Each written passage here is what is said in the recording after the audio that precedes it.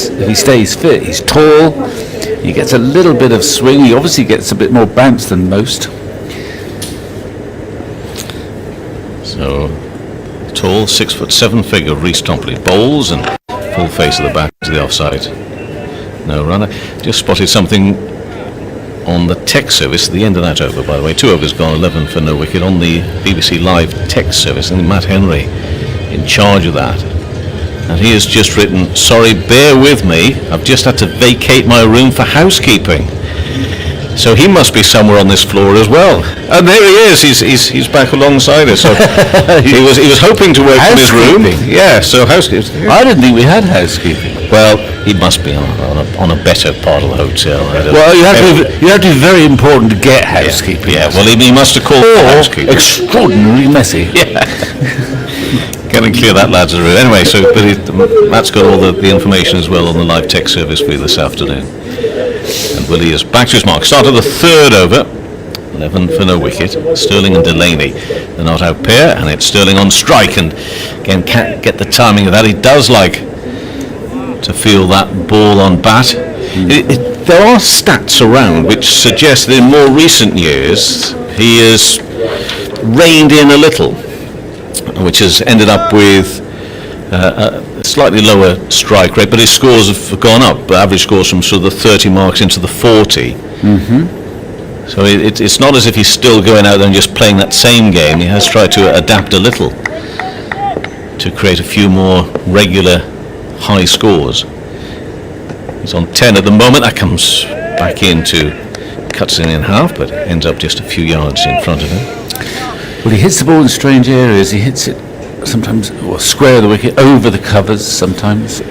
He makes room very easily for himself. He's quite a small, stout man, but he can somehow manoeuvre straight balls square on the offside, where at this stage of the game anyway there are no boundary fielders. So Willie back to his mark, and again runs away from us. Pavilion end, left arm in, and comes out of his crease by a couple of yards, going to go down leg side, but perhaps him on the pads instead. Did swing a bit that though. I thought I saw steam coming out of the producer's ears, and this is why. He's put a note in front of me that says 1,597 days since Rhys Topley last played for England. How many? I'll make a note of that. Just have to take the card. Take the card. That's a long time, isn't it? 2016 South Africa. It was February. That can't be right. 2016 February. David Willey in bowls, and well, if you want to take on the producer, do it yourself off here. And that just moves away a little, but dangerously moves away from Sterling through to the keeper. Got to slip in. Third man, backward point, extra cover, mid off, mid on, short mid wicket, deep backward square leg, and also a fine leg just on the edge of the circle, where he's sort of 2/3 of the way back. As we look out on this Ageas bowl on a day which is largely overcast at the moment. The sun does make the odd appearance. Willie in past the umpire again, trying to mix it up a little, and that one was wide of the off stump and full. Well, that suggests your notion about a little bit more discretion on the part of Sterling is in evidence now. I'm sure there would have been times where he would have launched himself at that delivery. He loves a bit of width. He scores a lot. As I say, square on the offside.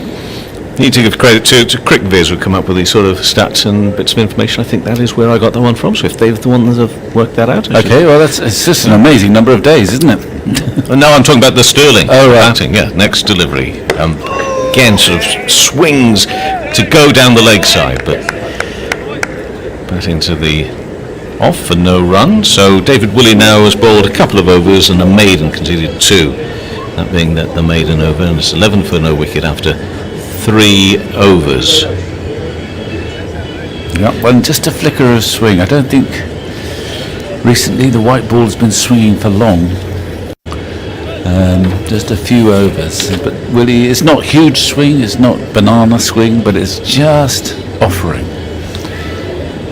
And I guess that is why Topley got that new ball. There's not much breeze, I don't think, out there today. So maybe it doesn't matter which end they're bowling.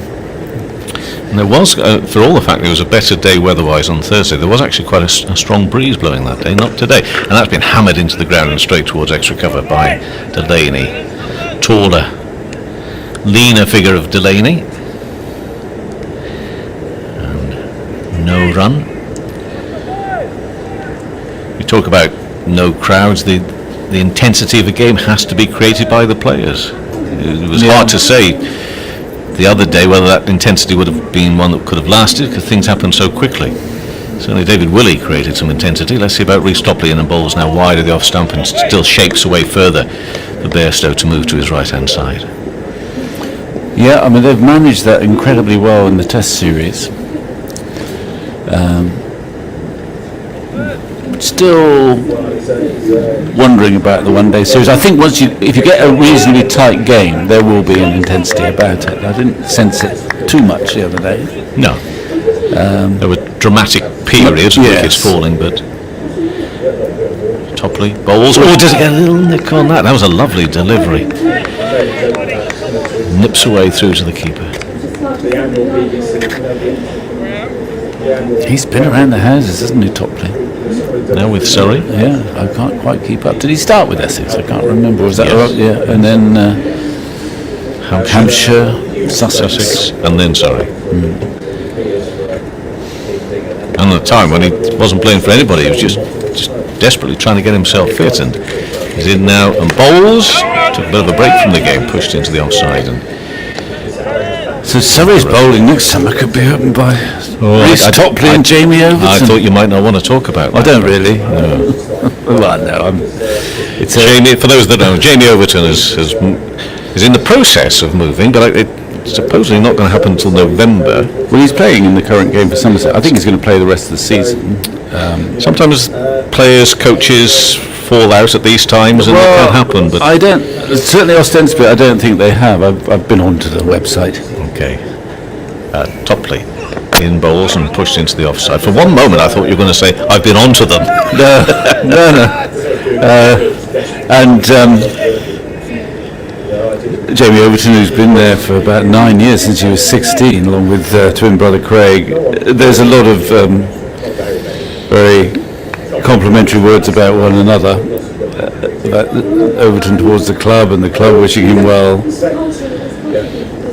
But they'll be disappointed. Yeah, there'll be disappointment down there. Topley bowls, and that raised by Delaney, exaggerated through to the keeper.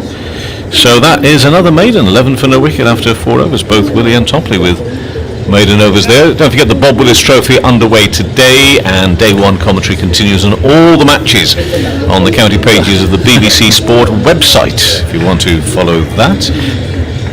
Well, and also it's a bit like the shipping forecast, really. We can go back to Kevin Howells reading the county scores at some point, I'm sure. Today? We will be, won't we? I'm sure. Not today. Not today? Well, you've already discovered it's much like to concentrate on one game of cricket, let alone two. Well, I was watching a lot this morning. I know that you've done all the football results before now, haven't you? So, I mean, a few county scores are not too much for you. And I've only got one score wrong during that time. I did correct it quite quickly afterwards. And Willey in bowls on, another lovely delivery, just straightening a little over the off stump and not too far away from Paul Stunning's off stump through to the keeper. I'm just trying to work out how he missed that. I think it just came into him fractionally in the air and then left him. I don't know why he missed it. I did look on Carlos Brathwaite the other day thinking, that should have been me. I want to do that. But anyway, well done, you did brilliantly. It was a great little thing, that. Loved it. It's available on social media if you still want to see it. Willey bowls, and Sterling trying to get bat on ball, just can't get the timing right at the moment. No, it's almost as if the extra pace of Topley made him easier to drive. But he's got a very good length at the moment, Willey. He's giving it a chance to swing, but he's not quite at half volley length. I don't think it really comes on like a belter here at the moment at the Ageas Bowl. And they're rusty batsmen too, even though it's August, nearly. It is August. It is August the 1st today. Yorkshire Day for a Yorkshire player. David Willey in and bowls, and Turned away for a run. Let's bat on that. Does Sterling for a single through square leg. He'll move to 11 and take the score up to 12 for no wicket midway through this fifth It's over. Yorkshire Day, is it? Yeah. I think I'm supposed to celebrate it as well now because I'm adopted. You can't be really adopted. No, can you? all the paperwork's filled in, signed. I thought it took about 5 decades. No. No? They take anyone there. Not when they take you to heart like they took me to heart. They took you and Sachin Tendulkar. Aye. But anyway, it is Yorkshire Day. So if you're listening in Yorkshire, happy Yorkshire Day to you. I'm sure you didn't need reminding that it is. As David Willey is in and hits him on the pads, LBW pill and gone. And that is Delaney. I think he's got to go to it. They're thinking about the review. The umpire was fairly swift in lifting his arm. You'd call it pretty quickly as well, Vic, I think. Yeah, it seemed to do everything right. They haven't reviewed yet, and they're running out of time. The timer says... and they're still talking, but the time's gone. Too late. Well, we'll have a look with interest at the replay, but I think they were right not to review. He was half forward. He was hit pretty low on that front pad, I think. It almost kept low. Did it pitch in line? Yes, it did. But it wasn't the front pad, actually, it was the back pad. I'm just going to leave you, and Michael McNamee will replace me after you've gone through that a bit more there, Vic. The only thing Delaney got right in that was not reviewing. It was hitting the middle, or the top half of middle. And it just swung in a little bit and skidded on, and he couldn't get a bat on it as he pushed forward, took his right leg, and quite rightly he was sent on his way. So Dave Willey is having a field day against Ireland, it seems. He's looked dangerous today. He's almost bowled better today, I think, than he did the other day. So it's hard to take the ball off him at the moment. In comes Captain Balbirnie. Big day for him. Afternoon, Victor. Afternoon, everyone. Hello, Michael. Happy Lammas Day, Victor. What day is it as well? Lammas Day. What's that mean? It's to do with the Harvest Festival, isn't it? Start of festival season, and the Festival Lunas, I think, is the sort of Irish equivalent, but I'm not going to go beyond that. It's a bit early to get the harvest. Well, I suppose you can start here. The harvest is coming in August. 1st of August. I was going to Yorkshire say... Day clashes with Yorkshire Day.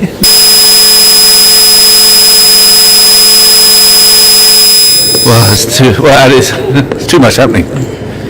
Balbirnie is the man in. And Willie is in, and Balbirnie is back, forcing off the back foot and immediately dashing for a single, and there's the more assertive Andrew Balbirnie as he scampers through for a single. And that was a 12-ball duck for Gareth Delaney, LBW to Willie. And we'll move on to 13 for 1. If you're just joining us, they won the toss, and Captain Balbirnie decided to bat. Looking for, I suppose, an Irish form of redemption after Thursday's fairly grim opening stages in their batting performance, reduced to 28 for 5, but the brilliance of David Willey doing most of the damage then, and Willey has already struck in the opening 25 minutes here in Southampton, and he's in again, and that's another beautiful delivery. Beats Sterling's bat, all ends up, so a moral victory, and a victory through the over for David Willey, and at the end of the fifth over, Ireland 13 for 1, and the man out Delaney for a duck, and Balbirnie is 1, and Sterling is on 11. And he's just got a terrific rhythm at the moment, and he's just getting movement too from either in the air, just a fraction to get that ball to come into the right-hander to get Delaney. Then later in that over, he offers, invites the drive, but a ball pitches and just seems to leave Sterling. He's causing real problems at the moment. Topley's third over. 9 have come off his opening 2 so far. He's got 2 slips. Man at backward point, extra cover mid-off. Man on the third man boundary, and then 2 close in on the leg side and 1 on the backward square boundary. An offensive shot offered by Balbirnie and no run. I don't know what the weather's going to do. We've a little bit of everything so far this morning and this afternoon. I think we'll be all right, won't we? We will. Beautiful day yesterday. Very, very hot at some stages yesterday. I went out in my shorts and got sunburnt, Victor. Without your shorts. That's interesting. We've got sunburn everywhere. My legs are throbbing, and not in a good way. Topley is in, a drive by Balbirnie, straight to extra cover, pinged back to Bairstow, and they move the ball all around the men in the sky blue jerseys. Topley, that towering figure, what's his number, is it 30? 38? I think he had been, I think in his previous sort of incarnation as English player, was he something in the 20s, but he's 38 now. Well, it is such a long time since he's played. I hadn't realised it was nearly 1,600 days. And Rashid moves to a position at short fine leg. And Topley is in. And again, that's a beautiful delivery, moving away from Balbirnie, who misses it completely. And that's one up certainly to Rhys Topley in his battle with the Irish captain. He comes down the wicket, does a little bit of gardening. A wonderful delivery from Rhys Topley. Yeah, there is a little bit of movement, isn't there, off the pitch here? It's the used pitch, of course. Never quite know what's going to happen with it. It's a bit slower sometimes, but it's giving a sideways movement for both bowlers. James Vince is the man at mid-on as Topley is in over the wicket, left arm just dropped down on the leg side by Balbirnie, and an easy single is picked up there by Vince. And Ireland move on to 14, Balbirnie on 2, looking to just drop the ball and run. And Sterling back on strike, he's on 11. He's a wonderfully dry sense of humour, Paul Sterling. I was interviewing him a couple of weeks ago, and I think he found the lockdown very difficult. Cricket is a very, very big part of his life. He said he ended up finding himself playing paper, rock, scissors against himself. Did he win? He said he won 50% of the time. Topley is into Sterling, and that's another lovely delivery, similar to the one that beat Balbirnie. And Sterling raises his eyes to the heavens, and I think he says, well, thank goodness I missed that. But wonderful movement again from Topley, who looks to be into the groove now. He is. I mean, he had a slightly chasing start. I mean, first ball was hit for 4. Wasn't the worst delivery. And then another cover-driven 4 by Sterling. But since then, he's just dragged his leg back a fraction. His rhythm is good. He's hitting the seam quite often. The ball's moving quite often anyway. He's got one slip and drops it onto the slightly straighter delivery, and if Sterling is able to force that away on the leg side for a single. Of course, if it is seaming around, which is quite surprising, it's been pretty dry down here in Southampton. Owen Morgan's only got 3 seamers in his team. They're good ones. They've got Willie, Topley and Saki. And he's got his 2 spinners. Bear in mind the Irish find facing Adil Rashid, who looks to be back to his best. He bowled very well actually. He could have got more than the 1 wicket on Thursday. A man with a 5-for against Ireland in the past. Yeah, but it's a slightly unusual one-day side in that, just looking around, he's barely got anyone else who bowls at all. I mean, James Vince has been known to deliver a few medium paces. I've never seen Owen Morgan bowl. 15 for 1, start of the 7th over. Willie is in, a flashing drive and a catch, and Sterling has gone. Banton again, I think. A diving catch, and Sterling stomps off, and Ireland are 2 down, 15 on the board, and Sterling goes for 12. Well, we had a similar dismissal, not of Sterling, but one of the other Irish batsmen, Delaney, I think, in the Thursday's match. Foolish ball, invited the drive, but it was in the air. Wonderful catch. Yeah, Banton, who's been given that backward point position, took off to his left, got both hands to it, had to dive, but he was always in control, so that's a big wicket. Sterling, we know, is dangerous, but after 2 excellent cover drives, he's gone. No one seems to be able to time the ball against Willie. So we're in familiar territory at the moment. It's deja vu all over again. Yeah. Very good catch by Banton. But once again, Willie causing havoc at the top of the order. Right.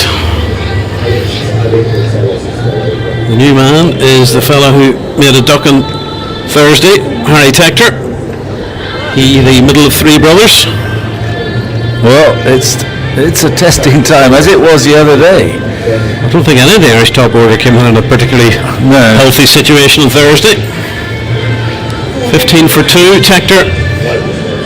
I think he was getting a bit twitchy to get off the mark on Thursday. Yeah, well, he probably won't find it easy here. I mean, there's Played on against Mahmood 2 days ago. Willie's not giving much away. There's a slip, and then the rest, bar 2, in there, stopping the single, keeping the pressure on. Right, can Ireland get themselves out of this fix that they find themselves in again? Willie, his tail is up, 2 wickets already, and he just pulls up there. He lost his run. He lost his run, yeah.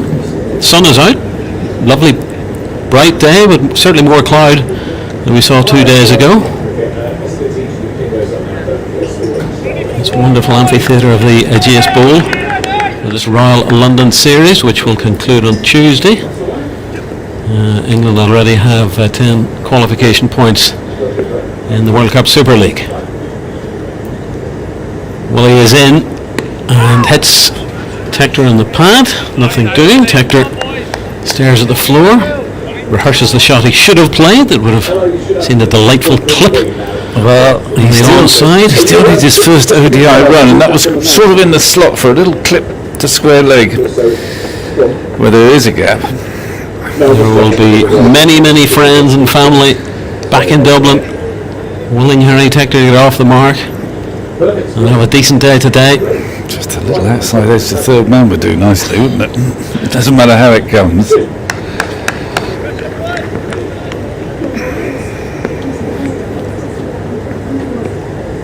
Here is Willie running away from us. Up to the crease, bowls, Tector, flash and a miss. Oh, you can feel the nerves, you can feel the nerves. Ball through to wicketkeeper Bairstow. Well, if ever you've seen the benefit of keeping that ball full, it's not swinging much, but it's not quite drivable, and he was invited the drive though, and Tector went for it. I don't know how close he was to it, but I'm almost tempted to get another slip in if he's going to play like that. No, he's just gathering himself. He's got something in his pulled eye. up himself. I hope it's not a wasp. And here comes Willie again. Tector still waiting for his first ODI run for Ireland, and that's a wide one and an easy leave. And through to keeper Bairstow. Yes, we had our first, I think the first football match last night in the UK. It was the Irish Cup final with spectators. Since lockdown, I think 500 spectators were allowed in to watch Glentoran beat Ballymena United 2-1 All right. after extra time. And both semi-finals had gone to extra time on the Monday, so I think both sets of players were fairly exhausted by the end of things. Glentoran being one of the sort of big two in terms of the Irish Cup. They've won the Cup second behind Linfield. Willie is in, and Tector drives, but he drives straight to extra cover, and it's fielded by Vincent. There's no run. So I think all went well, but occasionally I think last night at Windsor Park they had to appeal for spectators to ensure they were suitably socially distanced. 500 spectators on a ground that holds about, I think it's 20,000 now. Right. And all seemed to go well. Well, you're the only place where it's going to happen. Sadly, it's not going to happen in county cricket, which was the plan in certain matches anyway. Last ball over for Willie. Fuller delivery, and there is Harry Tector. He's off the mark in international cricket. It squirts away behind square on the leg side, and he'll come back for 2. And huge sigh of relief for all the Tectors around the globe. Harry is off the mark, end of the over. He's on 2. Balburney is also on 2, the captain, and Ireland 17 for 2 at the end of the 7th. Yep, well, he'll be pleased by that. He just clipped it nicely off his legs, and Rashid fumbled a bit at short fine leg, and they could scamper away for 2. So he's off and running. He's got some ODI runs, some international runs. He's played T20, hasn't he? He has indeed, yeah. And the possibility his other two brothers at some stage might join him in some of the other versions of the Irish team. However, it's not job done for him yet. No, there's a fair way to go. Yes, he needs to stick with his captain to make sure there's no more of a repeat of Thursday. 2 slips for Topley at the far end. That sort of tucks up Balburney somewhat. And it's a period where these two are going to have to work and work. They inevitably, there will be the odd play and miss. They've got to just stick at it. Well, 50 overs is such a long time, especially since the advent of 2020. 50 overs An is a long eternity. time. Yeah, and sides, if they're really well placed, the damage they can do in their last 20 overs, it's unknown in decades ago. Topley is in, driven by Balbirnie, fielded there by Banton. Backward point. Yeah, and the fact that Ireland left over 5 overs unused in the cupboard on Thursday. Criminal, you would say, but considering at one stage they were 28 for 5, to get to 172 as they did was a minor victory of sorts. Tall man Topley is in. It's a delivery that Balbirnie leaves outside the off stump and through to Bairstow. Those 2 slips, a man on the third man boundary, ring of fielders in the offside, and there's one on the backward square leg boundary and 2 more inside the circle on the onside. Delighted to say I've been joined by England T20 international fast bowler, Sussex fast bowler Tamal Mills. He's just cleaning his desk as Topley is in, and a push by Balbirnie wants the single, and they will get it. That wasn't too much of a stretch in the end for the Irish captain, so he moves on to 3. Ireland 18 for 2, Tector on 2.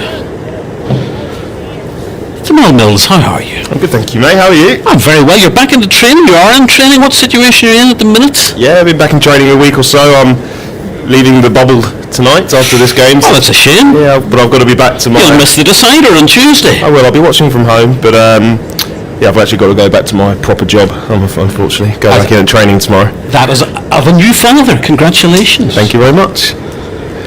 There will become a point, I won't bore you with all the sort of parental stories, you'll come a point where you will both think, what did we do with all our spare time back in the olden days? Topley is in, and that's a flash by Tector, a flash and a miss, and through to Bairstow. And Ireland, this batting pair Tamal have got to ride their luck a little bit, otherwise we're back into Thursday afternoon territory. They do. There's been some really good bowling from the 2 left armers, Willie and Topley. Lots of play and miss outside the off stump, some really good deliveries, both getting the odd ball to shape back in. David Willey, as you saw with the LBW not so long ago, but plenty to go across the right-handed batsman, and so far the Irish batsmen haven't been able to put bat to ball very often. Topley is in Tector, forcing that out on the onside to mid-on. I don't think there was absolutely no point in Delaney reviewing that. I think that was as plumb can be. End of the over. 8 overs gone. Ireland 18 for 2. Tector on 2, Balbirnie on 3. The 2 wickets to fall. Delaney LBW to Willie for a 12-ball duck. And then Paul Stirling was smartly taken by Tom Banton off the bowling of Willie for 12. And who knows, you wait all that time for a 5 for an international cricket, you might get 2 in the space of 3 days if you're David Willey. He's going to have another crack here from the Hilton Hotel end. The sun not quite so bright as it was. Very green outfield here at the bowl at Southampton. And those east and west stands in front of us on either side of the pavilion. A top tier of white seats, and then those sort of, I think Ali described them as beige seats in the lower tiers. And Willie has beaten his man again, and that's Andrew Balbirnie beating that one, swinging in I think towards the batsman and taken by a diving David Bairstow, Johnny Bairstow. Freudian slip, apologies, and a rueful smile on the face of David Willey. Yeah, it's really good bowling, swinging back in. Only thing saving Andy Balbirnie was the fact that it bounced over the stumps, pitched in and around off stump, came back in. Oh, that was a beauty.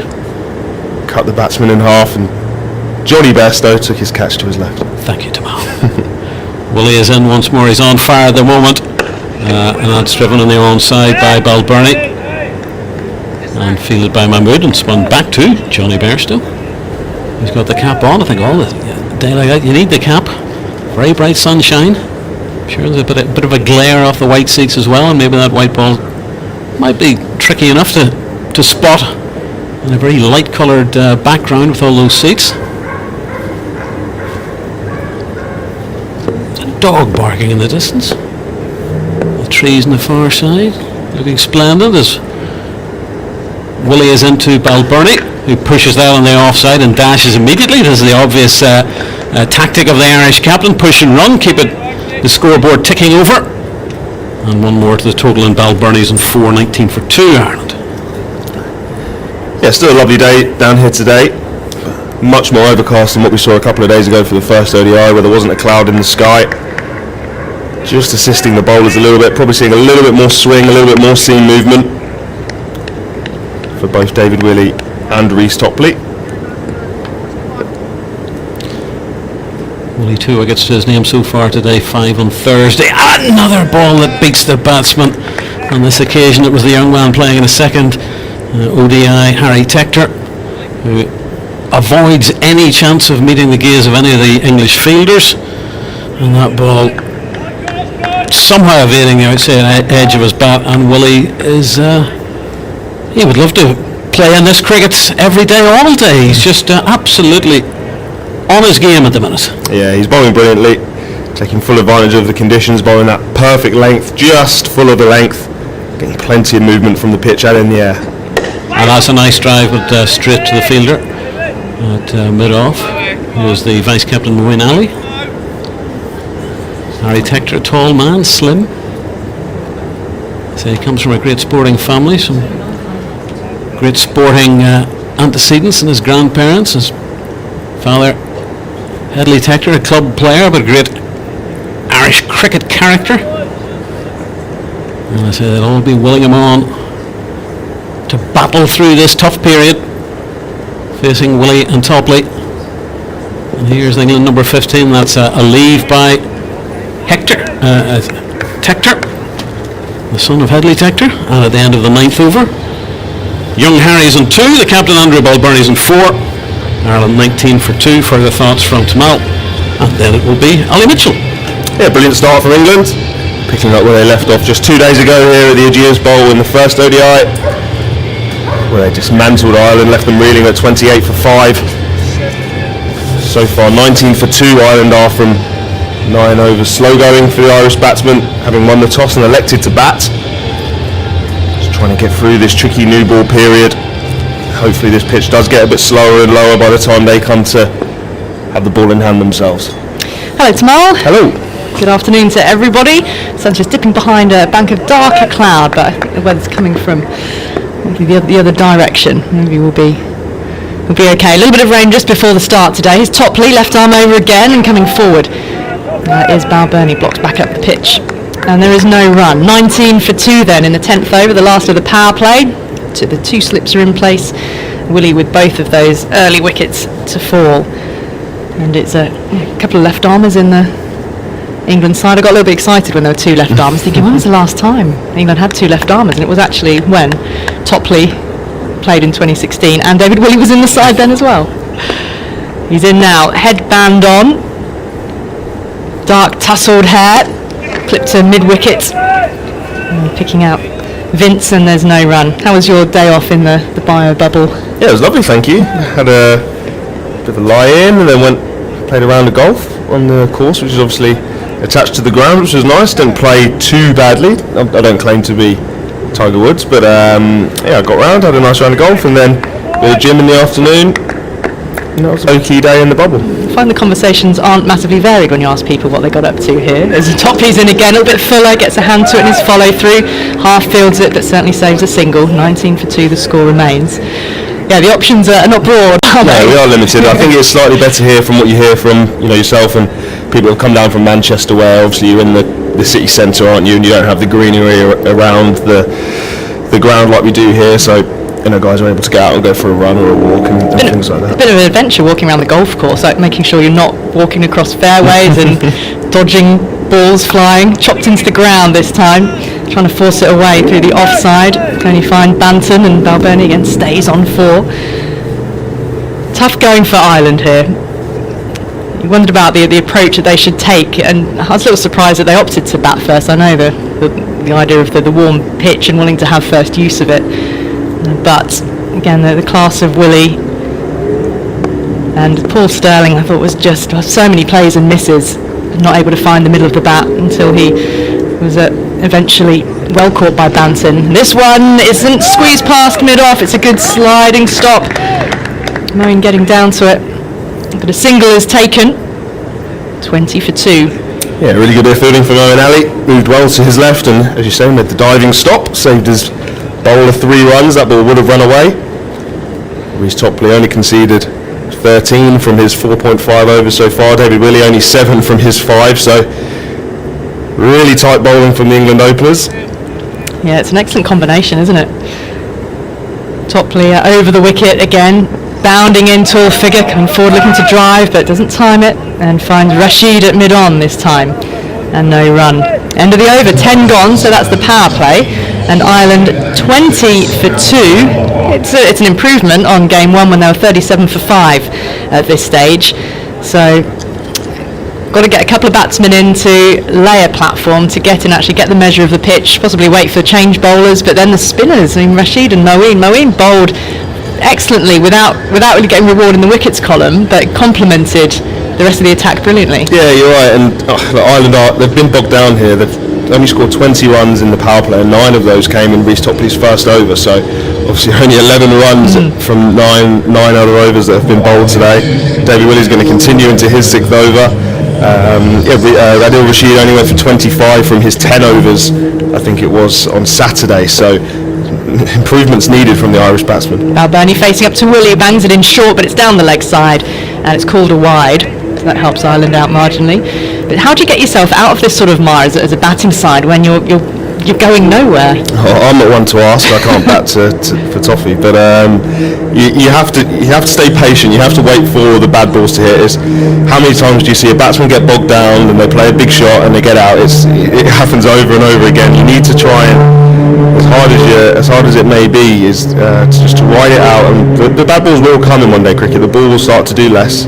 One slip in place. William bowling 4. That's been driven really well back down the ground past the bowler. On drive, and it will reach the boundary. Saqib Mahmood was in pursuit, but that is a welcome for. Ireland have needed it. It was also very nicely timed. Yeah, really tidy shot from Balbirnie. He's been timing them well, just been hitting the fielders and defending well as to now, but full ball from David Willey, looking to get that swing back in, wasn't quite there. Balbirnie just waits for it really well, punches it straight back down the ground to the umpire's right hand side, and that ball will run away for 4 towards us. Really nicely struck. Balbirnie 9 off 18, facing up again as Willey is in once more, straight and defends it back up the pitch. Willey in his follow through, leaning down to pick up. But great to hear Willey talk so positively about cricket again after his fifer the other day, and that the journey that he's been on has changed quite a bit about his action, he was saying, in the period that he's had away from the game. Yeah, he also had time to analyse his action, maybe look at some footage from kind of maybe the 12 months prior to taking his break, and decided that he wasn't quite happy with a few things. I know one thing he spoke about was dropping his arm slots a little bit. He was getting a little bit kind of past 12 o'clock, which meant he wasn't able to get the swing on the ball that he liked. William again, it's been driven once more, the on drive, but Saqib is there on the edge of the circle to field, and they've taken a single. The looping throw is sent back to Bairstow, well behind the stumps, but Balbirnie into double figures, 10 off 20, and Ireland 26 for 2. And it's hard to describe on radio, but if you imagine when you bowl the ball and if you let go of it at 12 o'clock, that's kind of a straight arm, isn't it?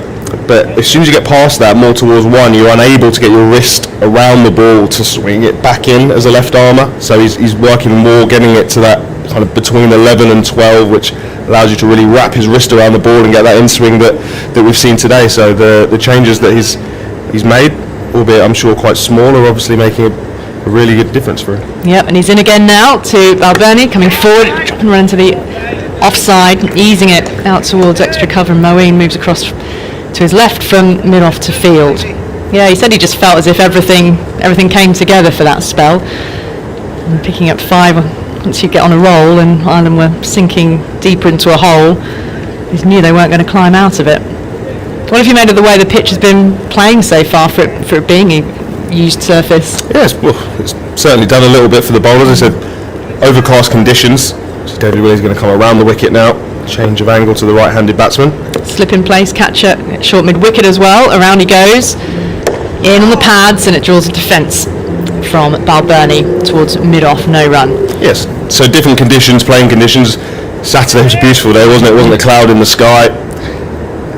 But today, certainly more overcast. Looks like we're going to be okay. The forecast is pretty good, but it's definitely assistance for the bowlers. We saw both Topley and Willie get seam movement. Willie more so got some swing. And it's been tough going for the Irish batsmen. It's been a really good spell. You have to give England their credit. Both bowlers have bowled really, really good lines and lengths. They managed to get just enough movement to make it difficult. Balbirnie awaits. Willie's in again. He's defending with a very straight bat, but angles at this time towards Seki, but mid-on. And no run to end the over. 7 runs coming from it, 11 gone. Ireland, having won the toss and opted to bat first against England, are 27 for 2. And there's one change for each side. We've been describing Rhys Topley coming in. He's in for Tom Curran. And on the Irish side, there's always going to be one enforced change because Barry McCarthy limped off after just 5 balls of the first ODI of his opening over, and with a knee injury, he strained the muscle back of his left knee. So Josh Little has come in, another left armer we're going to look at, 20-year-old.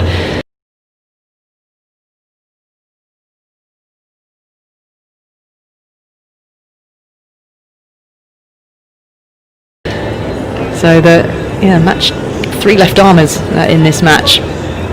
Have you felt a real ripple of excitement, Samal, with the county game resuming today with the Bob Willis Trophy? Lots of chatter amongst players and teammates, just really excited to be back playing real cricket, proper cricket. Look, I haven't played a 4-day game now for 5 years, but even I've been checking my apps, and I watched a bit of the live stream of the Sussex game this morning, obviously seeing how my boys are getting on, and yeah, it's great to just, we're in August now and we're only just starting county championship, Bob Willis Trophy 4-day cricket. Change of bowling, and Moeen is in. None for 37 off his 10. Slip in place. He's in now, bowling full, and pushed out towards Morgan at short extra cover. No run. Tector on strike here. Yeah, it's really good just to have 4-day cricket back, isn't it? I'm sure a lot of people will be tuning in on the radio, listening to their local radio. Yep, you can hear all matches on the BBC Sport website. Moeen's in again.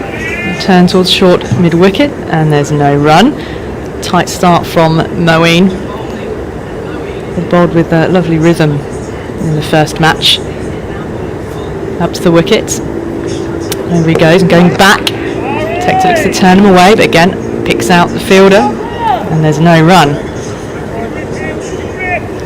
Although saying that, looking at the scorecards now, it looks a race between my boys at Sussex and Northampton, who's going to be the first team to get bowled out. Here's a single. He's out towards square point. And Morgan picking up 28 for 2 in the 12th over. Yeah, Sussex at 130 for 7 and Northants are 109 for 8, so tricky going for certain teams out there. That's the county where I grew up, Northants. I think there'll be a little bit of rustiness, I'm sure, a bit like we saw from England even. Defence into the onside from Moeen. Balbirnie on strike on 10 and no run. It's always different when you go out into the middle, isn't it? It's got to be. You can do all the network and training, but such a long time off. Oh, here's a full-blooded sweep for 4. That's been really well played. Balbirnie getting onto it early, cleanly struck along the ground all the way, square. Now 2 men out, but fine leg and a deep mid-wicket. Found the gap between them brilliantly. Yeah, it's the second nice shot Balbirnie's played in the last couple of overs, so a really nice straight drive from David Willey, and now just got down on one knee and slapped Moeen Ali to the deep square leg boundary. It's important that Ireland are able to capitalise when boundary opportunities do arise. Obviously, 50 over game, you need, especially playing against England, you need a score well in excess of 300 to make them at all nervous. But a long way to go for Ireland there. So James Vince looks like he's going to have a bowl. Yes, I've noticed that as well. We haven't seen Saqib Mahmood yet, and he's obviously keeping Rashid up his sleeve a little bit longer. I was on the England Lions tour with Vinci good 4 or 5 years ago, and he was working a lot on his bowling with bowling coach Kevin Shine. I don't think I ever saw him kind of bowl after that in county cricket. I've certainly never played. I've played a lot against Hampshire, and I've certainly never played a limited overs game, I don't think, where I've seen James Vince bowl. He's going to be bowling seam up, marking his run up out. It's going to be medium, so he'll hope it'll be medium fast pace. But an interesting move for Owen Morgan to bring him on first change after David Willey. He has 2 list A wickets to his name. I'm quite sure on how many overs, that he's bowled. He's played in a lot of matches, certainly, but he's in now, and he's bowling full, and he's clipped away behind square along the ground, and Rashid is racing around the boundary to pick up, coming back for a second, which they make comfortably. He held his side straight. As soon as he let go of that ball, it looks like a man that hasn't done an awful lot of bowling. He held his side. He's been doing a couple of stretches as he walks back to his mark. Him and Mo and Ali are having a laugh with each other. 75 miles an hour, it pops up on the screen, so respectable pace. It's 34 for 2. Tector facing up. The 13th over as Vince is in, and that's respected with a solid defence. Back up the pitch towards Vince. Isn't that just what you bowlers do when the first ball you bowled is clipped away for runs? Oh, that's my side. I'm a bit stiff. Well, it depends if you bowl a good ball or a bad ball. If you bowl a good ball, obviously you're fine. If you bowl a bad ball, something wasn't quite right. You're looking at the foot marks, slipped a little bit on the front foot. Blaming the tools. Here's Vince again. Over the wicket, full driven, but only as far as Willie. Short extra cover, straight to him. Got 2 out on the leg side, 2 on the off. Got a third man in place. Deep cover, fine leg and deep square leg here for James Vince. So 2 runs off the opening ball of his over. I can see Saqib Mahmood furiously waving his arms in warm up on the boundary, saying, "Come on, skip." But Vince is in. Once more to Tector, slightly back of a length, he gets up on his toes and angles it down towards third man, and that brings Saqib in to field, sends the ball back in, and a gentle single is taken. Tector on to 7, 35 for 2 in the 13th. I assume this is just Owen Morgan with an eye at the back end of the innings. Obviously Tom Curran's not playing today, who'd be one of your established death bowlers, so if you're able to sneak in a few overs of James Vince as a 6th bowler, that gives you a little bit more flexibility come the back end when you're going to have to bowl Willie and Topley, who you maybe aren't as confident with at that stage. Outside the off stump this time, left well alone and through to the keeper. Yeah, always having to think of juggling the different combinations. And Willie, quite happy to sort of let him bowl beyond the power play when on the wickets roll and picking up wickets. Vince at the end of his mark. Grey cloud has moved right across us here at the Ageas Bowl. Vince in now, defended once more by Balbirnie to Willie, and no run. So tidy enough over. Couple off the first ball, a single off the 4th, 35 for 2 off the 13. I don't think he'd be pleased with that, James Vince. Again, I'm sure he would have known that there was a chance for him to bowl. I'm sure Owen Morgan literally hadn't just called him out of the blue, but yeah, I'd be pleased with that. Just 3 runs from his first over. I'm assuming they've got Statsman with us, might be his first overs for England bowling in an ODI, so you definitely take that. It's going to be Mo and Ali to continue from the other end. It's got overcast, hasn't it, here all of a sudden? A bit more blue sky coming our way though. I think it feels like it's going to stay dry. I think the game will be safe. 10 points at stake, remember, this match for the World Cup Super League. As Moen is in, turned behind square on the onside for a single. Vince is coming in off the boundary. And one more for Ireland, 36 for 2 in this 14th over. David Willey's just off the field momentarily. Tamal, I have to ask you how your sports general knowledge is, as Moeen is in again. Sweep, definitely played quite fine. Vince having to chase across his right hand side, picks up one-handed. Another single taken. I'm going to put it out there. I'm going to say very good. Oh, okay. I've been on Question of Sport 3 times and I haven't lost, so I'm going to say that it was all down to me. So I'm going to put my neck out there. Because there's an important quiz on the weekend. Moeen in again, defended back up the pitch into the hands of the bowler and no run. We're taking on our friends and colleagues / deepest, darkest rivals, Sky Sports, in a quiz on Sunday. As Moeen is in again, little tickle into the ground, well fielded. Scrambling Jason Roy at first slip on his front on the ground, saves any single. I do love a quiz, but unfortunately I'm not going to be here. I'm going back to training tomorrow, so I'm done after tonight. Oh, that's right. Moeen in, back up the pitch, and there's no run. Can we sort of get you on get on Zoom? Yeah, yes, everything's I mean, you're a genuine team member, so we need to be able to get you in absentia. Moeen ball in hand. Last ball of the over. Over the wicket he goes, full. There'll be a single down towards long on, jogging through. Partnership 23 of 48 balls, so this is needed by Ireland, just steadying things after loss of those 2 early wickets. 38 for 2 after 14. Balbirnie, 15 from 27 balls he's faced. Tector 9 off 25. James Vince is going to have another over here. The 2 men out after Ireland won the toss and opted to bat first. Paul Stirling, well caught by a diving Banton off the bowling of David Willey after Gareth Delaney had been LBW to Willey without scoring. 12 balls Delaney had been at the crease for. A lot of plays and misses.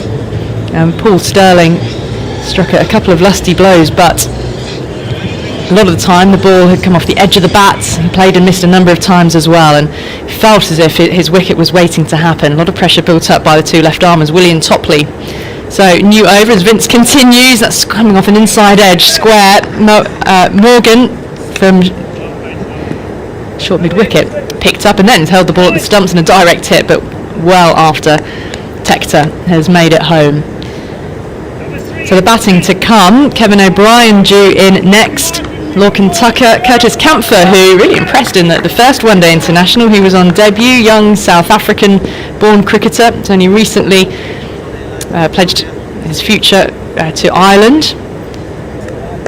But half-century for him on debut, and a wicket as well in that first game. Vince in now to Balbirnie, back of a length. He was tempted. Oh, has he got a tickle? He has. He's caught behind. He was shaping as if to perhaps play an uppercut.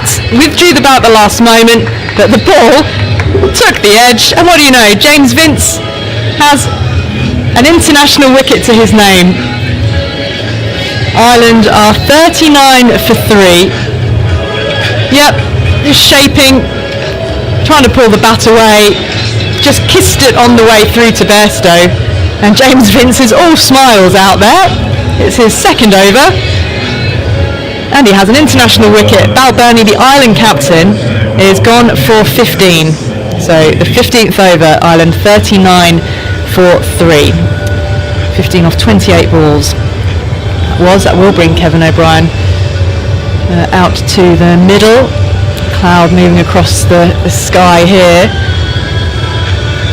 Ireland have been hoping to, well, it's been in some degrees better with the bat because they were run through 5 wickets down in the power play in the first game. They were 37 for 5, they're 39 for 3 in the 15th over.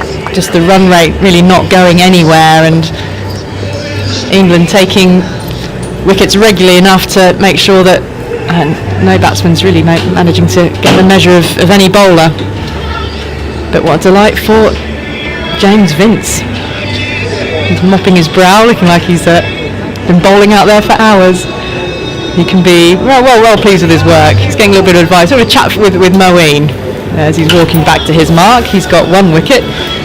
What are the odds on him picking up a second England wicket in this innings? Michael Carberry, Hampshire teammate of his. You've got a big grin on your face. I've seen this many a time in first-class cricket from Vincey. He's not a bad bowler actually. I mean, he does obviously has a lot on his plate in terms of captain in the side batting, but he's one of those. Now and again he comes on. He does make things happen. Let's see if he can make something else happen here. It's Tector who's on strike. New batsman, which is Kevin O'Brien, looking to punch him away into the offside first ball, but picks out the fielder, so no run. Both batsmen there playing shadow shots, and they've got to get the scoreboard moving somehow, haven't they? However, also got to keep wickets intact, and that's the challenge. Yeah, absolutely. For modern day standards, it's been quite a very, very slow start from the Irish. Again, they've not really come to terms with the conditions. 1 slip in place. O'Brien awaits. Vince in. He's off the back foot. Can't get it past Morgan. He's there at short extra cover. Studying the toe end of his bat there is Kevin O'Brien. He made 22 in the first innings, hitting out into the deep when he found David Willey. Sorry, in the first innings, in the first match. Still in test match mode. These games are coming so thick and fast.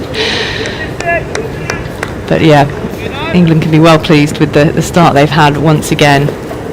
Excellent bowling from the 2 left armers at the top of the innings. Vince in, and O'Brien looking to drive. Finds Moeen at mid-off. It's nicely timed though along the ground, but again, no run. I think he's bowling himself into an ice bath here, James, isn't he? That's usually the rule. If you get more than 2 overs, I think you constitutes an ice bath. I believe it's the new way forward now. Is that a reward or a punishment? It's supposed to be recovery, I've been told. There's some science behind this ice bath. Often a wheelie bin packed with ice, isn't it? Vince is in, back of a length, pulled away, and might not be 4 because there's a man out there at deep square leg. Coming back for a second though, and it will be 2. Tumbling stop out in the deep by Sam Billings. It was well struck, but James Vince, he's got an international wicket here, 41 for 3 after 15 overs. Ireland, Michael Carberry, another few thoughts from you, and then Isha Gua is coming in here. Yes, a very interesting 2 overs there from James Vince. I'm sure that Ollie Morgan will be more than delighted. It's another wicket down. It's another blow for Ireland, who again have stuttered on this pitch. But their batters look, very short confidence, a bit unsure of how to play it. You saw the first game, they went hard at the ball and obviously found themselves in all sorts of trouble. They seem to have had a team talk to try and give themselves a little bit more time to get in on this pitch, but sadly they've taken too long and have allowed the England bowlers to kind of dominate up to this point. It doesn't seem to have got any better for the Irish batsmen, so it'd be interesting now to see if how they approach Rashid coming into the attack now, one of their mainstream bowlers, how they look to play this from here. An ominous grey cloud up above the Ageas bowl as Adil Rashid will come through now for his first delivery and beats the bat almost through the defences of Harry Textor. A slip in play, he's got a man out at deep cover, man at short third, extra mid-off, mid-on, mid-wicket, and deep backward square and deep mid-wicket as Rashid bowls.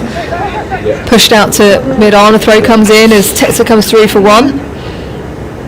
So he will go to 11 and the score 42 for 3. We were speculating as to why James Vince was bowling. Well, we saw David Willey leave the field and he was grimacing while he was bowling, so whether it's just to try and make up the overs, bring him into the game early before it could potentially get a bit more difficult for Owen Morgan later on in the innings. As Rashid comes forwards, bowls, O'Brien pushes past short extra to a man at cover, no run. So the ball gets tossed back to Rashid, but an exciting moment for James Vince on his home ground. His first international wicket is Rashid is past the umpire, running towards us, bowls. O'Brien pushes and punches past the bowler to mid-on, throw comes in, hits the stumps, but O'Brien is safely in, goes to 3, 43 for 3.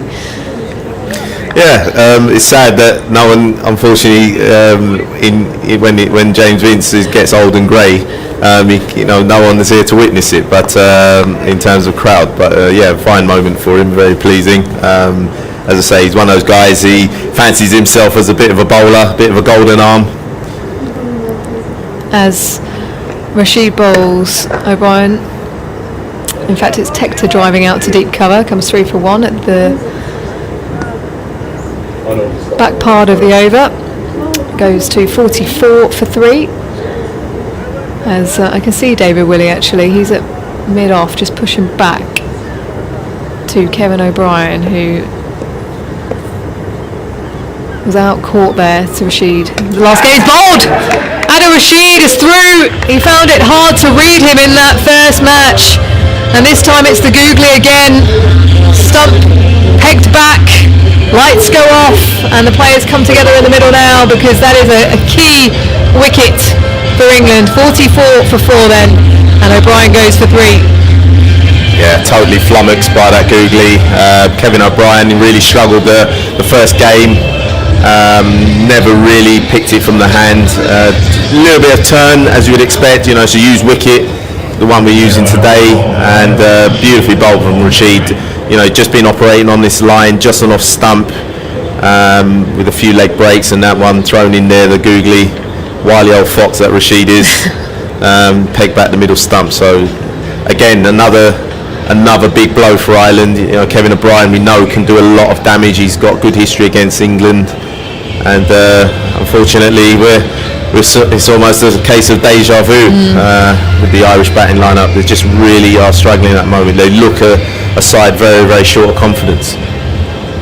Yeah, find themselves in choppy waters once again. It was a circumspect start to the innings as the ball was zipping around a little bit from both left armers, Topley and Willie.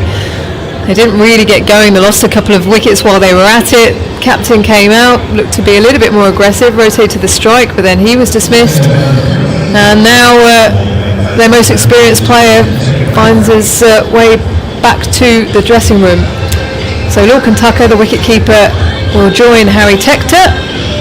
And again, plenty of work to do here. It is a good batting deck, and just in a situation where when you lose that many wickets, you find it difficult to play your shots because you want to keep those wickets intact.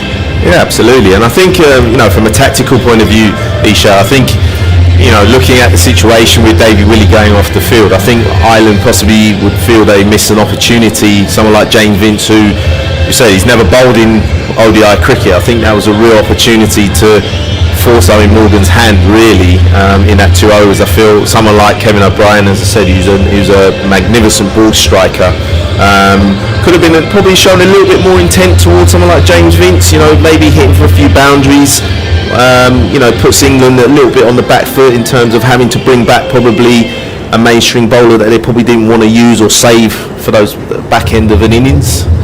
I think probably an opportunity missed.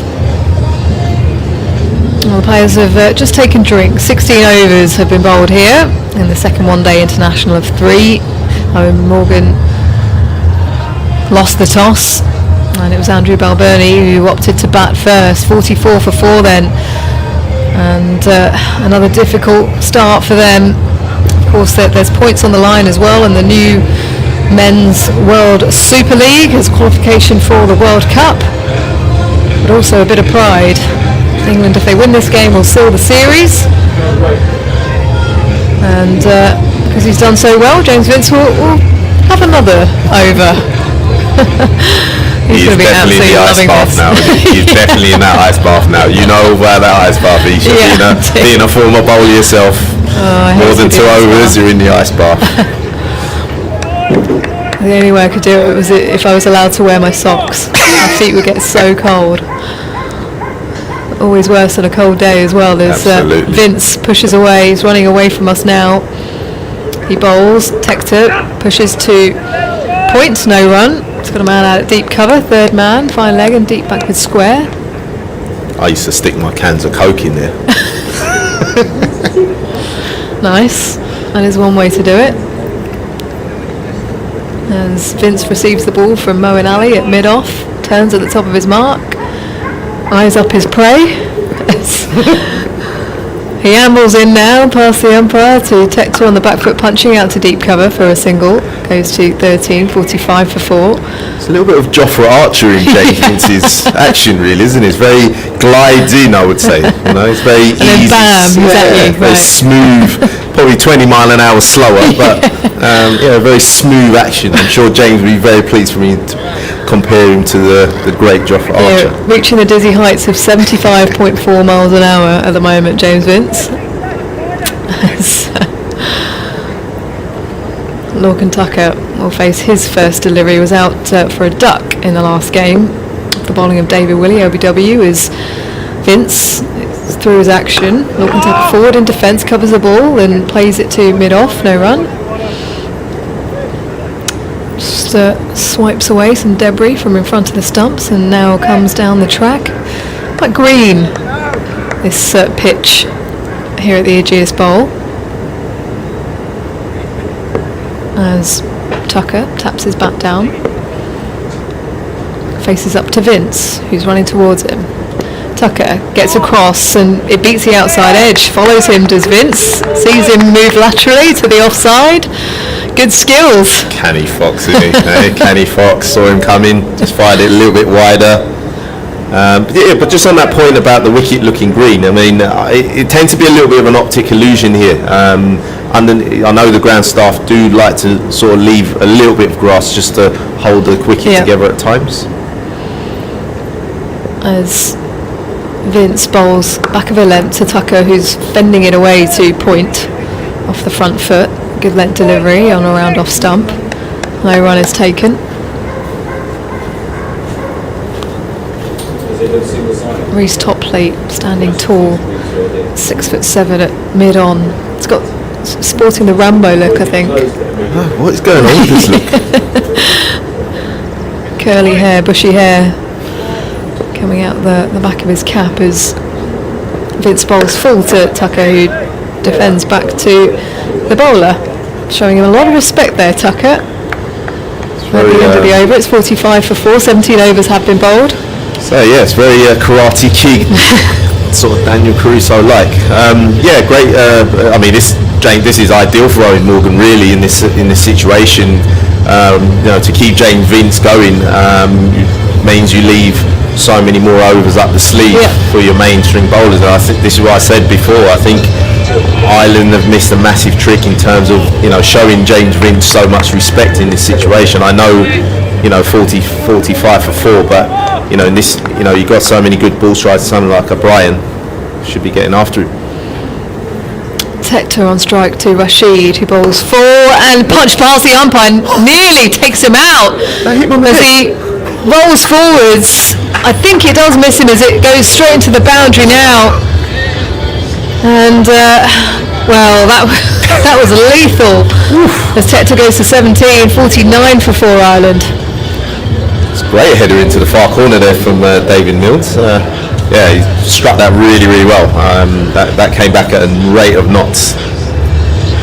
And I think that's what they've got to do, Ireland. They've got to show a little bit more intent to some of these England bowlers. They can't just allow them to run up and dominate here. A rare full toss from Rashid as he comes in again now. Bowls, defended by Tector, back down the track. Just looking at the replay, Milnes rocked his head forwards to move out the way of the ball, and it just clipped the back part of his hat. As Rashid comes in on an angle, ball's a bit flatter, struck on the pad, they go up for the appeal, not given, as they come through for 1, and it will be signalled a leg by, so whether that was the googly and it was potentially going down the leg side.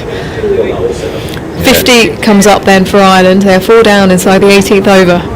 Yeah, the Irish batsmen really struggling to pick Rashid's googly from the hand. A lot of them just playing forward, not really picking it from the hand, trying to read the ball almost off the wicket. Tucker on the back foot, defending to the offside. Back of a length delivery from Adil Rashid. He's now at the top of his mark, spinning himself a catch. Here he comes now, up and over bowls. Tucker defending to the leg side this time, off the front foot, covering the ball. Morgan steaming in at mid-wicket, wearing 2 caps on his head. The bowler's not allowed to pass caps to umpires, hence why players look after them, as Lorcan Tucker inside edges one to square leg. As he comes forwards looking to play to the offside, he'll push the 1 and will sprint back for the second as the throw comes in from Reece Topley left-handed. At the end of the over, 52 for 4, 18 overs have been bowled, 7 coming from that over from Adil Rashid. And I think we might see another over from James Vince. Yep, he's removed his cap. 1 for 7 from 3 overs in his maiden international of bowling. Well. I've seen it all. Never in my life did I think James Vince would be bowling more than 3 overs. But credit to him. He's done a fantastic job for Eoin Morgan, and credit to Eoin Morgan for showing him faith. At this stage, the Irish batsmen really can't afford another wicket, and someone like James Vince can really keep them at bay. Tector taps his bat back and across. Defends to the offside, no run. No real urgency from Ireland. Yeah, I mean, at this stage, you know, if I was out there batting someone like James Vince with mid-on, mid-off up, I mean, it's, you know, it's a risk, but calculated risk. So someone like, you know, to try and look to go over the top with the full face of the bat. So it's a good wicket. As Vince comes in again now, ball short, pulled away by Tector out to fine leg. Adil Rashid scrambles to take the ball as he falls to the floor, but does in the end and throws it in as they come through for 1. So Tector to 18, 53 for 4. Sunshine coming out here at the Ageas Bowl, poking through that grey cloud that I spoke about earlier. It's just hovering above the Ageas Bowl as Vince turns at top of his mark, running away from us now, past the umpire bowls. Tucker advances, just up and over. Reece Topley at mid-on, who's chasing after the ball now. He'll pull it up inside the boundary rope at deep mid-wicket as the throw is sent in. And they picked up 3. So 56 for 4 now, Ireland, as Tucker moves to 5. Yeah, great batting. You know, as I said before, someone like James Vince, you know, no real great pace, but and I think that's good tactics on Tucker's part to try and get to James Vince on a fuller length and with mid-on, mid-off up. Great shot, full face, didn't quite get it, but got enough on it for 3. Vince hustles in again, bowls full, a slower ball down the leg side to Tector. Johnny Bairstow cleans up behind the stumps as Vince just kicks the grass. He's going through all his variations now, back of the hand, slower balls. What's next? Showing that he has plenty of expectation on his shoulders as he turns again. Past the umpire, bowls short, back of a length as Tector rides it, plays it to point. Throw comes in as they come through for another 1. Goes to 19, 58 for 4. Long sleeve shirt for James Vince. Part of it hanging out over his trousers as turns to have a look at his field. Morgan, who was at mid-wicket, has now just moved himself back to gully. Tector with their bat angling towards Morgan at gully. Vince bowls, back of a length, guides it past that man, does Tector off the front foot, down to 3rd man as he comes through for 1, goes to 20, and 59 for 4. Question for you, bowler Ishiguro. James Vince operating, is there a case in point for a slip, perhaps? Would you be that adventurous? Potentially, I just don't know if he's bowling quick enough. He comes in, it's a slower ball, and it's gone up in the air. Moeen Ali is chasing after it mid-off, and it falls just in front of the boundary. A couple of bounces, and that's 4 for Harry Tector at the end of the over. So 11 runs coming from it. He goes to 23. Ireland 63 for 4 after 19 overs. A few more words from you, Michael, and then it will be Kevin. Well, I think that answered our question, Isha, about having a slip. He's just been deposited back over his head. But great batting. That's what, you know, the Irish batsmen should be doing at this stage. We've got to get going here. They've been very, very pedestrian in their approach so far, and someone like James Vince, you have to look to target. I feel it's only going to get harder with the likes of Rashid operating at this stage.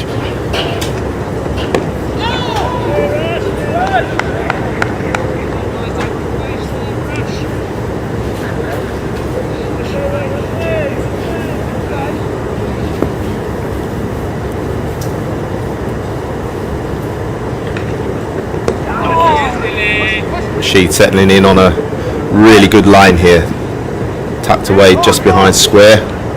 Throw coming in from Topley, backed up by Moeen Ali. That's a little bit like James Vince being called on, perhaps unexpected, to bowl. Michael Carberry's doing a fantastic job on the commentary. Due to a little bit of a struggle for me getting the headset in. Anyway, Rashid in and bowls and worked away onto the leg side. We're a partnership, Kevin. That's what we do, mate. We lift each other up, don't we? Eh? Well, I hope so. I tell you what, I'd love to have known when that conversation took place between Eoin Morgan and James Vince, and who instigated it. This one has worked away through square leg for a single, so Ireland will move to 66 for 4. Well, I would assume James Vince has been doing some bowling in the nets. He's a canny operator. He's not the worst going around. He's bowled a little bit for Hampshire and picked up some wickets over his time. Rashid in bowls and driven hard and firm. Can't get it past the fielder. They'll have to scamper through, but they do successfully for another single. 67 for 4. 19.5 overs. Tector and Tucker. I like them as a duo there at the moment. It's going to get us in trouble, isn't it? Well, I hope not, but I know what you mean. Let's be cautious, because this one more defensively than anything pushed out onto the leg side to complete that over. And it means now that Adil Rashid has bowled 3 overs, 1 for 13, no maidens. Kevin O'Brien letting it slip to his brother yesterday that on the first game, he was fine apart from not being able to read Adil Rashid, and we've seen what's happened here again today. If you're not reading, as many a batter has struggled with Adil Rashid anyway, if you're not reading it, what do you do? How do you nullify that threat? Well, there's been bowlers over at times that he's been struggling to. I think you've got to try and read it from the hand early on. If that doesn't work, then I think you've got to look at a line that you're prepared to attack. So, a lot of these guys now play sweeps and reverse sweeps. Some like Adil, I think if you're not sure which way it's going, and it's full enough and the field is right, there's the option to get down and try and hard sweep the ball square.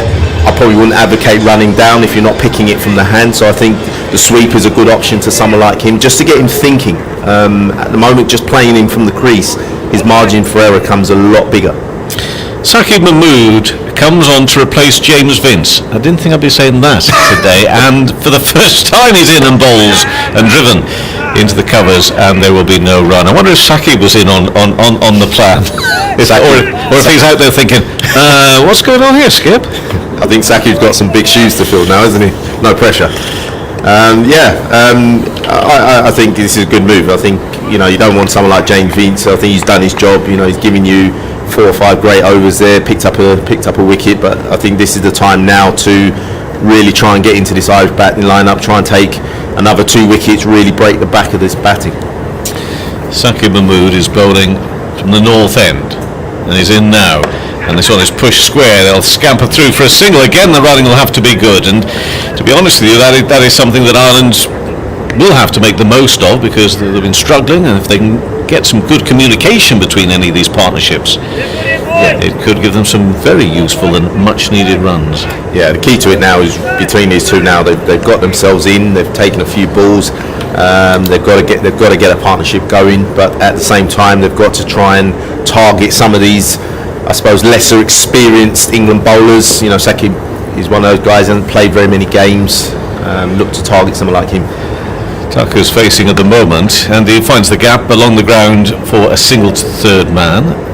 There's a wide slip in, and then a gap way out to backward point, and then down in the deep. That looks like David Willey looking after things in the distance there.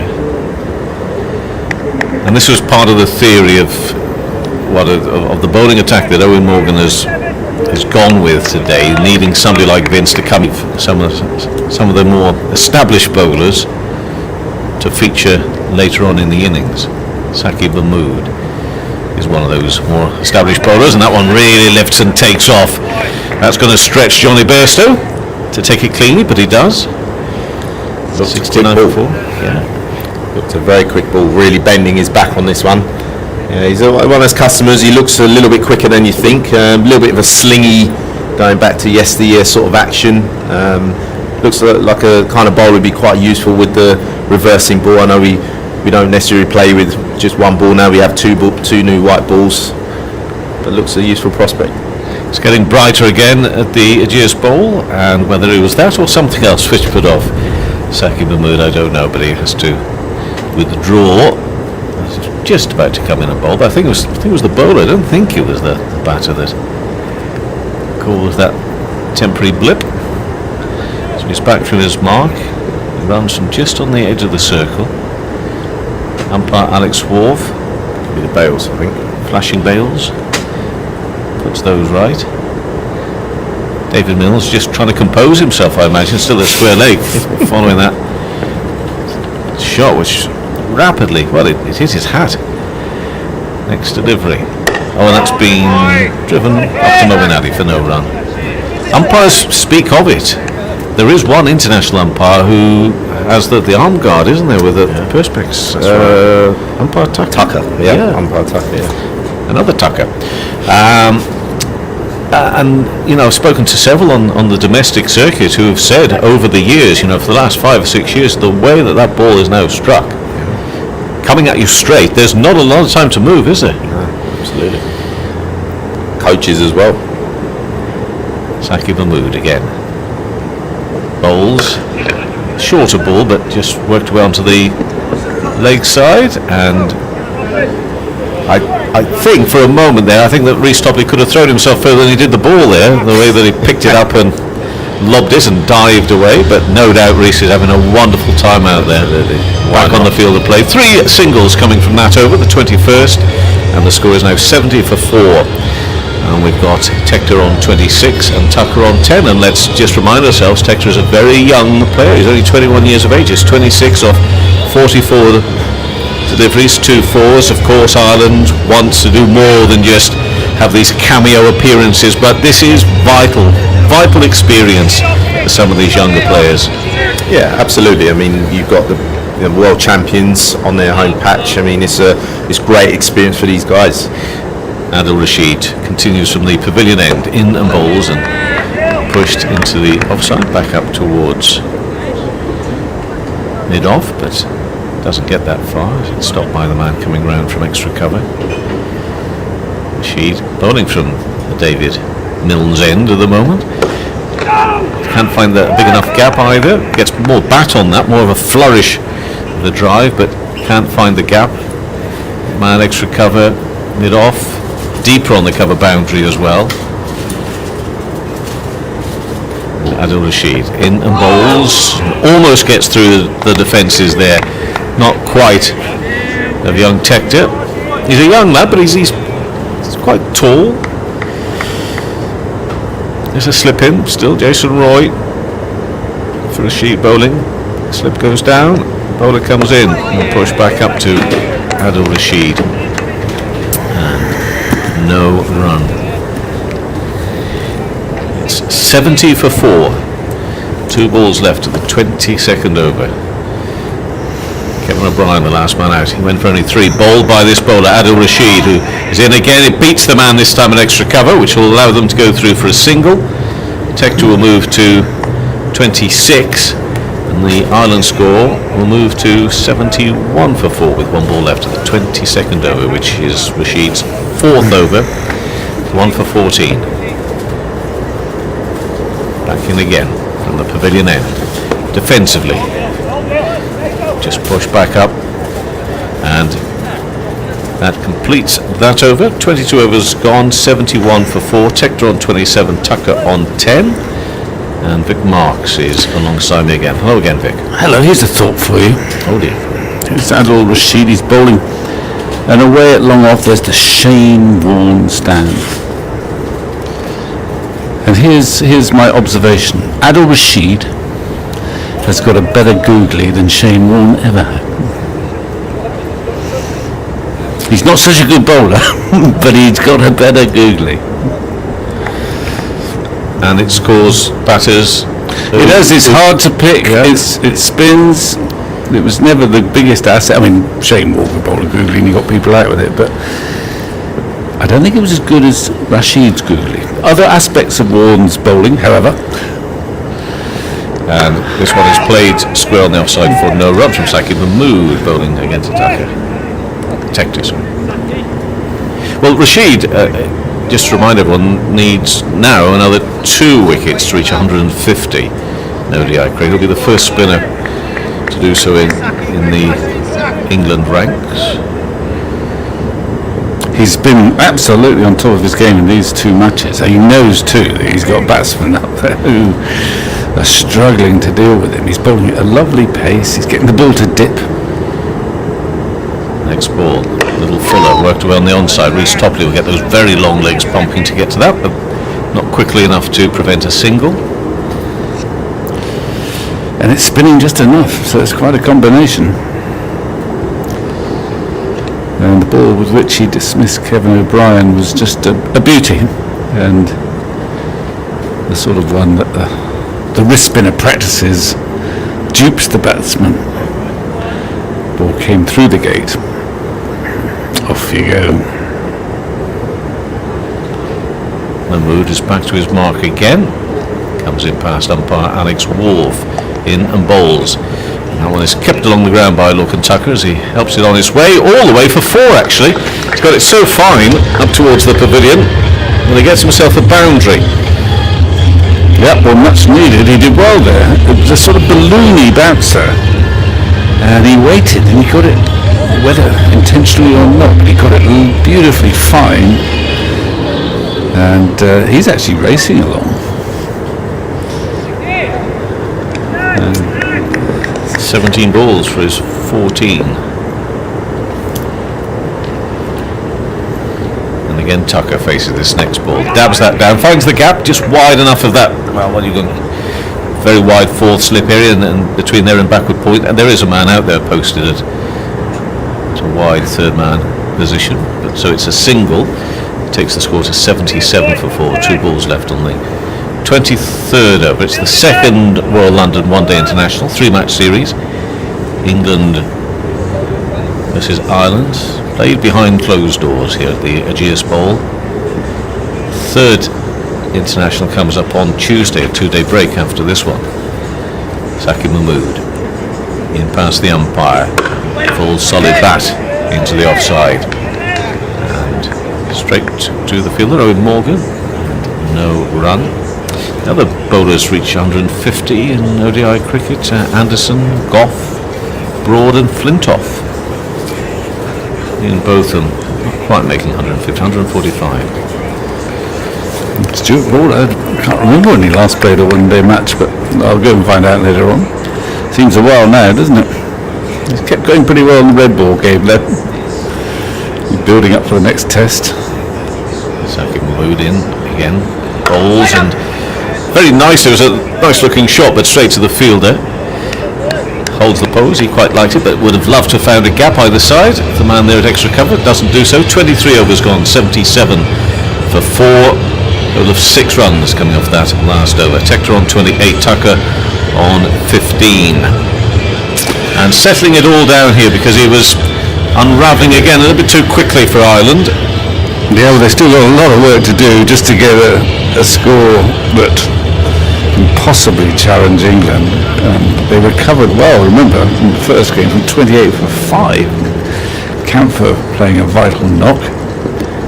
These two youngsters holding England back. Rashid in again, and defensively Tucker pushes that back up to the bowler. No run. Big wicket again of Paul Stirling. Stirling looking to be more cautious and try and make sure, you know, he cut out any silly errors, but he just never looked comfortable. This one is pushed up towards David Willey, fielding at mid-off for no run. Mid-off nice and close there. They've been scampering a few singles in that direction, challenging them to hit the ball over the top, but it's a risky shot. Rashid in again to Tucker, who finds a space this time on the leg side through square leg. Reece Topley is behind square on the onside. Gets the ball now he's sent out a little deeper. Ireland to 78 for 4, 3 balls remaining of the 24th over. Rashid to bowl here to Tector. Tector comes forward to that one. He came down the pitch and he almost let it hit the pad. There was another googly. He does bowl a lot of googlies now. He's so confident. He bowls. He might bowl 1, 2 and over. It's not quite a surprise ball anymore. Didn't bowl anything then though. Came into bowl and decided to keep hold of it. You're not having this. Grasped firmly in his hands. Wasn't quite ready for the release, so he'll try again. 7 4s so far in this innings. Ireland. They need to find the boundary a little bit more. In the air, could be out. It is. And that is the fall of the wicket of Harry Tector, who's been caught at mid-on. It's another wicket for Adil Rashid. He moves ever closer to the 150 milestone, but another wicket in the game to leave Ireland at 78 for 5, with one ball remaining of the 24th over. Well, we said mid-off and mid-on were up, and I think Harry Tector decided he tried to clear them, but there was no real timing in the shot, and the ball just reached mid-on with no great pace, calmly caught. So, by Mahmood as it happened, a flicker there from Harry Tector. He got 28, he's clearly got a bit of ability, but it's the last thing Ireland needed just now. Rashid, he's cast doubts in every over he's bowled in this series so far. He's right on target. Tector tried to take the initiative, but the timing wasn't there. He wasn't really confident against Rashid, and he's gone. 78 for 5. There's a lot of work for Ireland to do to match the score they got the other day. They're getting there by a slightly different route. Curtis Camphor's coming out, and once again he's got an awful lot of work to do. Rashid and Willie are the men who are tormenting Ireland, and curiously, James Vince. And what did you make of all that? Well, it's a typical sort of, well, why not? Owen Morgan, instinctive, hang on a minute. I understand the notion that you're off, Kevin. I'm off. Well, Michael McConnell. Yeah, I mentioned earlier on how England have got, basically they got 5 specialist bowlers and they haven't really got a safety valve. Well, they created one by tossing the ball to James Vince. And if you're going to use your 6 bowler, there's something to be said for getting him into the game early, and he did that for a couple overs. Then he thought, well, hang on, this is working quite well, I'll keep him going, and he snaffled a wicket. Camphor's the new man in. It's the Inside edge, didn't pick the googly at all from Adil Rashid. Streaky shot, but he's got 2, and they'll come back for 3. Will they? No, they won't. Through comes in from Rhys Topley, and Camphor's off the mark. Of course, his unbeaten 50 on Thursday was a rare glimmer of hope for Ireland. End of the over, Ireland 80 for 5, Camphor on 2, Tucker on 16, and Adil Rashid so far 2 for 17 off his 5 overs. Good afternoon, Victor. Hello, Michael. I think when you have the team talks in the Irish dressing room, to a new batsman, Rashid will give him the googly. If not first ball, it'll be in the first 3 or 4. Because he knows they're not picking it, and you think, well, he's a leg spinner, so I'll sort of play for the leg spinner. And he bowled a beauty there, just took the inside edge. I'm not sure which stump it past. It was a lovely piece of bowling yet again, and Camphor, well, managed to get away with it, and he's off the mark with an inside edge. But good bowling again from Rashid. Mahmood started his 3rd over, and he beats the outside edge of Larkin Tucker's bat. Tucker replays the shot he should have played. He's another youngster, is he? Larkin Tucker? Yeah, I think he's 23 or I think. Yeah, 23. Because I mean, for years Ireland have had a whole sort of plethora of wicket keepers, whether it's Niall O'Brien, they all bat a bit. Gary Wilson. You're never quite sure who's going to take the gloves half the time, but Pointer did a bit of wicket keeping as well for Ireland. Yeah, but this is a new name for us on this side of the water, perhaps. Tucker on 16 for defensive shot offered. Harry Tector was caught. Mahmood bowled Rashid for 28 off 55 deliveries. That was 78 for 5. And 2 wickets for him, 2 wickets for David Willey. And a surprise one for James Vince. Yes, and it was, Bob Burney will have nightmares about that. Didn't have to put the bat anywhere near it. It was a sort of bouncer, but from James Vince of all people, and he started to cut it, and then he decided he wouldn't, and the ball just grazed the bat. Agony. Tucker drives through the covers, he'll get 1. It's such a ticklish problem for Ireland at the moment. They've got to get these new guys in. But it's tough for them coming in against in a difficult situation all the time against England. I mean, I admire the fact that they've stuck with their guns for this match. And you also note that Camphor got runs, Tector got 28, which is a start, but frustrating in the end, but it's a start. And they've got to gain experience. And It's quite an exposed environment in which to do your learning, though, isn't it? And that's left by Curtis Camphor, and it's through to Bairstow. it is, but I suppose in the two games so far, part of the flaw of the plan has been the fact that the older guys haven't got any runs themselves. Sterling hasn't got any runs. Balburney's looked a bit better today, but dismissed. In a way, it's wrong to focus on, hang on a minute, we've got too many youngsters here. It's the old guys who've got to get, you hope to get the bulk of the runs with the youngsters chipping in. Hasn't quite been the case. Hasn't worked out that way, no, it hasn't. This is the fellow who got the runs on Thursday, Curtis Camphor, the man whose grandmother came from Londonderry, or comes from Londonderry. And that's the Irish line through him. At what stage did they alert? I think it was he came from Niall O'Brien, I think, originally. The notion that, hang on, this guy... Come and play for us, yeah. That was it. Played away behind square by Camphor for another single. He's on 3, Ireland 82. Played South African under-19 cricket. As of course we were discussing on Thursday. Back in the day he got Bandon's wicket and got Bandon's wicket on Thursday. Mahmood is in, and that's edged, and that's going to be edged for 4. And Tucker gets away with it.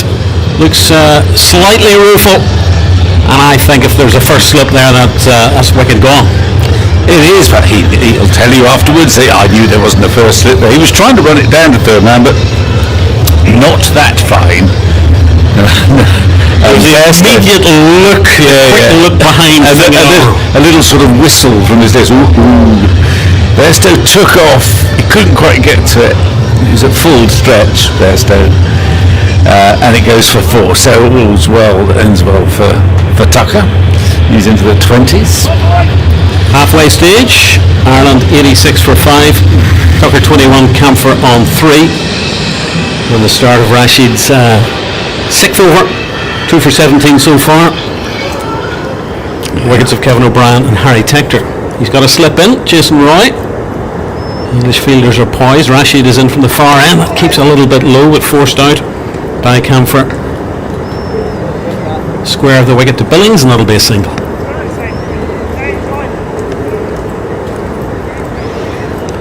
$87 for 5 victory, I have to say, is slightly better than 28 for 5. It is, but you can't necessarily bargain for the lower order doing so well, I'm afraid. Tucker on strike. Gentle forward defensive offered. I mean, it is great experience for the likes of Tucker, Camphor. Well, Irish fans might have to get used to days like this, Victor, in the short-term future. Yeah, but it might be a good investment. Again, a defensive shot offered. Camphor, you can see he's keen to get down there, wants to get down and strike. Wants to keep the scoreboard ticking over. And Kevin was talking about the very composed interview he gave. Curtis Camphor. Tucker drives straight to the man at mid-off. Well, there's not many people who thank Kevin profusely for coming to talk to him. Not even members of his family. No. Especially not members of his family. Rashid in. Tucker again. Foot down the track, bat down the track. He's obviously decided that defence is the best form of attack against Adil Rashid in this match situation with Ireland 87 for 5 in the 26th over.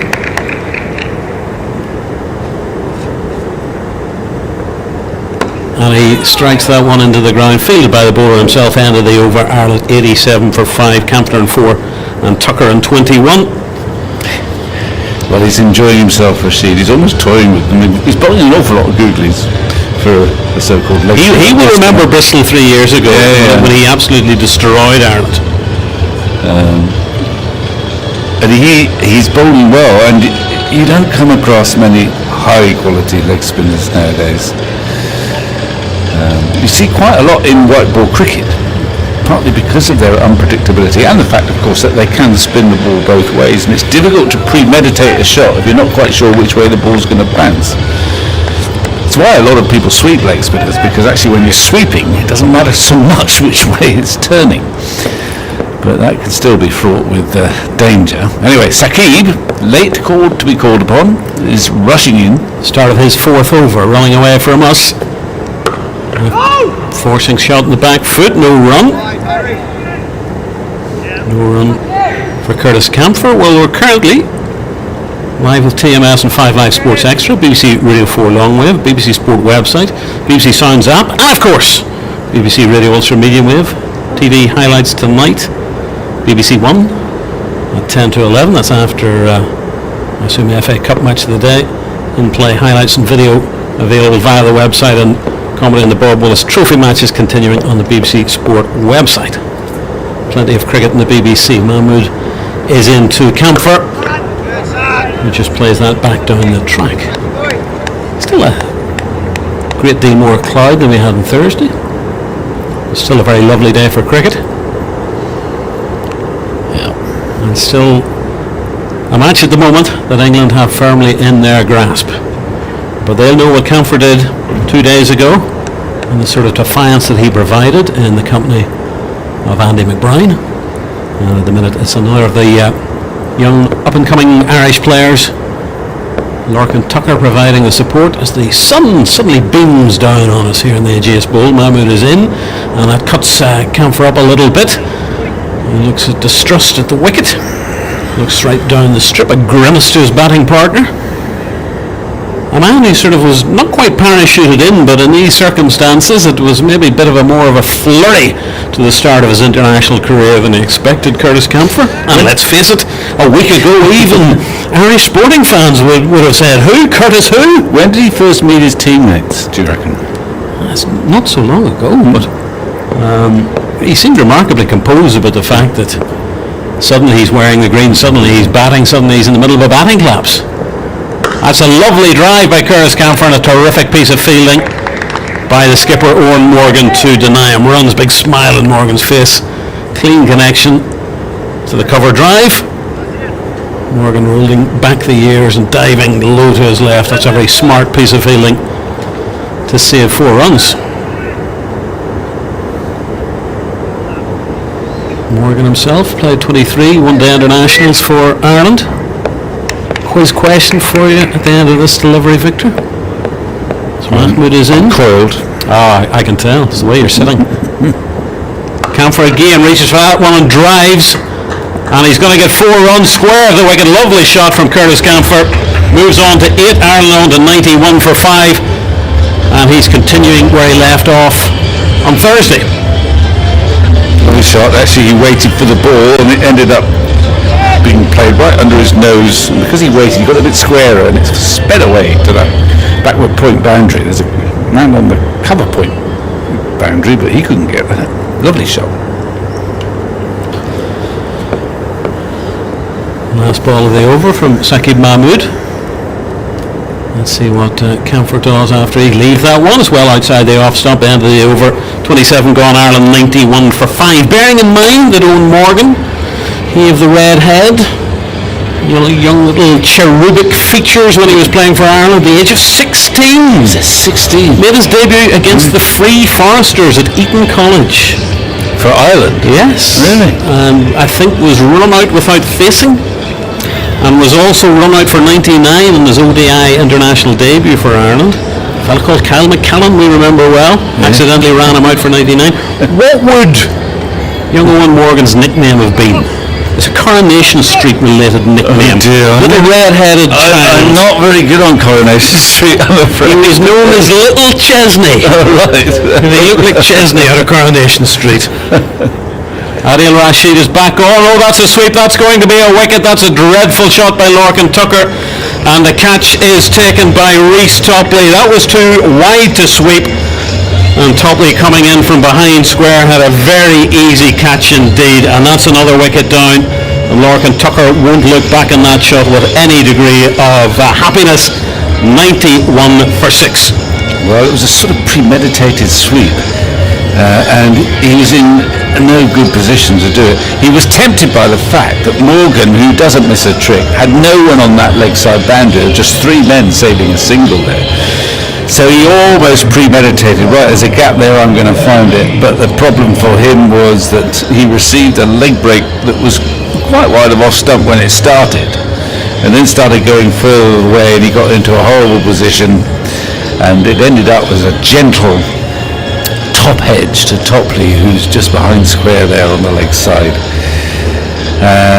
You can understand the thinking, but the execution not great. And so 91 for 6. Tucker was caught. Topley bowled Rashid. Rashid's third wicket of the day for 21 off 31 balls. And I think it's Simi Singh the next man in for Ireland. It's in this day and age. This is why I'm a bit worried that when in England we stop playing 50 over cricket. It is a different game to 20 overs. It's such a long time, and you have got scope to dig in and rebuild an innings, and still leave yourself 20 overs in which you might get, in the modern style, 100, 150, if you've got batsmen who are set. But he's gone, playing a big shot. Simi Singh, Irish spin bowler, defensive shot offered off his first delivery. So you look at Rashid's field now, it tells you what's happening. There's just a solitary boundary fielder for the spinner. The rest are all either in the ring or at first slip, and at short extra cover. Rashid in again, and Simi Singh gets low to play that defensively. He had a bit of an aberration, you would say. Simi Singh on Thursday ran himself out pretty much off 4 deliveries. Banton, the man throwing a ball in, but it probably should read Banton stroke Singh. He plays that on the onside. And he's got a single. He's got his run. He's run out in that first match. Ran himself out really. Called for an impossible single, sent back. A rush of blood it was. Yeah.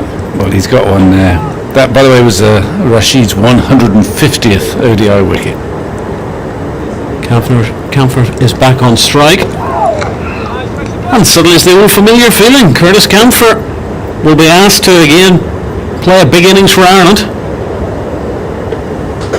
Andy McBride's still waiting, his main partner from Thursday. It's a remarkably similar day though for Ireland so far. That one's been left and It's the Google. He didn't miss by much. He's got a good poker face though, Curtis Camphor. No emotion revealed whatsoever at the end of the over. Ireland 92 for 6. Sings on 1, Camphor's on 8. And currently Rashid 3 for 19 off his 7 overs. Yeah, and he's loving it. He's in great rhythm. He's got a whole host of batsmen there who are really struggling to... He's got quite a long tail to come as well. Yeah, well, the other day, Andy McBride played a good knock, and they'll need another one from him. Simi Singh never got going. So clearly this pair have ability. Sakib's having a break. We're going back to Moen, because he doesn't have to bowl Moen for his full quota now that James Vince has bowled 4 overs, I think. Yep. Rashid will certainly want to bowl. I imagine they'll just keep going with Rashid because he could bowl them out very cheaply. He's their most penetrative bowler at the moment, without a question. Moeen Ali so far, 2 overs, no maidens, no wicket for 8. A gentle opener for the stretching Simi Singh, averaging 14 with the bat. This is Singh's 21st one-day international for Ireland. And again, a cautious defensive shot. The man who arrived in Ireland as a student many years ago and vowed that he would end up playing for the Irish international cricket team. He was slightly laughed at. And eventually he did battle his way, made his debut at the age of 30. He's 33 now.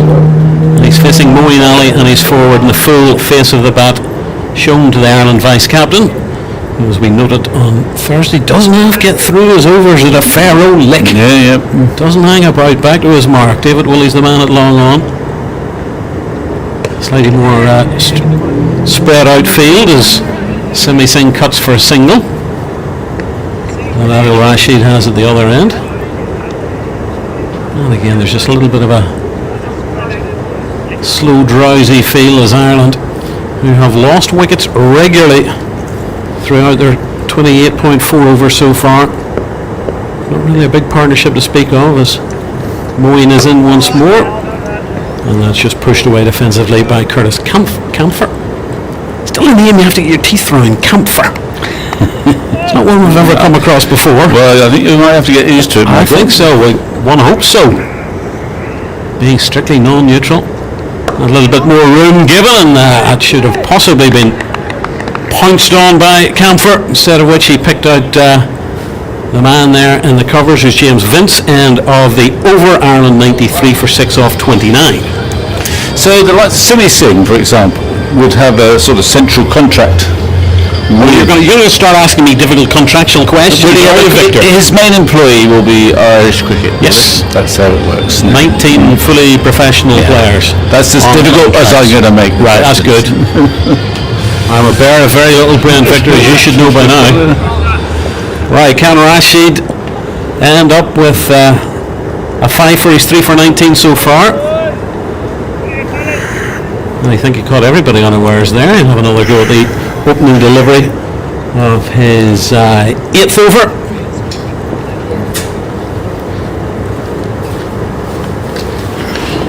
And that's a very wide delivery indeed, and signalled wide. So a little bit of relief for Simi Singh. Doesn't have to play on that delivery. There's one slip. There's a short third man. 2 inside this circle, plus mid-off on the offside. 1 the square boundary. As Rashid is, and that's on the other side, and that drops down the leg side, missed by Bairstow. I don't know if the batsman got anything on that, but it's reached the boundary. And that has been signalled. Well, it's certainly 4. Is it 4 off the bat or off the pad or off nothing at all? I think we're waiting to find out.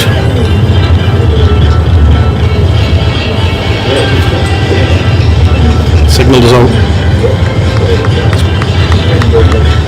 What was that signal as there?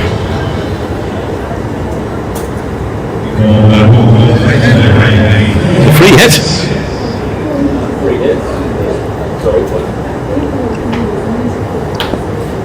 Must have been a no ball.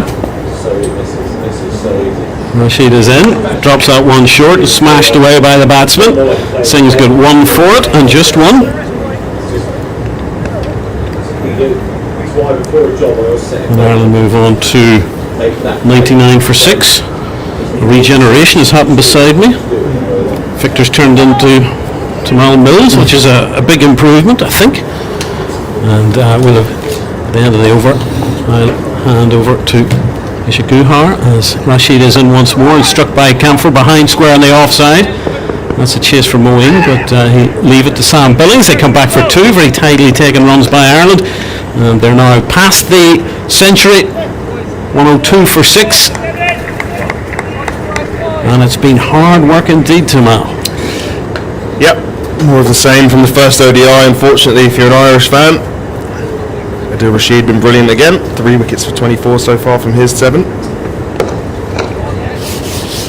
Just played out on the onside by Curtis Camphor. Tamal's very good with the sanitised wipes.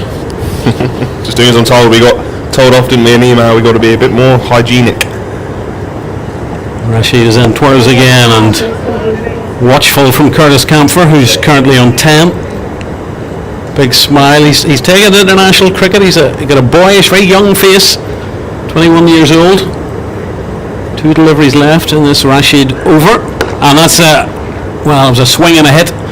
Possibly should have gone further. He picked out the man at short mid wicket. No run. And the final delivery of Rashid's 8th over as the sun once more comes out from behind a cloud. Rashid is in and driven to one of those 2 men inside the circle on the offside. So Curtis Camphor, he's on 10. Simi Singh's on 3. And at the end of the 30th over, Ireland 102 for 6. Further thoughts from Tamal, and then we'll hear from Ishaguhar. Yeah, no ball aside. Good work from Adil Rashid, as we've seen so far throughout this short international white ball summer. Operating with an interesting field, nobody out on the leg side. Just 3 fielders in the ring mid-on.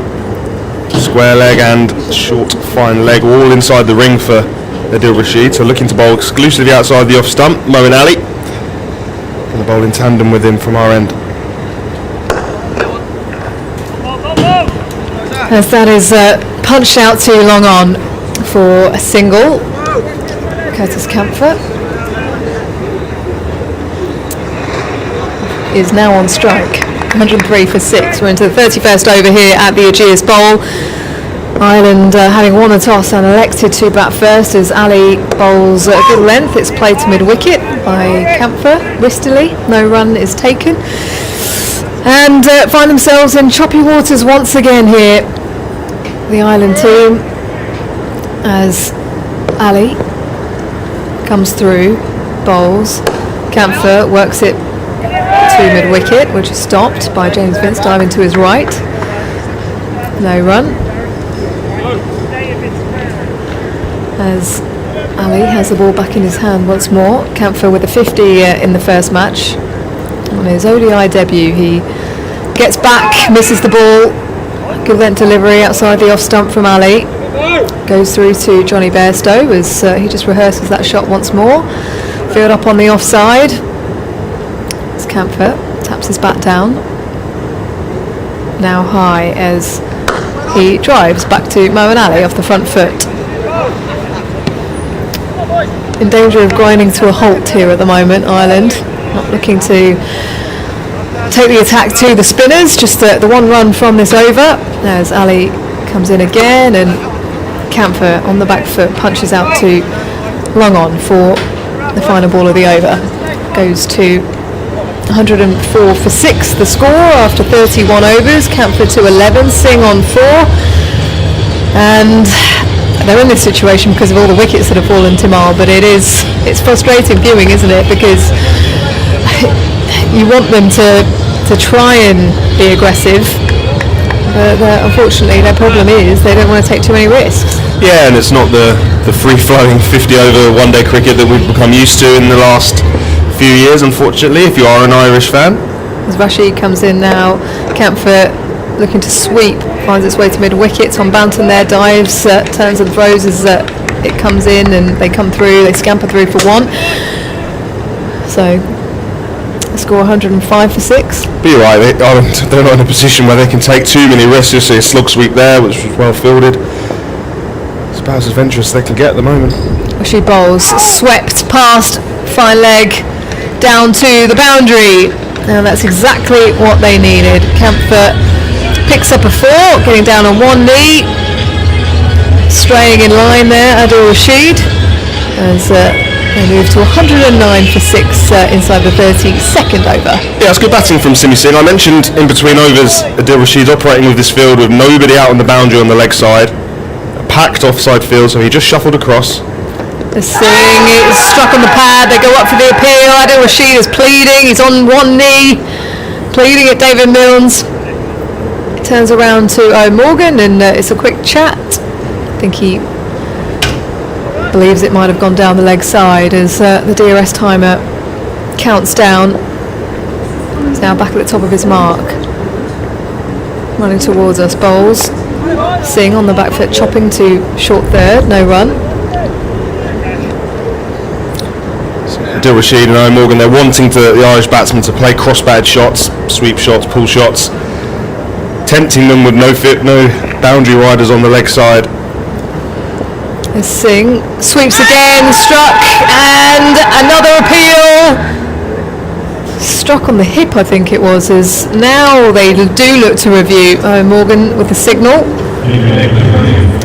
So Singh looking to sweep out to the leg side, a good length delivery on around the off stump. I just wonder if height might have been an issue. Yeah, potentially Simi Singh taking the bait that Morgan and Adil Rashid have put out for him. Should we take a look at the replay? Googly again from Adil Rashid. Struck him. Okay, can you just rock and roll that for me then? Just as it goes past the bat, please, James. That's Mike Burns, the third umpire. Yeah, okay, I'll copy that. Just nice and slow. No bat involved. Okay, let's go to Ultra Edge, please. But this will just confirm it.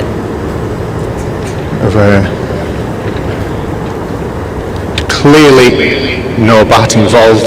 Clearly no bat. Can we go to ball tracking, please? He's actually struck on the shoulder. He's got outside the line of off stump. Simi Pitching Singh. outside. Impact outside. And wicket's missing. Can we go back on field to David? David, you're on field now. You can stick with your original decision of not out. So England lose a review. Quite clearly impact outside the line of off stump, hitting him on the shoulder. They've got one review left, England, as Rashid comes through now to Simi Singh, who's forward, pressing and covering the ball with an angled bat. He pats it back to the bowler at the end of the over. It's 109 for 6. 32 overs have been bowled. Sunshine here at the Ageas Bowl as a cluster of clouds over to our right seems to be moving across the ground. And Moeen Ali will continue. But what will they be looking for here? 6 as an over will take them up to 217. Is it just about getting past that 200 mark? Yeah, well, 172 is what they managed on Thursday in the first ODI, so you want to surpass that as a start for some improvement. There's Ali bowls. Camphor drives to extra cover. No run. And again, similar to the first ODI, they just want to bat the overs. Make sure they bat the 50 overs. See what, 17.5 remaining. Only 4 wickets. Camphor punches out to long on for the front foot. Comes through for 1. Score 110 for 6. We're into the 33rd over here at the Ageas Bowl, the second one-day international. Camphor to 13. Trying to do another repair job for his side as Simi Singh sets up. Bat still. Now pushes past mid-wicket out to long on for another 1. So they casually come through. Liam Livingston in the field. Is he on for Willie again?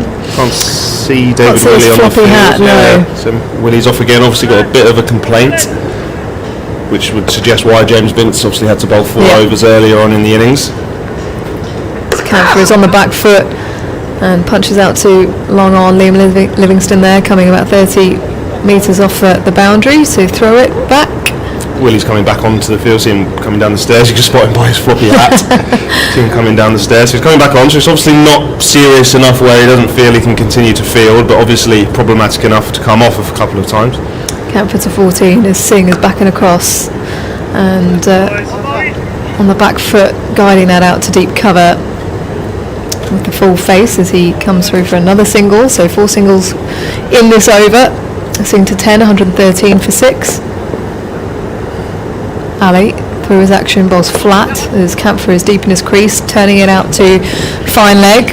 I'll come through another one at the end of the over as Rashid sends a throw into Bairstow. So 33 overs have been bowled, 114 for 6 now, just rotating the strike island at this stage as the 2 players meet in the middle, relatively similar sizes. Not the tallest of players, but they're in deep conversation trying to work out how they're going to navigate through these last 17 overs and up the scoring rate. Yeah, we've got another 6 overs of spin between Ali and Rashid, and then back to the quickies to finish things off. You see Topley and Mahmood bowl the majority of the last overs, with David Willey, we're assuming, not going to bowl again, although he is back on the field. It's coming for Liam Livingston. Adil Rashid's going to finish his allocation of 10. 3 for 29 so far as Rashid bowls. It's driven by Camphor to cover, no run. I've had an email in from David Cotham in New Forest as Rashid has the ball back in his hand at the top of his mark, spins himself a catch. Coming in from the Rod Bransgrove end as he bowls, and Camphor pushes to the offside.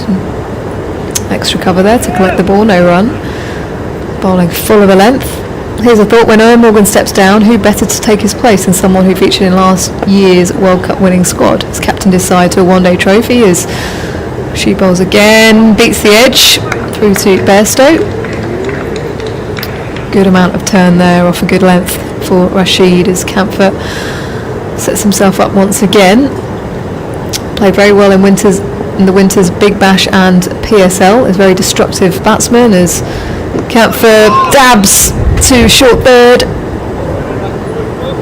Slip was interested there. Jason Roy in position. as they don't take a single, and Rashid comes through again, a couple of steps and then he's through.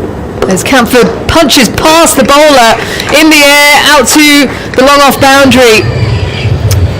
Adil Rashid raising both hands to try and take the catch as it bursts through, and Camford goes to 19, much needed boundary for Ireland as they go to 118 for 6. Yeah, nice shot from Curtis Camford, picking up where he left off in the first ODI of his unbeaten half-century. Down on one knee, slog sweep straight back past. Adil Rashid wasn't able to take the return catch, and nice positive stroke from the young new Irishman. New Irishman has Camford on the back foot, carves out to deep cover. Slightly more back of a length from Adil Rashid as he comes through for another one. At the end of the over, 5 runs coming from it, and that is Adil Rashid done. 3 for 34 from his 10 overs, 119 for 6 after 34 that have been bowled here in the first innings at the Ageas Bowl. Camford to 20, Singh on 10. As an Irish grandmother, Curtis Camford was discovered a couple of years ago in South Africa playing in Pretoria by the coach, Graham Ford, and has been fast-tracked into this Ireland lineup.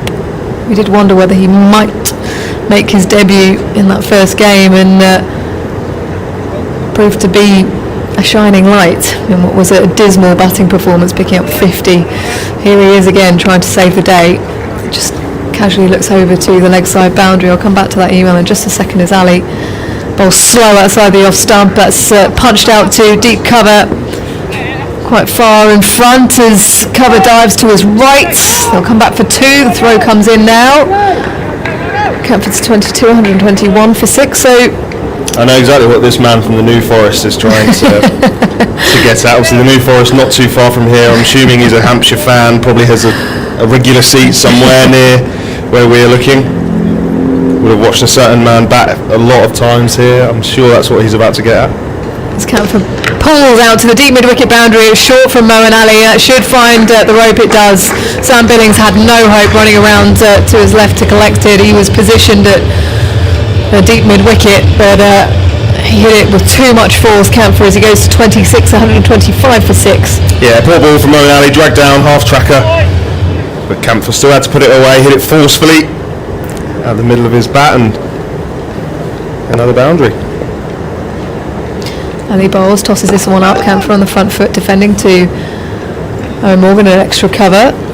I mean, there are quite a few different options probably before James Vince, you would think. Potentially. Sorry, I'll let you read his email. I'm sure he's taken the time to write it. Ali bowls to Camford, who's again forward in defence, back to the bowler. No, just continues to mention James Vince's stats, and then the addition of the fact that he's a handy infield bowler. Step forward, Mr. James Vince is Camford on the back foot, patting it to the offside, no run. Who would be the man in succession? Joss Butler? Yeah, you'd think Joss Butler, wouldn't you? The vice? As you say, current vice captain of the England one-day side, obviously not here on test duty at the moment. Camford drives firmly to mid-off as Reece Topley gets the long barrier out and lobs the ball to Moeen Ali. No run is taken at the end of the over then, 125 for 6 after 35 overs. We've had lots of different descriptions of Reece Topley today. Yeah. What are your thoughts? I said a mixture of Rambo. Yeah, he's a bit of a Crouch. He's a bit of a maverick, Toppers. He's not shy of, taking his own path, doing his own thing, going his own way. So obviously lockdown has allowed you to, hasn't it? You've got an excuse there, a ready-made reason to kind of maybe go against the grain of what you normally would do stylistically. Some more than others, Tamal. And people have pushed it out. There's not too much I can do. I just shave my head. That's not that was what I was alluding to at all. So Keeper Moo's going to come back into the attack. A bit more pace to replace Adil Rashid. Bowled brilliantly, didn't he? Rashid 1 for 26 in the first ODI. 3 for 34 today, I think it was, 33. Really good start to his white ball summer. Bowling from the pavilion end then, Zaki Mahmood. He's past the umpire to Camphor, driving 2 extra cover, no run. Full length delivery on a round off stump. He's got 2 men back in the deep at deep backward square and fine leg. He's bowled good pace, Tim Ol. Shows there's many different ways to do it. We look at Jofra Archer, who just ambles in and then it's bang at you. Saki Mahmood has a bit more pace in his run up, and a longer one at that. He comes through quite slingy. Shuffles forwards, arms pumping now.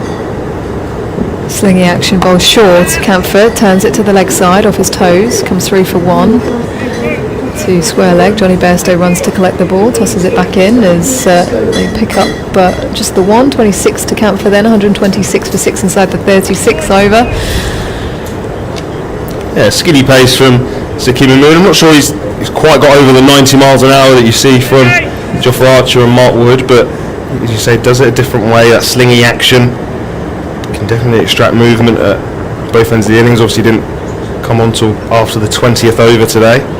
Apologies, it's Camphor on strike now as he drives firmly to extra cover, no run. Good length delivery outside the off stump. Owen Morgan clearly giving him a good run at that, the Liam Plunkett role, looking for somebody in the 50 over squad to take wickets in the middle period. Mahmood not been able to take any so far into his 5th over, but that's something that I'm sure they've got one eye on. Obviously you have Archer and Wood that would come into this side, this squad, that obviously bring you that X factor, that pace. But Owen Morgan having a good look at Saki Mahmood over the course of this series, as well as the other bowlers. Reece Topley getting his first go today, Tom Curran sitting out of course. Yeah, it's tremendous depth as Mahmood rushes in, bowls good length to Camphor, defending to the offside, looks to set up for a run but realises that Owen Morgan is pretty much at the ball, so says no in the end. Yeah, all the batsmen that were speaking about this training camp that they had here recently spoke about the quality of bowling. I read today there was the youngster Henry Brooks from Warwickshire. He obviously he was part of the England training squad, didn't make the final cut, and then he didn't make the Warwickshire 4-day side for this match, so he's gone from being in England training camp one week and then he's turning out for his club side today on a Saturday up in Warwickshire, so nice for the club Birmingham League bowlers.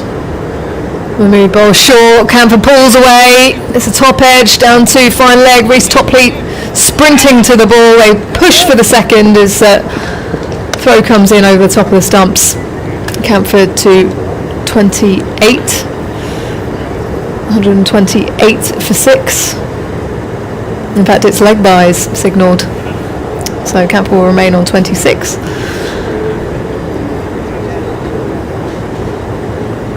So that must have come off shoulder. Maybe the helmet. What's happened here? Might be a helmet. Yeah, it is helmet. Check of the helmet. Physio will have to come on and do the required concussion tests. Make sure he's all okay. Seems okay. He stood talking to the umpire. Looks like we're going to take drinks as well. Yeah. Well, there is a break in play. Players will come together. And ground staff as well, just to clear up the wickets. So 128 for 6 are Ireland inside the 36 over. A few more words from you tomorrow and then it will be Kevin. Yeah, drinks here at the Ageas Bowl. 128 for 6. The Bob Willis Trophy's back today. So Mr County Cricket's coming to join me. Kevin Howes. I'll give you a quick run through the scores. Sussex playing at home against Hampshire. 176 all out for my boys, unfortunately. Gloucester going well. 190 for 2 against Worcestershire. Somerset playing against Glamorgan down at Taunton. 176 for 8. Warwickshire bowled out Northamptonshire for 142 and a 29 for 1 in their reply. Nottinghamshire versus Derbyshire, delayed. She had a little bit of rain in the Midlands. Don't get rain down south. You're good. Keep this going. I'm giving it a go. I'm really off. Nottinghamshire 209 for 7. Durham versus Yorkshire. Durham struggling at 82 for 7 up at the Emirates Riverside. Lancashire versus Leicester at New Road. Lancashire 192 for 4. Battle of the Bridge, Essex versus Kent. Oh, you are good. Keep this going. Yeah, this is great. Yeah. At my old stomping ground, Chelmsford. Kent are going well, 245 for 4. And finally, the London Derby, Surrey versus Middlesex at the Oval. Middlesex are 188 for 3. And that is your county roundup with Tamar Mills. That's quality. That very much is quality. Talking of quality, Adil Rashid today, has he fully committed himself to white ball only? I'm trying to rack my brains where we are with Adil, and because it doesn't matter the opposition, the way he is bowling at the moment is just brilliant. You just think to yourself, is this because he is able just to concentrate on this? Or obviously everything is sort of topsy-turvy with COVID and all that sort of stuff, where players haven't been playing for ages, but I'm just thinking, Adil, really, we could have got a bit more out of him, couldn't we? Yeah, they're actually speaking about it on the television commentary. I was just listening whilst I was on my break, and they said if you watch Adil Rashid, these 20 overs he's bowled today and in the first ODI, you'd think that would do a brilliant job in all formats, wouldn't it? And for one reason or another, it hasn't really worked out for him in Test cricket. I'm not sure if he's really loved the opportunities he has been given. A lot of people just aren't that way inclined. I certainly enjoyed one-day cricket more than I did Test match cricket. I'm not saying that Adil hasn't enjoyed it, but he has had periods where he's taken himself out. No, I'm not available for four-day cricket for Yorkshire and Test match cricket for England. Then he's come back, and obviously now it was an easy scenario just to stay. Okay, look, shortened summer, let's play some white ball cricket. But you're right. I'm sure everybody watching at home, listening at home within the England camp will see the way that he started this summer playing these two ODIs and think, oh, what a shame he doesn't do it for us in all forms. And some players, and I certainly would never be critical of this, others would, but they see, well, a career is only of a certain length. Where could I make the most money and get the most? And whether that played a factor in his mind. Adil has never seemingly been the sort of spinner you can go to if you want to slow things up, if you want to insert a bit of control on an innings which is running away from you, but he takes wickets, and right now you take a look and you think to yourself, I just wonder whether there's a bit more red ball in him at some point, but we'll see. There may well be. He's played a lot of red ball cricket over the year. He's been playing first class cricket for Yorkshire forever, hasn't he? No, you're right, and look, he doesn't go and play loads of franchise cricket. He rarely plays any franchise cricket, to be honest. But he's a regular for England in 50 over and T20 cricket. He's a brilliant bowler. Just in a replay of the screen, it was a knock to the head that Curtis Camphor took off Saqib Mahmood, but he's all okay after the concussion test that I'm sure he had to do, and they're back out here after their drinks. Saqib Mahmood's going to continue. Well, it's okay, but it'll be interesting to see how he responds to that. Camphor only in his second ODI, of course, and it's Mahmood in, and that final ball of that over, we eventually get to it, and that's pushed into the offside, and there'll be a single. So Camphor, the end of 36 overs, Ireland 129 for 6. The all-rounders on 27 off 45 balls, 3-4, Singh 11 off 19 and 1-4. That last over just going for 4 runs. So here we are with 14 overs remaining. 129 is modest. It's such a difficult job because do you go for it, do you not go for it? Obviously you want to see how you full 50, but in the situation they're in. But Camphor, he showed himself to be very worthy of putting a bit of faith and confidence of getting a few more runs on the board. So too Andy McBride, yet to see. Moeen Ali with some spin in bowls, and that one's pushed up to David Willey to come off the boundary at long off. His hat comes flying off as he makes his way to the ball, and there's another single. It's on to 130 for 6. Ali. More of a breeze blowing. That's picked up actually in the last hour or so. Worked away onto the onside where Banton will do the fielding. There'll be no run. So Moeen Ali,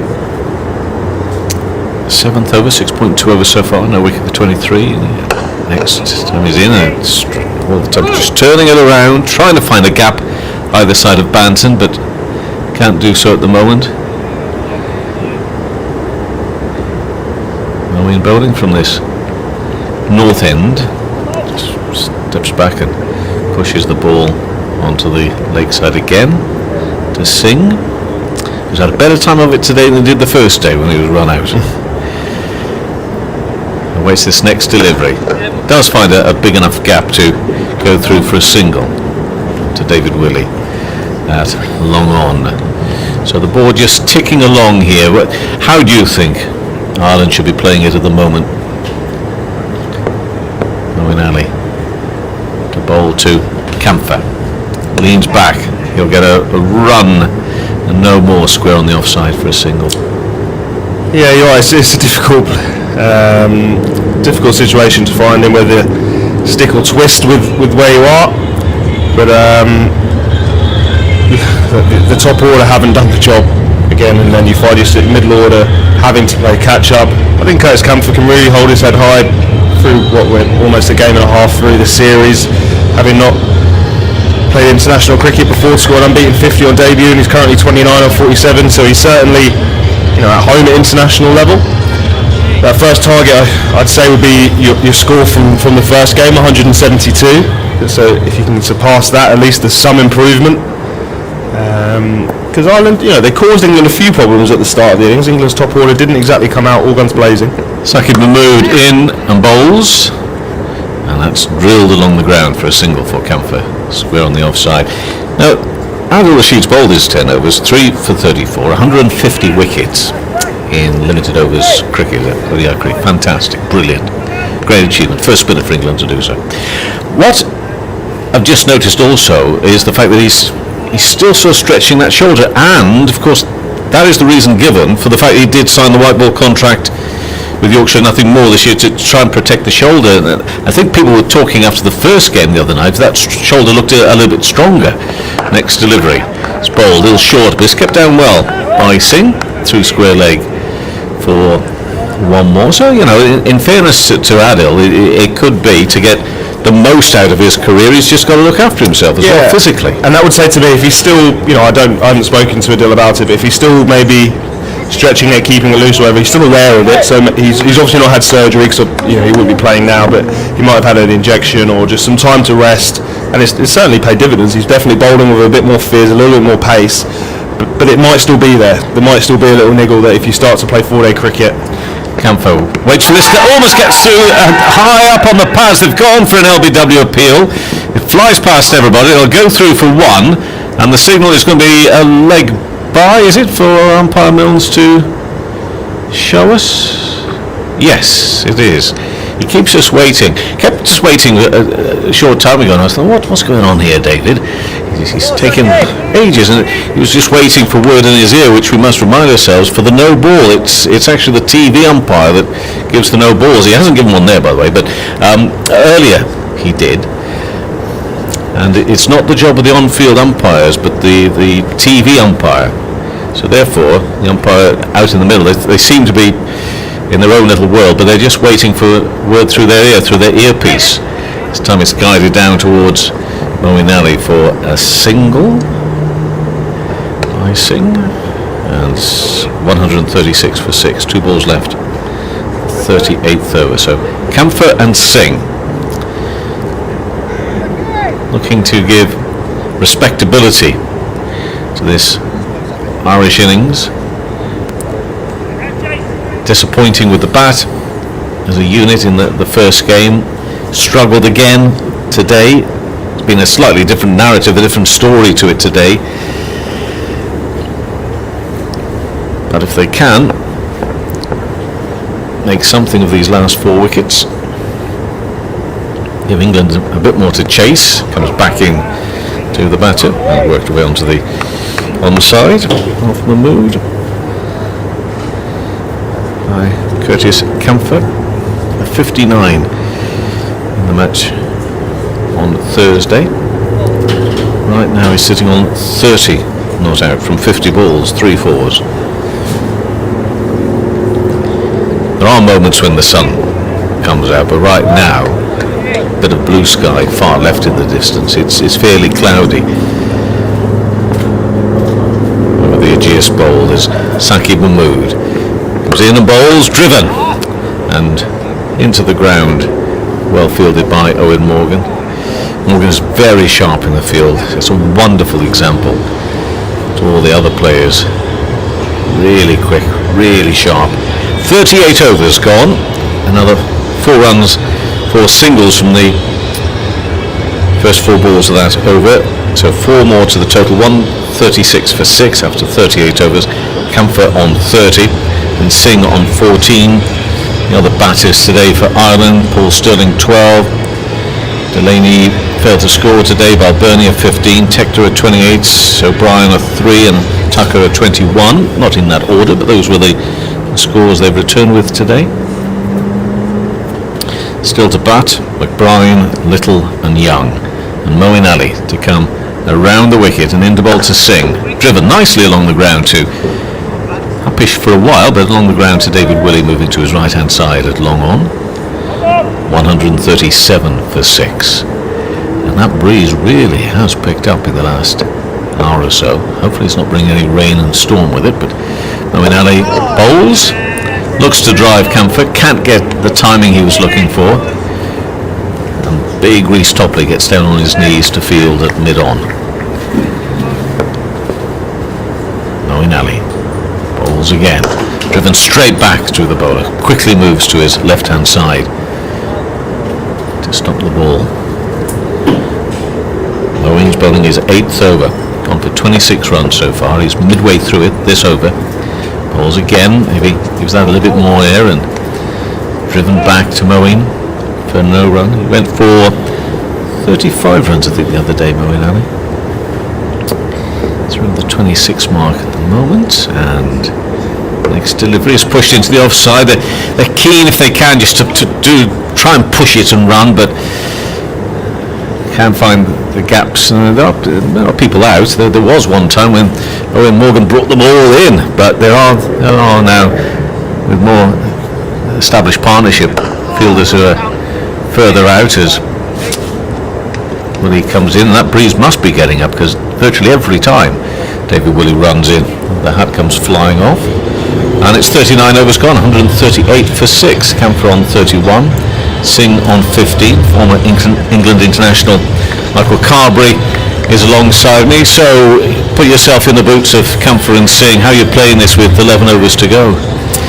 Yeah, it's an interesting phase of the game. I think first and foremost you've got to make sure you take the innings deep. I think you've just got to set yourself that target now of around sort of the 45th, 46th over.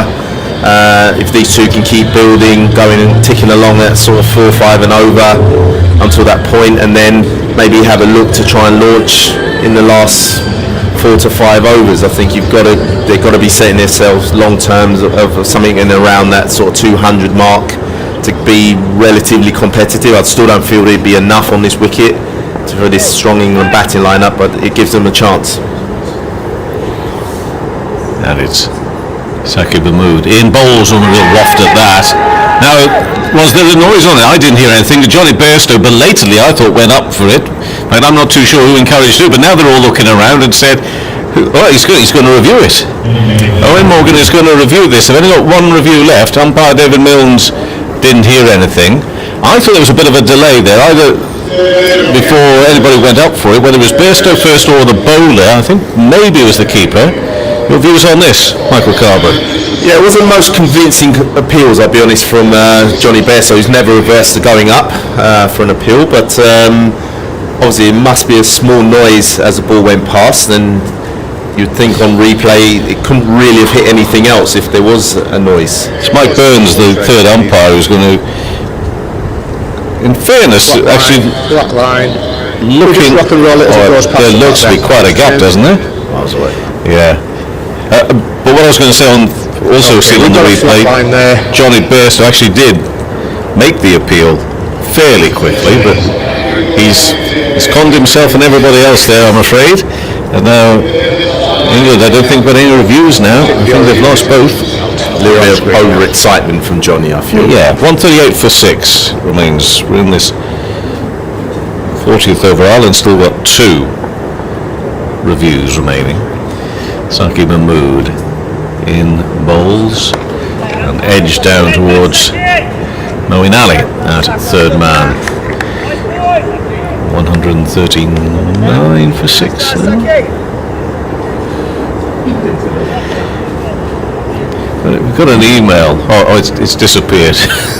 Which I think is probably a good thing, because it was somebody saying nice things about you, very nice things about you. However, they wanted for some. Well, they'll come off it now. Oh, it's back now. But they wanted to talk to you about your bowling, or they wanted me to talk to you about your bowling. About my bowling? Oh, I know. Oh, right, I'm in. Oh, yeah. Oh, well, in that case, let's do it then. Mahmood, an edge of the bat, and that's going to run too fine for Moeen Ali to be able to cut that off down here in front of the rope. So a boundary for Ireland. 143 for 6. Ian Civitar, great to hear Michael Carberry on TMS, greatly admired his skill, courage shown during that rather tricky Ashes story, did himself a great credit, but I'd like to ask about his bowling, particularly when he partnered Sir Alistair Cook during a tour match in Bangladesh. Figures look rather extraordinary. Hard to find any reports about what was going on. Well, we have. I think we can work this one out quite easily. Asaki Mahmood coming again from the pavilion end in bowls and worked away nicely. Good use of the wrists from Singh to get a single out there, and it's 144 for 6. Alistair Cook, Michael Carberry in the reports. 14 first-class wickets between them. And a declaration slogfest. Carberry bowled 4 overs, took no wickets, went for 78 runs, just doing a job. Healthy economy rate of 19.5, seems healthy at least when you compare to Alistair Cook's figures. 5 overs bowled, no wickets taken, 111 runs conceded. So you would say I was sadly underused in that situation, right? What happened is the question from Ian. Well, I think that's your report there, you see, a declaration. So, Michael, good team man. This one's turned away onto the lakeside. But this is the question I think you'll most enjoy answering from Ian. Does Michael wish he'd bowled more during his career?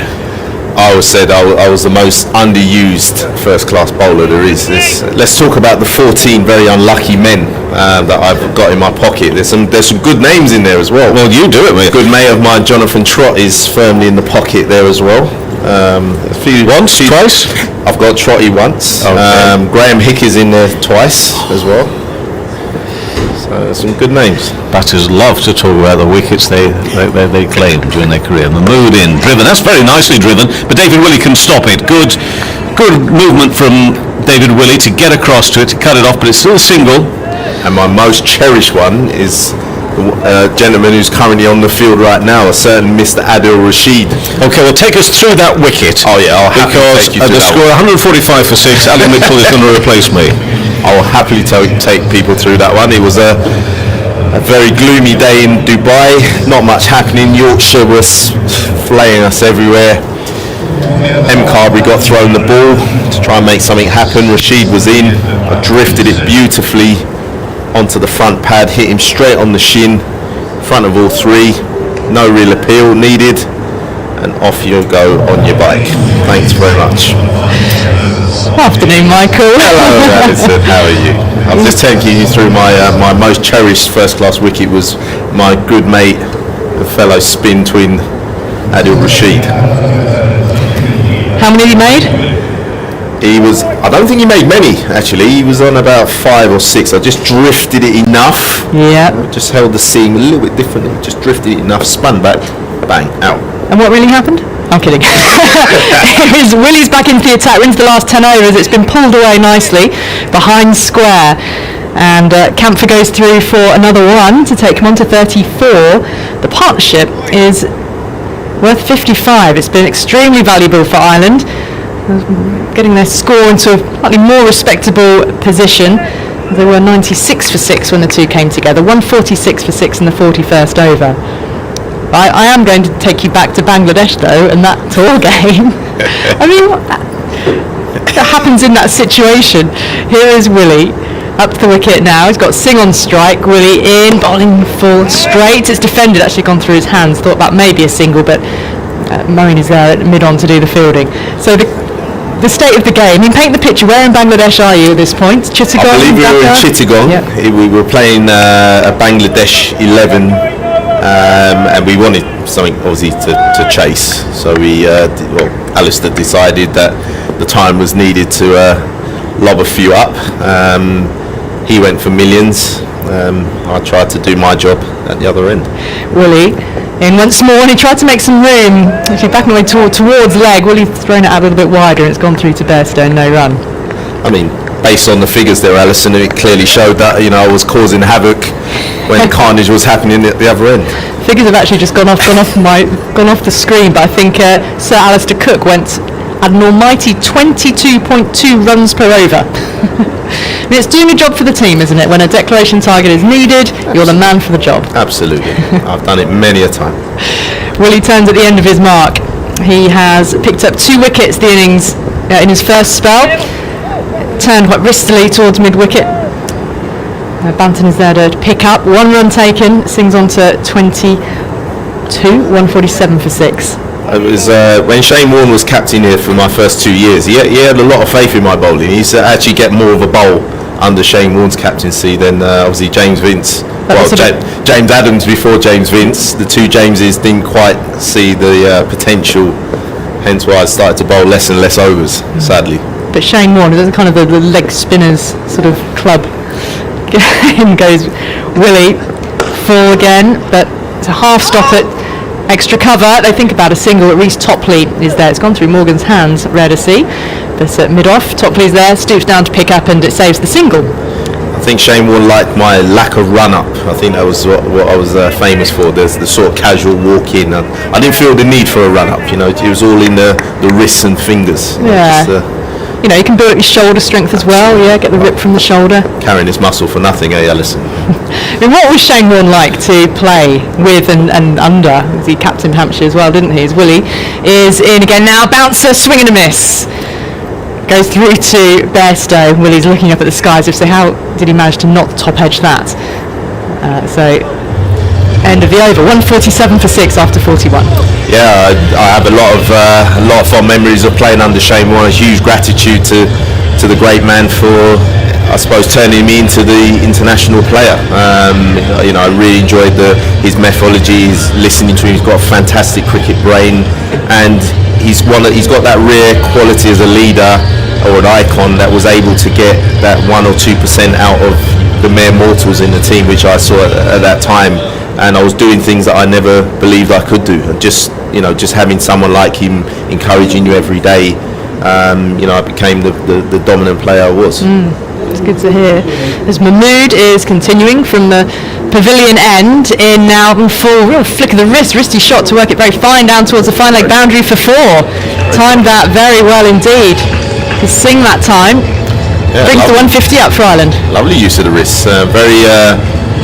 He got I thought initially it was an inside edge, but he's actually manufactured it down there. He's got very, right over left, as they say. Beautiful shot. Great placement. Yeah, he knew there is a fine leg in place, but Reece Topley standing, a fraction too wide to save that boundary. So Sings on to 25 off 32, Camphor 34 off 63, and it's Camphor on strike now as Mahmood is in, and he looked to play that late. It's gone through to Bairstow, and the edge has been taken and caught. So Mahmood gets a wicket. It's a really important breakthrough. There's Singh on strike, but Bairstow's got the wicket, broken the partnership, and Ireland now 151 for 7 in the 42nd over. Yeah, a little bit of a lazy shot, I'll be honest, a bit half-hearted, sort of dab down to third man in the situation. Needed to, again, stay a little bit longer at the crease, but it was a great effort on his part.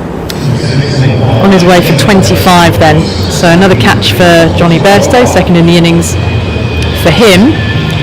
151 for 7 in 172 they made here a couple of days ago was Ireland's second lowest against England in the it's now 10 completed one-day internationals that they've played. So they've got to try and squeeze another 30, 40, I hope maybe 50 to get up to the 200 mark out of these last 3 wickets. But Andy McBride did play a good hand, didn't he? A solid hand for 40 in the first match here. Yeah, actually, for the position he bats, he actually looked one of the more accomplished batsman when all the carnage was going on around him. I thought he showed great support to Camphor in the first ODI. He's going to obviously have to repeat that form again, try and give Camphor some support if they can. They've got no option now but to really look at trying to take this game, try and bat out those 50 overs and try and eke out a score somewhere. Yeah, these two, Camphor and McBride, put on 66 together for the 8th wicket in the first match. So it's not over yet by any stretch. And Camphor, a really talented looking player, is able to work with the middle lower order batsmen. But There's a job to be done yet. Saqib Mahmood is in now to a left-handed McBride, faces up, gets a foolish ball, he's clipping a single up towards mid-on, and the shot at the stumps misses from Willie. And he had to put in the full dive. He's getting up and readjusting the pads. That's a way to get off the mark and make sure the blood's pumping. I think he forgot David Willey was a left-handed thrower there. Picked it up beautifully straight into his throwing arc, and would have been out with a hit, you feel. So much to be conscious of, isn't there, as a batsman, knowing the opposition so well to instinctively know, right, is that their left arm, is that their right arm? If you take a quick single to points, knowing it could be a single if it's a yard to the wrong throwing arm. Mahmood is in, punched back up towards Willie again. That's mid-off, no run. Yeah, but these are the things that are sort of discussed in meetings. You know, you have all the footage now and laptops. It's all on phone apps and things like that. So you know who are the good fielders, who've got the good hands, who's quick across the ground, who's left-handed, who's right-handed, who hits the stumps. You know, I think there's even percentages and ratios now that are all given to the information that's now given to players in their briefings. Mahmood at the end of his mark. It's gaps for single on the onside, but as it keeps bowling, it's glided down towards third man, finds Moeen, fields, just the single. Thought about a second, but the call from McBride was probably the wise one. No. 153 for 7 in this 42nd over. Rashid earlier, 3 for 34. Someone else who Shane Warne would have taken delight, I think, in watching Rashid go about his business today. Yeah, absolutely. Yeah, I thought Rashid bowled beautifully again. He's, the Irish batsman really battled with his googly today. Seems to take more wickets with his googly now than with the leg breaks. Uses it to very good effect around the wicket. Saqib's a left-hander, and he just leant back and just dabbed it away down to very fine third man for 4. Reece Topley there wide, not able to cut it off, but very deliberately placed and played. Just waited for it. Yeah, smart batting. Mahmood again not really getting the bouncer up high enough. Reece Topley is quite square there for this ground, especially with the quick men on. You probably need to be a little bit finer, but excellent knowledge of where the fielders are and not trying to be too extravagant. Just use the pace, open the blade, and just spooning it over Johnny Bairstow for a well-deserved boundary. Yep. Ireland 157 for 7. That was the end of the 42nd over. So a little more David Willey to come. He's got 3 more overs that he can bowl. Mahmood and then Reece Topley will return to the attack as well for the close of the innings, if required, of course. But these two did a fine job in the first game. And Willie in again now. Camphor drops him square behind the umpire on the onside, coming back for a sharp second, and the throw comes into the gloves of Bairstow and he's home. Some good running. There's got to be a little bit of urgency between the wickets for these two now to build a new partnership into the last 10, of course.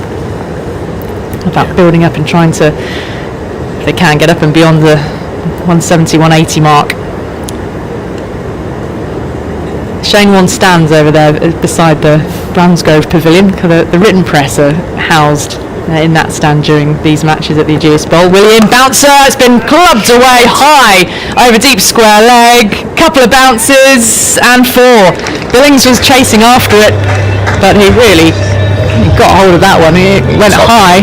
Top shot. David Willey trying the bouncer, getting up a good height, but I do like this boy. He really is playing some good cricket.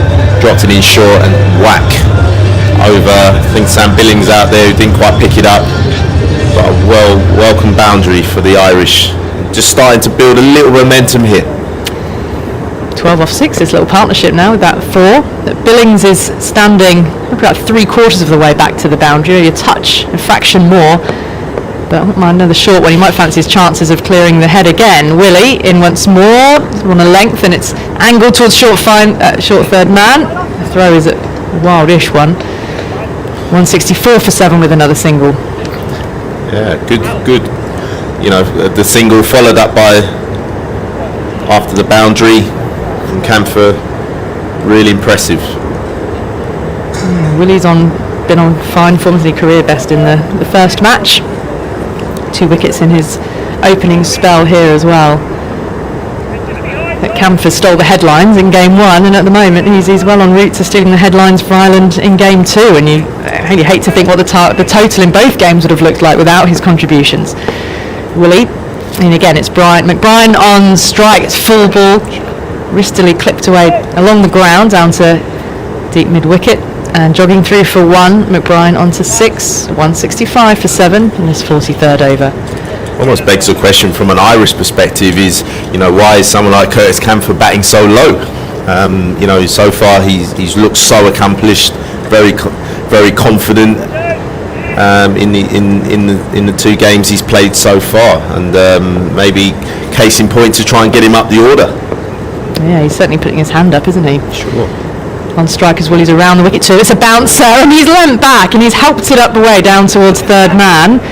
Don't find the boundary because Saqib is patrolling the third man boundary, covered a little bit of ground to his left to field. But he's capable of scoring all around the park, whether it's a pull shot, he's quickly onto it. He's content to help it up over the top of where a slip cordon might have been. We've seen shots down the ground. As I said, he looks very accomplished. I saw in the first game he was good on the back foot. As you said, he's got South African heritage. He's grown up on the faster wickets in South Africa, so he'll be adept on the pull and the cut. Owen's come up inside the circle at mid-off here for McBrien, and Willie's over the wicket to him.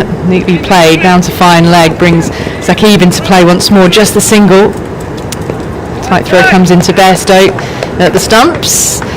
Ireland keeping it ticking, 167 for 7, 10 runs coming off that over, so if they can keep that up then they'll be looking in a much healthier position than they were when they were 91 for 6. Absolutely, the overs now ticking down, getting into that 45 over mark of the game, which is crucial now going into what we call the death overs, where they can start to have a look at what final total they should be pushing for. If McBrien can give Camphor some support here, he himself is also a fine ball striker, as he proved in the first one of these games. Could be exciting. If they can push up now over maybe possibly 210 is a probably realistic possibility. Yeah, then keep up that sort of run rate. And England, we saw in the first game, there is a little bit of rustiness amongst the top order. There seems some edginess, isn't it? Jason Roy was really eager to play the shots, got out early. Bairstow got out early. Yeah, there'll be some fragile. I reckon there'll be some fragile minds. Jane Vince needs a score. Jason Roy looked rusty, as you said. Johnny Bairstow didn't really get going, as did Tom Banton. You would want a score in this as well. He was given an opportunity, wasn't he, up the order ahead of Owen Morgan, who was completely captain cool. Here is Rhys Sopley back again then, and glided down to third man. Camphor going through for another one to take him onto 44. Sorry, that was McBrien on strike. Camphor 43 to his name and got a half century in his sights here for the second game in a row on debut. Remarkable. It'll be interesting again, how this pitch plays as the game wears on. Historically here it does get slower. It's already had a game on it as well, with the Irish attack, who are not the quickest attack. How the English deal with that lack of pace, as they're generally a team that like pace on the ball, the likes of Roy and Bairstow. Topley, tall figure, black headband on, around the wicket to the right-handed Camphor, sitting on very quickly, almost colliding with his batting partner McBrien, taking a single through square leg, brings Vincent off the deep square leg boundary, and another one added comfortably. Well, Rhys Topley's been another good story for this game, hasn't he? Back in the side for the first time since 2016. Yeah, it's been good to see him back. He had horrific time of injury here at Hampshire. Didn't really, unfortunately, get the games he would have liked. Spent more time with the physios. He's in now, left arm over to McBrien, just pulls the hand inside the line, perhaps at the last moment, beaten past the outside edge. Topley striding back to his mark. He does look mean, doesn't he, with the thick black bandana. His hair is dark and sort of curly, tousled, and he's I'm not one to commentate on here, Alison. But I'm interested to see this lockdown hairdos that have been flying around the sort of ECB at the moment. But his action and his bowling, there's a short ball banged in, and it's a swing and a miss from McBrien. who knows there's nobody in front of square. There's a deep square leg in place. He can get in front of square, it'll be safe, but he needs to make a good connection if he's going to take on the short ball from Topley. But just seeing him bound in, knowing all the stress factors he's had with his back, the effort that's required to hit those bouncers, the force that bowlers put their body through every time they slam their foot down on the crease. It's good to see him doing it in an England shirt again. Over the wicket once more, full this time, and McBride doesn't really get hold of it along the ground down to fine leg. Moeen stoops to pick up, and a gentle singles taken. 169 for 7. And also from personal experience, I've had my issues with injuries and illness. It takes a lot of mental strength to keep redefining yourself as the athlete. Doing rehab can be mentally wearing. You do question whether you can do it again at this level. Topley around the wicket now to the right-handed. Camphrey's almost chopped on an inside edge down to fine leg. Sakib running across to his right-hand side, picks up one more added. 171 for 7 after 44 overs. Camphor 45 from the 71 balls he's faced in just his second one-day international. Then McBride 9 off 8. So it's after a healthy half-century stand between Camphor and Simi Singh. Got Ireland up and above the 150 mark. I reckon they go in the last 6 overs of the innings. Batting through the 50 will be a little tick in the box to say we can see out the overs after being bowled out for 172 in the first game. We got to the 45 over mark then, so on track to perform better than that today, but whether it will be enough to cause any serious issues for England will be another matter. Bright sunshine overhead at the Ageas Bowl again after a bit of grey cloud rather naughtily scampered across the ground earlier. Vic, you've given it a good talking to that big cloud, have you? Told it off. Yeah. Willie, new over. Camphor waits, around the wicket he goes. Come back into him. To turn it to mid-wicket. Morgan is there, short mid-wicket to pick up and no run. What have you made of the innings, Vic? And Curtis Camphor taking part in another healthy part. Yeah, you have to admire him, and he might have to go a bit further up the order, I think, just to stabilise things. They've got respectability, but I'm not sure they've got a total that will win the game.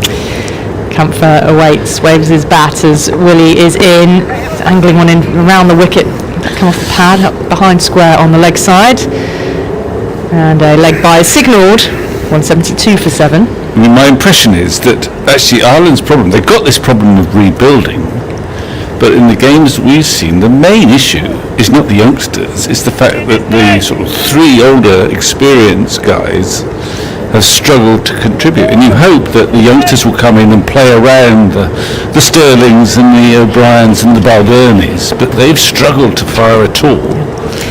Willie over the wicket to the left hand, he's advancing and driving him loftily down the ground for 4, one bounce and over the rope. Now that was quite a shot, really was, absolutely taking the attack. That is McBride, wonderful batting. Well, you could conclude that they've just got the batting order wrong. They might as well reverse it the way they've been playing. Actually, McBride's just come down. He played really well the other day, McBride. He just waltzed down, and he's not that powerful a striker, but he's popped it over Willie's head for 4. It's rather an upside down innings, isn't it? Again, short ball this time, turned down to fine leg, setting on very quickly for the first run. It'll just be the single. Sakib sends the ball back into the gloves of Bairstow.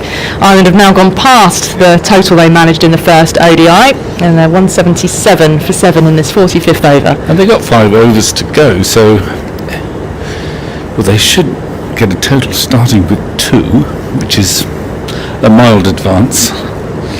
Camphor's a huge bonus for the Irish setup. Got a few runs from Harry Tector, a few from Lorcan Tucker. Willie around the wicket, Camphor on strike. Willie's there short, but he's tried to take it on. Gone through to Bairstow, missing. So they will be learning so fast, Camphor especially. It's very impressive, very calm. He's not scored particularly quickly, but the situation every time he's come in just demands that someone hangs around there to make sure some sort of target is set. Well, what would be interesting would be to see how he bats if he comes in with a freedom. platform. Yeah. Would he be a Joss Butler-esque? Well, it's asking a little bit much. In his second ODI, short again, and he has tried to help this away. He's got a hold of it out towards deep cover. There's a man on the boundary. The pick up and throw comes back in the run two. It's hanging in the air. Wide boundaries here at the Ageas Bowl, but the ball sat up and extended those arms to lay some bat on it. It's on to 47, 179 for 7 after 45. Yep, well, there was sort of uppercut there. He didn't quite middle it, but he's got 2 more for it. He's nearing his second half century in ODI cricket in his second innings. Not too bad. And against the world champions, which he said that he was almost pinching himself that he was even playing a game of cricket against a world championship side, albeit obviously not with all their World Cup winning team. However, they are the World Cup winners. yeah. Admittedly, I think there's only about 4 players in this team played in the final. But I mean, I'm not trying to minimise his efforts. Reece Topley from the pavilion end of the ground into McBride, pulls it from low on his hips, behind square for 1, and towards Billings there, deep square leg. 180 for 7, 46th over. 2 wickets for Willie, 3 for Rashid, which included his 150th ODI wicket, making him the first England spinner, Vic, to make 150 in ODIs, which is quite something. Yeah. It really is. The 5th England bowler overall. Saqib around the wicket now with his left arm, bowls forward at Yorker length to Campfield, brings his bat down into the pitch, and then Saqib leaping up to grab it. Topley leaping up to grab it one-handed. I mean, it's a modern phenomenon, but he's always been more relaxed in white ball cricket than red. And he's got such confidence in Morgan, and it's mutual. Morgan gives him confidence, and Morgan has confidence in him as well. Often bowls him in the 48th over, doesn't he? It's so psychological, isn't it? Yeah. Topley around the wicket, a big slog attempted, and it's, I think, a bit of bat onto body and the ball dropping down on the pitch right in front of the batsman. Topley picking up. And he's bowled with great confidence in this little series. He was good on Thursday. Today, he knows that the majority of them, they don't pick his googly. No. It's coming out beautifully. The leg break is spinning. It's full of zip. He's on top of his game at the moment.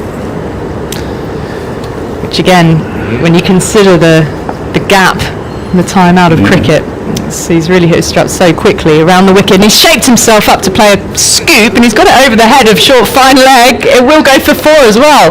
He made room for that as well, premeditated. He's got another 50. And it's his second 50 in as many matches for Camphor, who is only in his second ODI. 50 on debut a couple of days ago, and he's 51 and out again here. What a shot to bring it up though with. Well, that's a modern shot, improvised shot. Fine legs up in the circle. And he scoops it over and didn't quite middle him. It doesn't matter, he cleared him. He's the only Irish player to score back-to-back 50s, having made 50 on debut. Facing up, always shaped to play the same shot, and instead adjusted and played it out square. Towards deep point, where it's fielded. 1 run's taken. He's on 52, 185 for 7. This is where we need that. We need Samson. I mean, how many players have got 2 consecutive 50s without ever playing a game of cricket in the country which they are representing? Well, that's the stat, isn't it, to look at. Andrew, where are you? Or Saltzman will tell us very shortly, I'm sure. A missive will come in. But I mean, certainly nobody has done it in their first 2 one-day internationals for Ireland. And here's Topley over the wicket. McBride shaping to pull and missing. It's gone through to Bairstow. 185 for 7 after 46 overs then. Campher on 52 and really entertaining. It is as well. McBride on 15. The partnership's worth 34. So Ireland batting on and trying to get up to 200. Vic, few more words from you, then Ishigo coming in. Well, the lower order's done them proud, actually.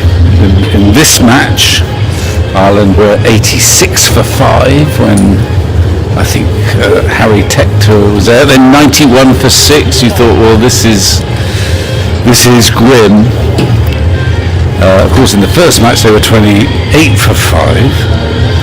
So it's quite an achievement on both occasions to get, 172 in the first match. They're going to get a few more in this one. They need a few more, mind. I've got a solution. What's Vic. that? Reverse the batting order. Yeah, that's right. I think that's not a bad idea. David Willey coming in now to Camphor, gives himself room, slaps it, leg side, it's a short ball, beats that man at deep backward square, and we'll pick up another boundary to Camphor, who was just giving his side some hope. 189 for 7, he moves to 56. Well, he got hold of that. It was an attempted bouncer. It was a bouncer, not a quick one. Might even be one of them slower ball bouncers, which I never used to face. Then he got hold of it though. He smacked it between the two boundary fielders. Bat hovering above the stumps as Willie bowls full. Camphor up and over mid-off this time, and one bounce for him. Entertaining here at the end of the innings. He's bought himself that opportunity to really go big now as he moves to 60, 193 for 7. So they're taking 2 matches to be the best player in their team. Well, what a find he's been. Dear Mum and Dad. What a find for Ireland, and you can understand the excitement around him with Graham Ford, discovered a couple of years ago in Pretoria, as Willie comes in again around the wicket. Camphor this time dabs it to the offside, down to third man, comes through for 1, and goes to 61, 194 for 7. 59 in the first game, 61 here. Well, what we didn't see in the first game, because we didn't have time, was the sort of innovation. Yes. Two lovely shots here, sort of the hook shot, which was fairly orthodox, but nonetheless he clonked it, and then he made room and hitting over extra. It was terrific stuff. So Willie has gone for 9 runs off his first 3 balls.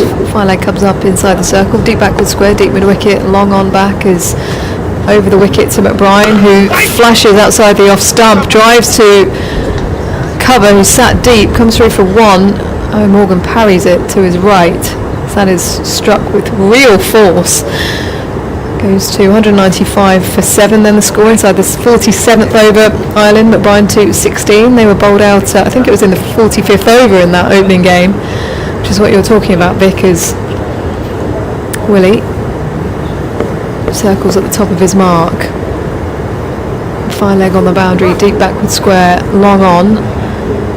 Cover, third man comes up, and long off goes out. Reece Topley down there as Willie approaches the crease, bowls, reverse ramp comes out from Camphor, up and over that man who's just come up inside the circle. He's playing with England here as he fetches another 4, and this is brilliant batting from Camphor. He goes to 65 now, 199 for 7. Well, that's lovely, isn't it? Brilliant. You know, third man comes up very obviously. Oh well, I'll have to hit him down there then with the old reverse flick. And this is forced for the first time practically in the series. Owen Morgan runs over. We're going to have a chat here. Let's try and do something. Are you sure we've got the right field set up here? They're not quite sure where to go. He's made them think here, Camphor. Well, this is the benefit of world cricket, isn't it, where they get to actually have a look at their opposition on video analysis prior to facing them out of the now field. that he's changed the field, he's got another man on the leg side boundary. So he's going to have to bowl short now. He's going to bowl a bouncer. Camphor Sort of. works it off his hips down to fine leg for a single at the end of the over. A good one for Ireland then. 15 runs from it, and that is 200 up for Ireland as they head into the last 3 overs of this innings. Camphor to 66, McBride on 16. Well, they could do 3 more overs like that. And they might get him if Camphor stays there. He's got the strike as well. He's got 66 now. And, you know, well, I mean, you were thinking that we get whatever they get now, but we saw what happened on Thursday. It's a slightly rusty England side. And they're going to get more than anticipated. Remember, this is an amazing recovery. 91 for 6 Ireland were. They're 200 for 7. You're right about that batting order. I mean, you were saying yesterday that I could have batted anywhere when I played for England, and the blighters usually put me right down the bottom. I saw it like that. I sort of paraphrase. I think you've That's Charlotte Edwards. slightly just changed Oh, did I get my words. I'm going a bit deaf.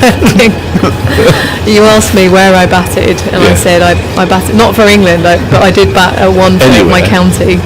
Okay. I started at 7 for England. I proceeded to head further south as Topley. We'll continue from You were Billy. beyond the Isle of Wight. Oh I well. was heading on out to Australia as Topley runs towards us now, past the umpire, pulled away by Camphor out to deep mid-wicket.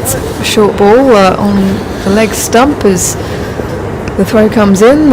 Single taken, goes to 67, 201 for 7. We're into the 48th over here at the Ageas Bowl. I was briefly mentioned that the players these days are pretty well set up for any new player coming into a team because they get to have a look at them But with not- all the footage that's available, but they probably wouldn't have seen too much of Camphor. Only Tom Banton. And he obviously didn't give him a very good rundown. Tom Banton played against him.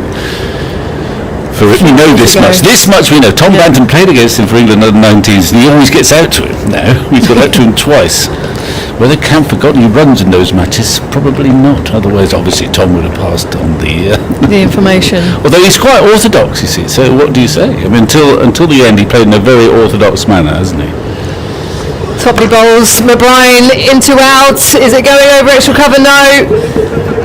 And they'll come back for 2 as Owen Morgan throws the ball in. He was backtracking, trying to get a clear sight of the ball, and it fell about 2 yards away from him as McBride just gave himself a bit of room, a good let delivery outside the off stump, and he moves to 18, 203 for 7. So Topley, top of his mark, coming in now with his new Rambo style haircut. Ball short, pulled by McBride, misses it through to Johnny Bairstow. There's 3 men back in the deep on the legs, 4 men back on the leg side, no mid-wicket. It's got a long on, deep mid-wicket, deep backward square, and fine leg, short third on the offside, point, deep cover, extra and mid-off up inside the circle. As There've never been so many Rambo-like bowlers as we see now, is there?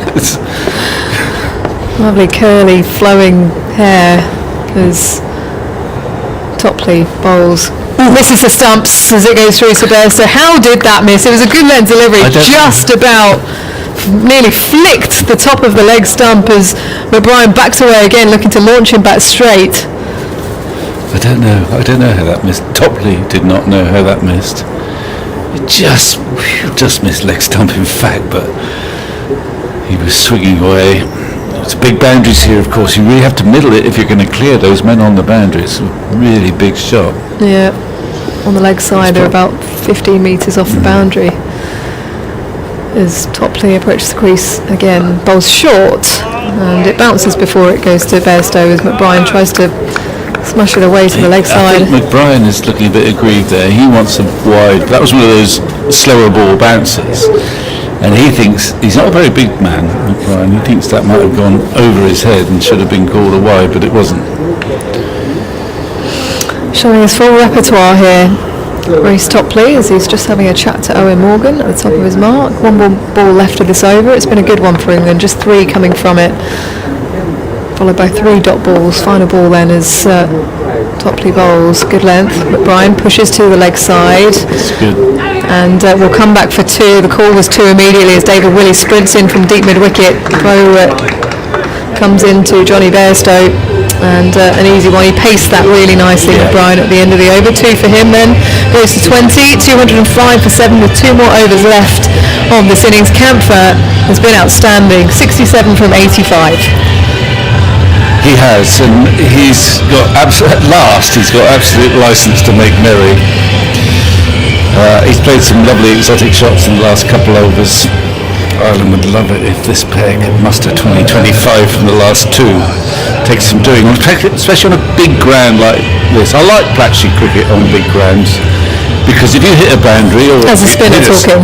well, well, it is partly a spinner talking, yes, but it's also a purist Yes. who likes the notion that if you get 4 or 6, you've got to deserve it. You know, you can't have miss hits going for 6 or indeed 4 on this ground, because everywhere you look, it's a big hit. Yeah.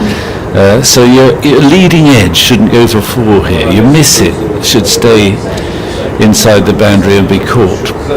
So I'm all for big grounds. It is bizarre, you know, like golf courses get longer, batsmen hit the ball further, and what happens to cricket grounds? They shrink. Where's the logic there? Unless you hate bowlers. Yeah, that's true. It's never nice for a bowler, is it? Well, not to be mishit for 6. That's true. So Anyway, so boundaries are harder to come by here, and I like boundaries to be a bit of an event, you know. I don't know how many 6s we've had in this innings, but not very many. can Camphor pick one up as Mahmood is running towards him? He bowls 4. Camphor drives out to deep cover for 1. As the ball comes in, moves to 68, 206 for 7. So 11 more balls left of this innings for Ireland. What can they muster? 6s and over takes them up to 217. Yeah, they want a few more than that, Yeah. but Well, I mean, as I say, from 91 for 6, it's a minor miracle. I mean, against this England lineup on this track, you want more than 300, don't you, with their batting lineup? Yeah, but we saw what can happen Yeah. with moderate scores. I mean, there is something in my notion that England, in one sense, are less comfortable chasing very moderate Yeah, scores because yeah. they can think about how they do it, whereas they're happier really just going out there and blasting it, and then they usually score at 7 and over and job's done. But we'll see. It's made a game of it, just about. Morgan's taken himself out to deep mid-wicket, deep backward square and long on for Andy McBride. The left-hander is Mahmood. Hustles in, bowls 4. McBride drives. Is it going to beat mid-off? No. And Ali there diving to his left to stop it from going past, and will come through for another 1. Goes to 21. McBride, 207 for 7.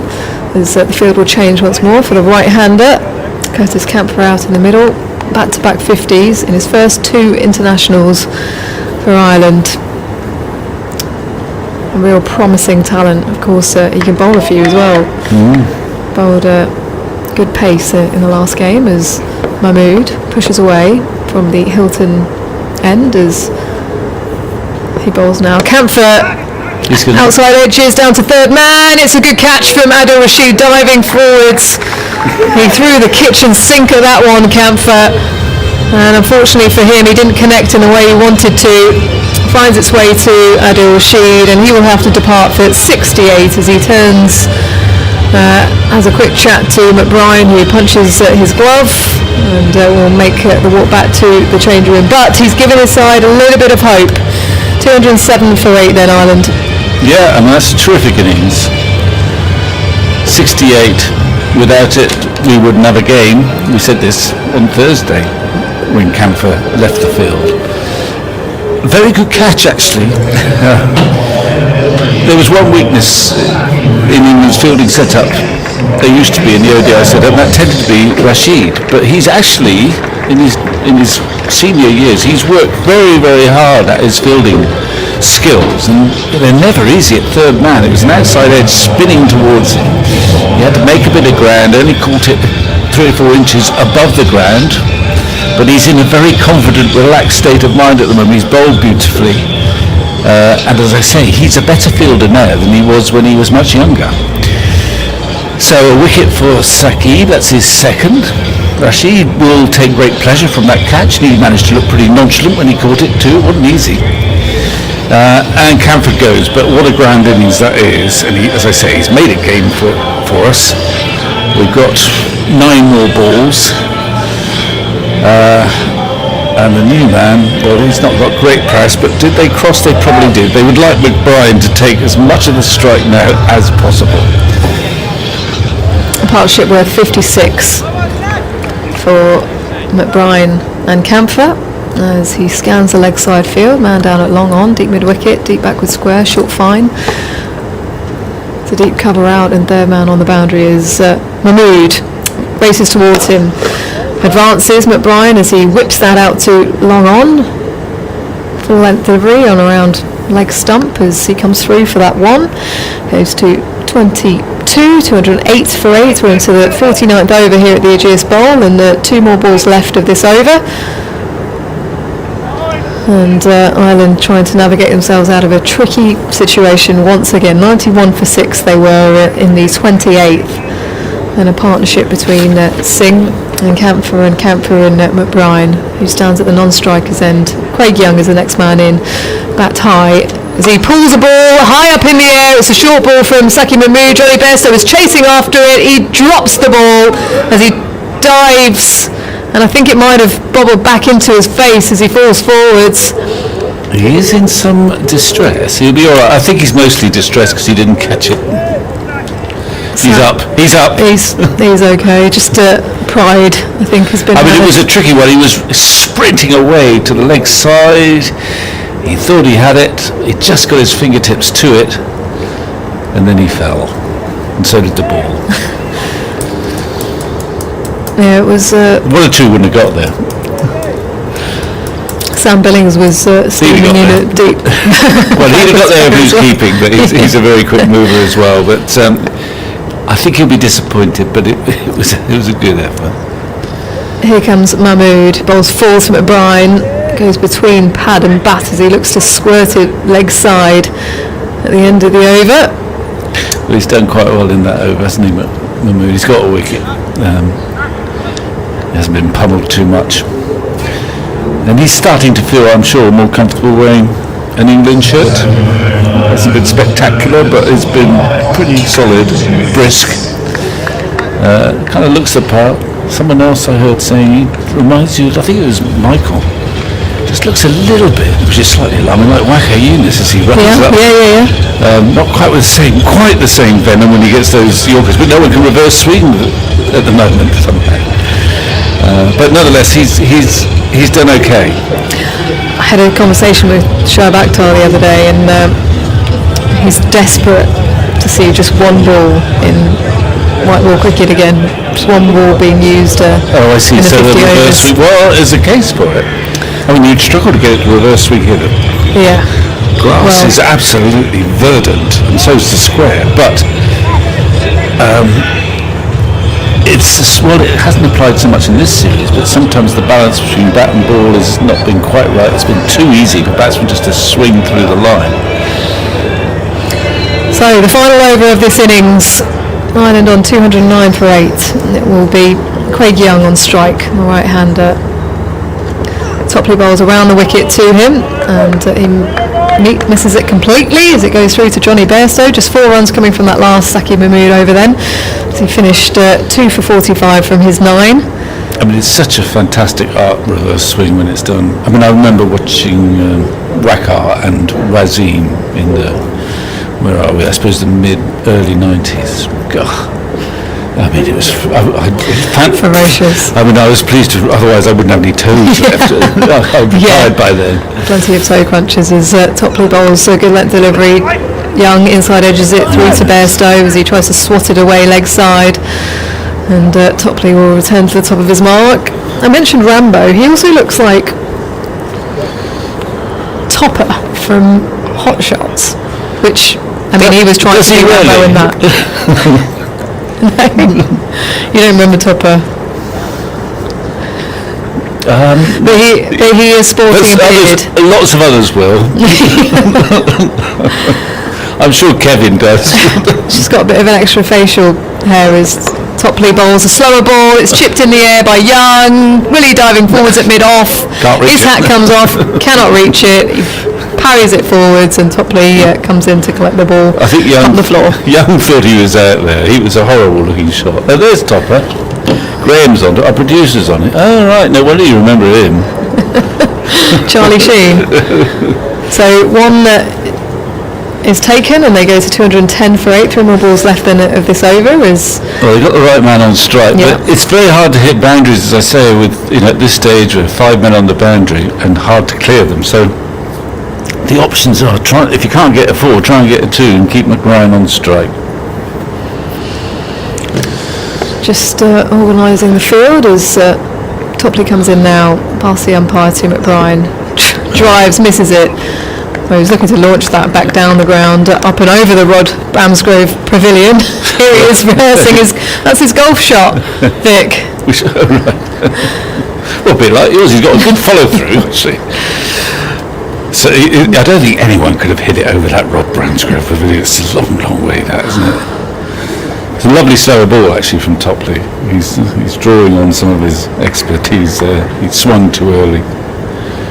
So he's got fine leg up inside the circle. Their man back as McBride slaps this out too deep mid wicket. They go for two. You got to go for two, and they do come back as there's a miscommunication by the two men out in the deep. David Willey in the end picking the ball up and throwing it in.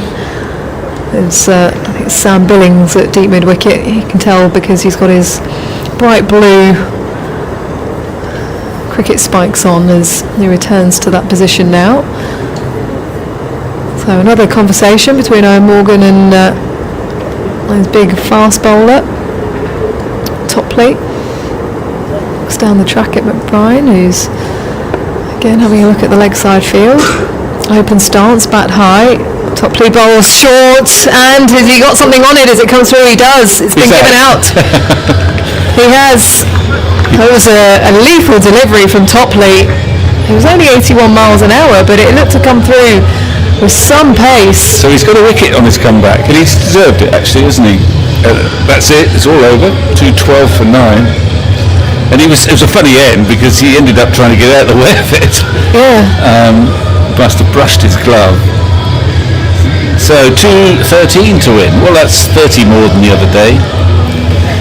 But they'll need a magic first 15 to 20 overs, Ireland, where somehow they conjure 4 or 5 wickets, 3 or 4 wickets, and then try and put the pressure on the rest. But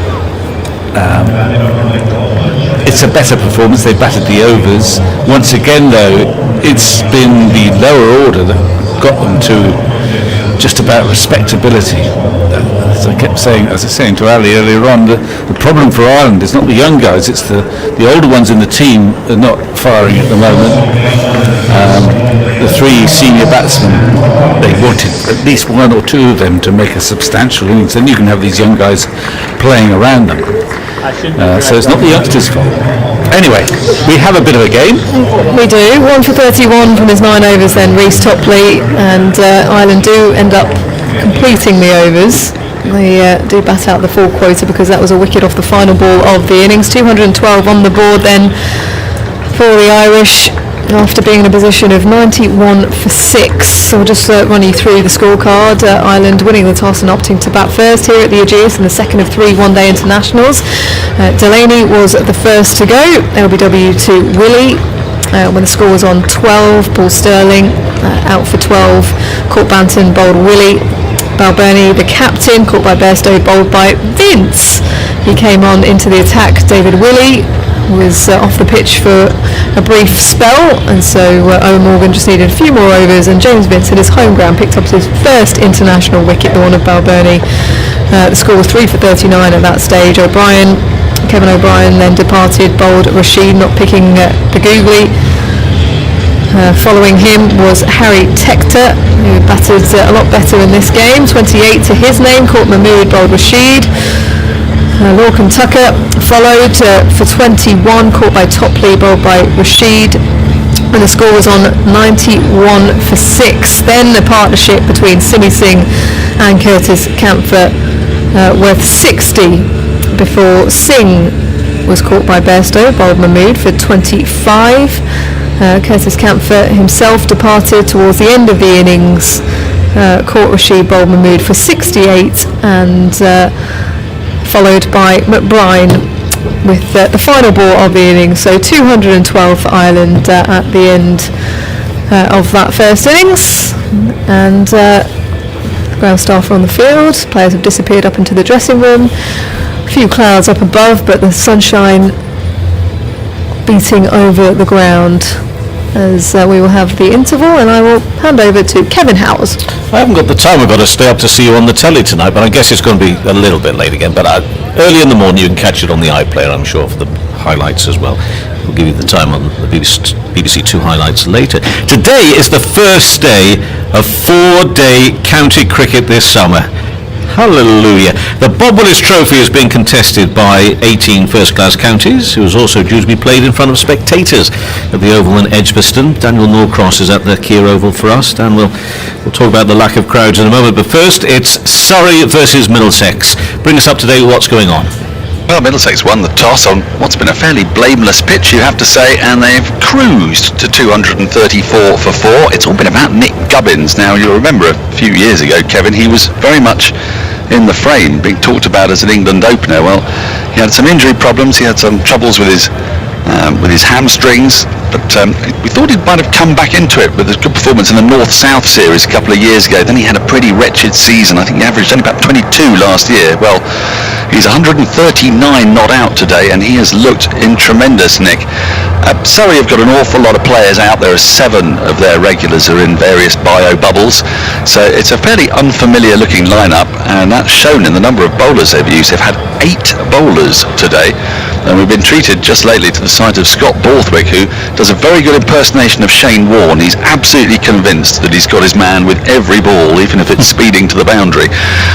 But I mean, it's been entertaining. It's a little bit strange, of course, because we're in the 84th over here, and with Middlesex 4 down and John Simpson relatively new to the crease, you might imagine they'd be looking to take a new ball, but you can't take the new ball in the Bob Willis Trophy until 90 overs have been bowled. There's also 90 overs in a day, so praise be, Kevin. I think we're going to finish on time. There's about 6.5 overs to go. Notice that for the warm-up matches, they rattled through their overs, so keen to get on the cricket field and keen to get a decent day in as well. All right, well, we mentioned this. There were supposed to be spectators with you today. That wasn't allowed to happen after the government's announcement yesterday. Have you been I presume you have, talking about that today at the ground? We've been talking about it a lot, and I spoke to Richard Gould about it, and I spoke to him yesterday about it as well. The moment we found out, it was so disappointing, because such a lot of effort and work had been put into it, and it's the ideal ground to try these things out. It's very large, there's plenty of opportunity for social distancing, and for it to have happened at such short notice was, I think, devastating for a lot of the people who have been involved in trying to make it happen. One thing I will say though, Kevin, and we didn't have people rock up. I mean, I was slightly worried that not necessarily everybody was glued to their phones and checking their emails, but somehow word has got out. So fair play to Surrey for that, because 2,500 people, you might have imagined, even 100 may have been here, been disappointed, but they haven't. So, it's not what we hoped it was going to be. But, it's still cricket, and I got the opportunity this morning to talk to Richard Gould, and I asked him, when did he find out this rather disappointing news? Yeah, it was relatively short notice. I've got a text from ECB at 22:12 with the Prime Minister. I think went on at 12:10. So from then, it was clear that it wasn't going to happen, and our priority was to make sure we could let people know. So we started drafting emails and profuse apologies. And I guess the major emotion is disappointment, isn't it? Yeah, definitely. We were lucky enough to host a trial on Sunday and Monday of the week just past, and we'd seen how well it had gone and how well people had received it, and the enjoyment that people had had. And so, we were, the next stage of the trial is to increase those numbers, and there's still a very valid reason for that to be done. It's just unfortunately it's not going to be this weekend. Obviously I know, hugely disappointed about it not happening for this match, but it means that a lot of that work has already been done, I guess, in the hope that another pilot could happen here. And how much time and effort does that take? It took 9 solid days really for all the staff that were involved, and we brought quite a lot of staff back off furlough also to help with this, particularly on the catering side, because the stewarding side aside, you have to make sure that all of our catering provision follows the appropriate guidelines, and that means opening up kiosks that haven't been open for 9 months and a little bit dusty. That involves, for example, cleaning 12,000 seats. So we've had a team of a dozen people in here for 2 days, wiping down all the seats. It's all those elements. It's quite a fascinating project for us, to be honest. Have you had any feedback from any of the 2,500 who you've had, not you've had to let down, but who have been let down by this? No, well, we feel that we've let them down because, you inject that degree of hope and promise, and something gets taken away.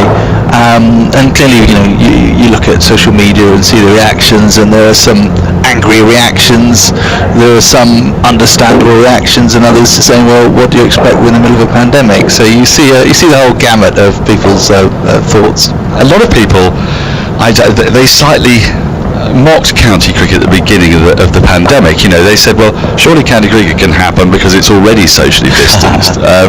It's a very easy jibe to make. Give me an idea of the volumes of people who contacted you. Firstly, for the 1,000 pilot that you got off the ground successfully, and then the 2,500 pilot here. Yeah, the friendly pilot was incredible.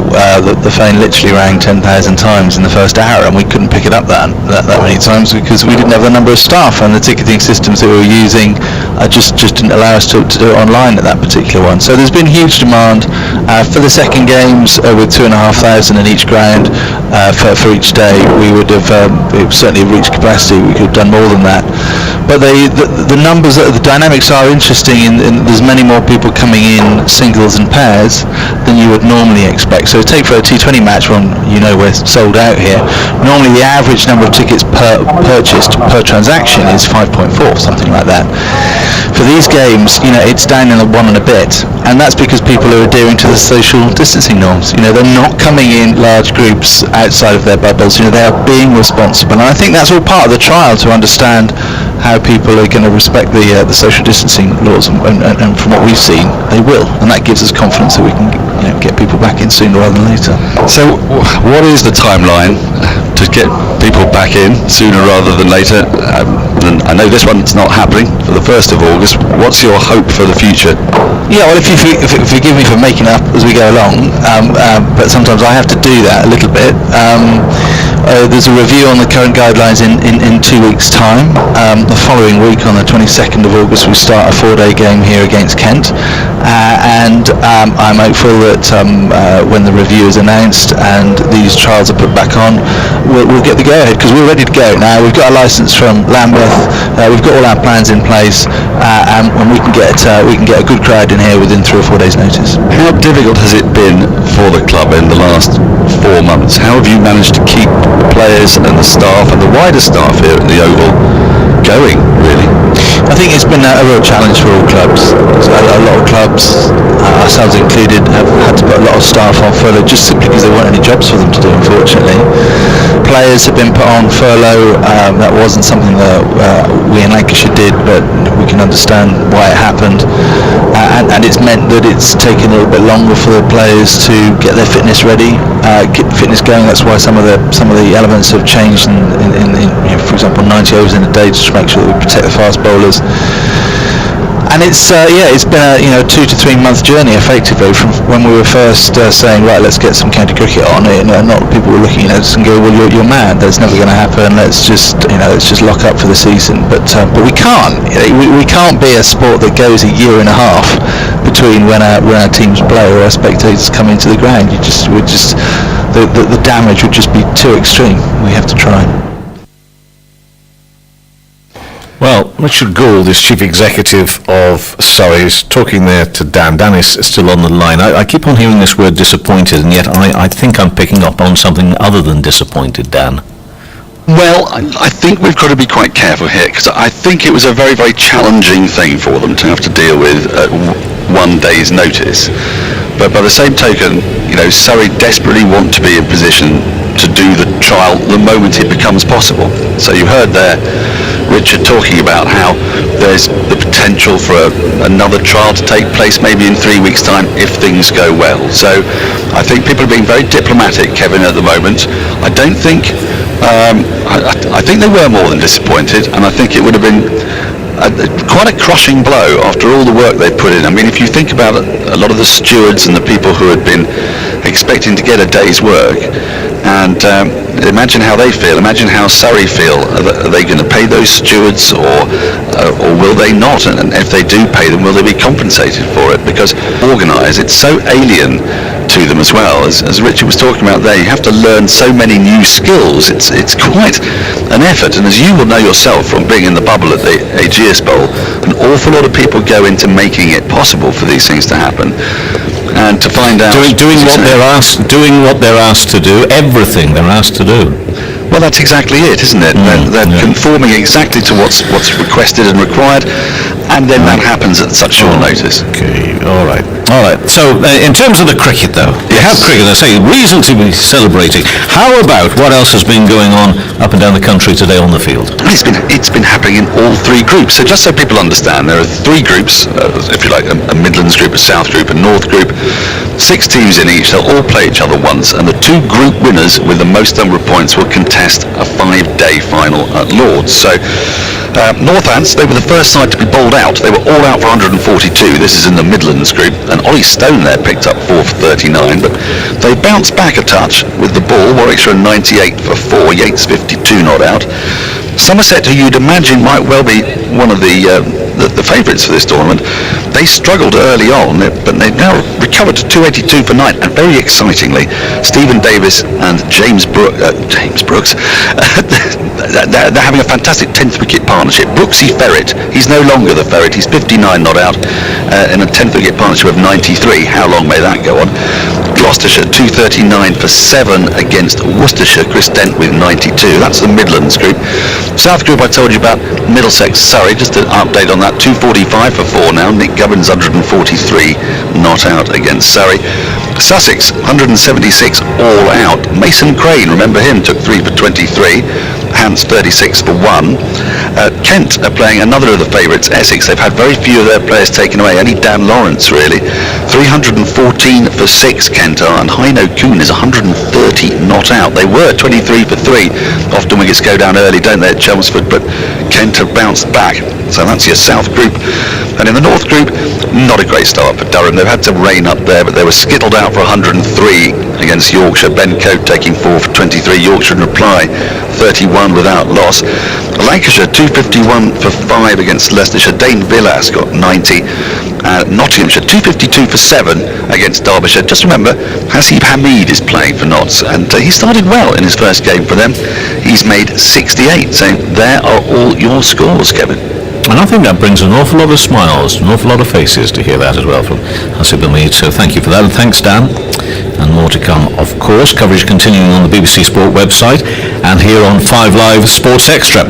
Over the next 3 days, what we've got more imminently for you, it will be the second part of the second one-day international between England and Ireland. Ireland scoring 212 for 9 off their 50 overs, very important. Curtis Camphor knock again, a 68. That means his 2 matches played for Ireland. He's got half centuries today, a career best 68. Terrific knock from him, so well done to him. 212 for 9. We'll see a resumption here in the next 15 minutes or so. And the highlights, well, they're on BBC One tonight at 10 to 11, so it's earlier. We don't have to stay up quite so late tonight, and it's after match of the day.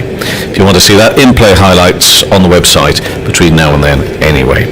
Okay, looking forward to this next bit. I just enjoy talking to Dan, of course, but on BBC Two tomorrow night, a chance for us all to see a fantastic cricket documentary film that you may have heard us talk about when it was shown in the cinemas last year as well. It's called The Edge, and it charts England's rise to the top of the Test rankings under coach Andy Flower and the captain Andrew Strauss, but then follows the breakup of the side afterwards. The documentary includes some very honest and revealing insights from members of that team, including here Matt Pryor and first Stephen Finn. The doctor would ask me, how's the bowling going? I just burst into tears. I was trying so hard to get it right and trying not to let myself down, I suppose.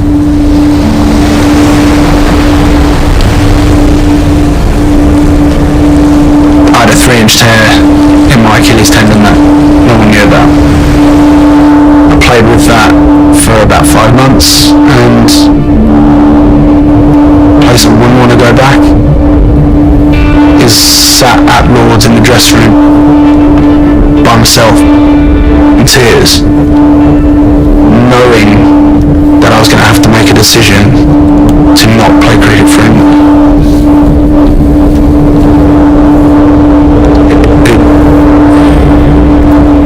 Just was awful and lonely. It's a very raw film, so often during which I think you may feel quite emotional, to say the very least. Director of the film is Barney Douglas. Barney, I've been racking my brains to think how many years ago did you and I first meet on a county cricket ground with you, one of the pioneers of cricket and digital videos and all that sort of thing at Sussex, and look at you now. Amazing. Terrific. It is. Hey mate, well done. Congratulations. Sort of back to front, the response you've had to this film has been amazing. You must be so chuffed. Yeah, really delighted, obviously for the film, also for the players as well, because it took some guts to be as brave as they were and as honest. And the fact that everyone's responded, this really seems to have touched quite a lot of people in this country in particular, and that's been the most pleasing aspect of it, really. I think we wanted to say something that was more than just about cricket, and hopefully we've done that, yeah. You say guts on their part, and yet looking at the film and then looking at some of the reaction from the players themselves afterwards, it's almost a feeling as though they're pleased to have got, if you like, the whole story out there. Do you share that feeling? Yeah, I think it was quite therapeutic for a lot of the guys, and when we got back together for the premiere last year, it was kind of one of the first time they'd all been together for quite some time, and I do feel like that with a bit of distance they were able to look back and kind of reflect on those times, both good and bad, with a lot more balance probably, and then move on with the next phases of their life really. So I do think that overall they've definitely found it a pretty enjoyable experience, and it's always good when it touches other people as well, which is what it seems to have done. The reason that the players allowed you to sort of tell this story is because, the word I hear time and time again, is because they trusted you. Just explain to those that don't know why they got to trust you, what your job was at one time in getting to know these lads.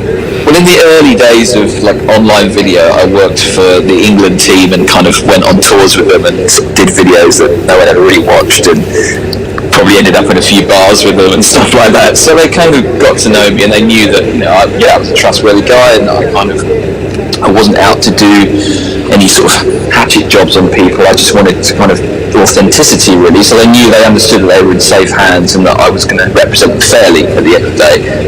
So that was a really good sort of head start for me, and definitely made it a better film. So I think that was the key in getting them all together and to kind of speak again on camera about kind of traumatic times in their lives, but also brilliant times as well. I mean, the clips you played are obviously emotive and quite dark, but there was also a lot of fun along the way. There's some great victories and all that kind of stuff. Were you clear about the story you wanted to tell, or was there an element of it that actually developed in a way that you might not have fully appreciated when you set out to tell this story?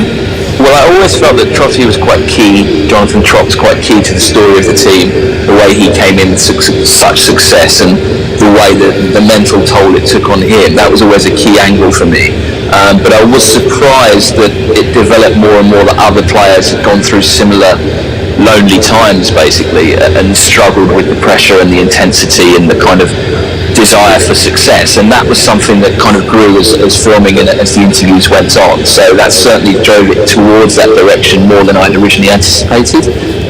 But Trotty in particular was always somebody that I wanted to focus on with the human element in mind.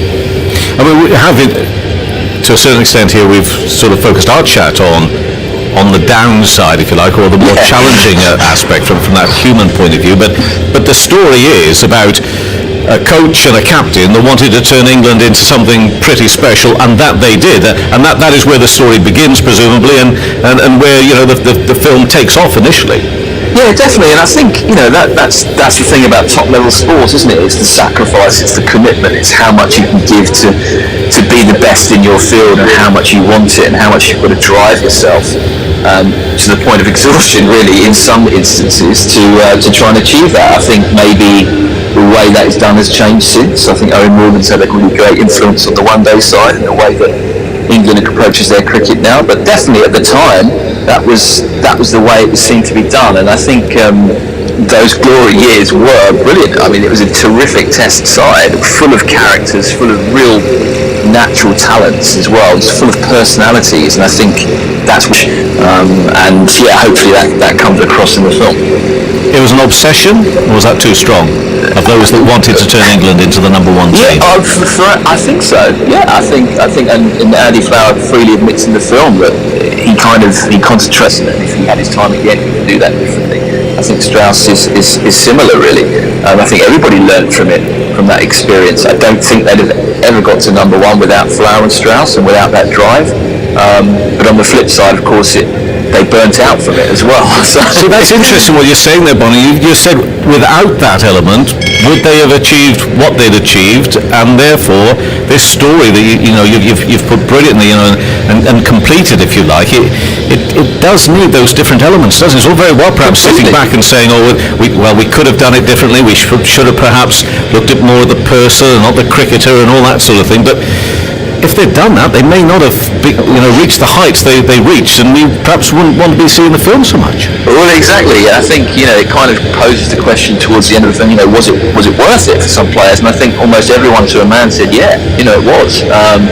And if they'd had their time again, they'd do it all again. So I think that tells the story, and I think the kind of emotions of the fact that nothing is black and white, is it? It's the kind of grey areas that are always really, really interesting for us, and the kind of pressures that they were under, but also how much joy it would bring them in down occasions as well, and to reach the top you sometimes have to sacrifice, and that's what that team really did. And at the time, of course, you were seeing this firsthand. When you look back on those times, do you look back and think, well, at the time I thought you were pushing yourselves a bit too much, or did you sort of buy into it, so to speak, and think, well, this is the way it is? Yeah, I bought into it massively. I mean, I think it's one of these things. I kind of liken it to the tide, really. It kind of creeps up on you before you know it, and then the tide's in or the tide's out, and I kind of feel like that happened with that team. The toll slowly crept up on players, because they were a terrific side. They produced some of the best England cricket that I'd seen in my lifetime, and I loved being on tour with the guys, and I loved watching them play, and I loved the success that England were achieving, and it was obvious that they were being driven hard. And I think particularly on that last tour in Australia 2013, there was a change, definitely. It felt like it was starting to affect people away from the sport, and that was the first time I started to really feel a kind of atmosphere around the squad for me, and I guess the wheels came off a lot quicker than anyone really anticipated. Well, that's interesting. Down in front of me now, here at the Ageas Bowl, I'm looking down at one of the TV commentators. His name is Kevin Peterson. And it draws me towards talking about relationships within the team, that sort of rivalries, within the dressing room. I presume that is featured quite heavily in your film.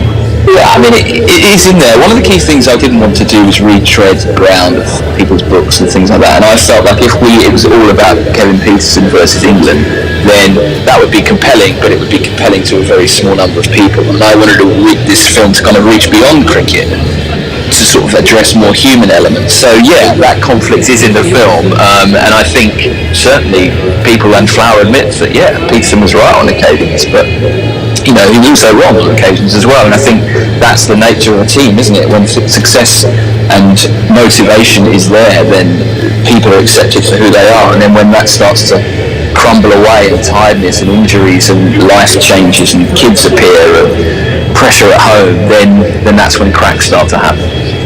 You're far more gifted and creative than ever I'll be, but there is one thing that we share, I think, and that is the idea, of course, it's the idea of trying to open up this wonderful game of cricket to people who actually don't get it. Mark Commode, who of course is the business when it comes to reviewing films and documentaries, and I imagine you were so chuffed when he said He was totally gripped by this, and he neither knows nor cares about cricket. When you had that review, that must have been, you must have thought, I'll take that.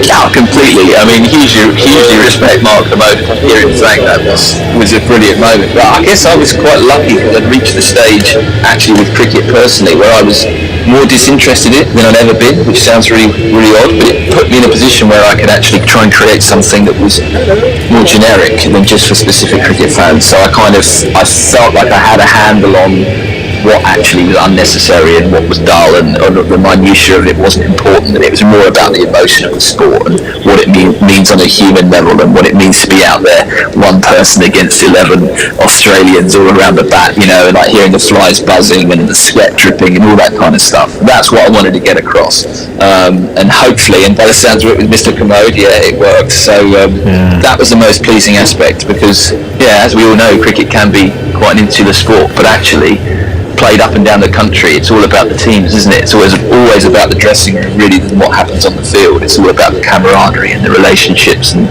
I think cricket, just briefly, Barney, do you agree? Yeah. I think that cricket, more than any other sport, opens up characters and humanity within the game of sport. I really cannot think of another sport that does that. I can't explain why, but I can't think of one. Well, I think there's a lot of time, isn't there, in cricket? There's time for people to do nothing.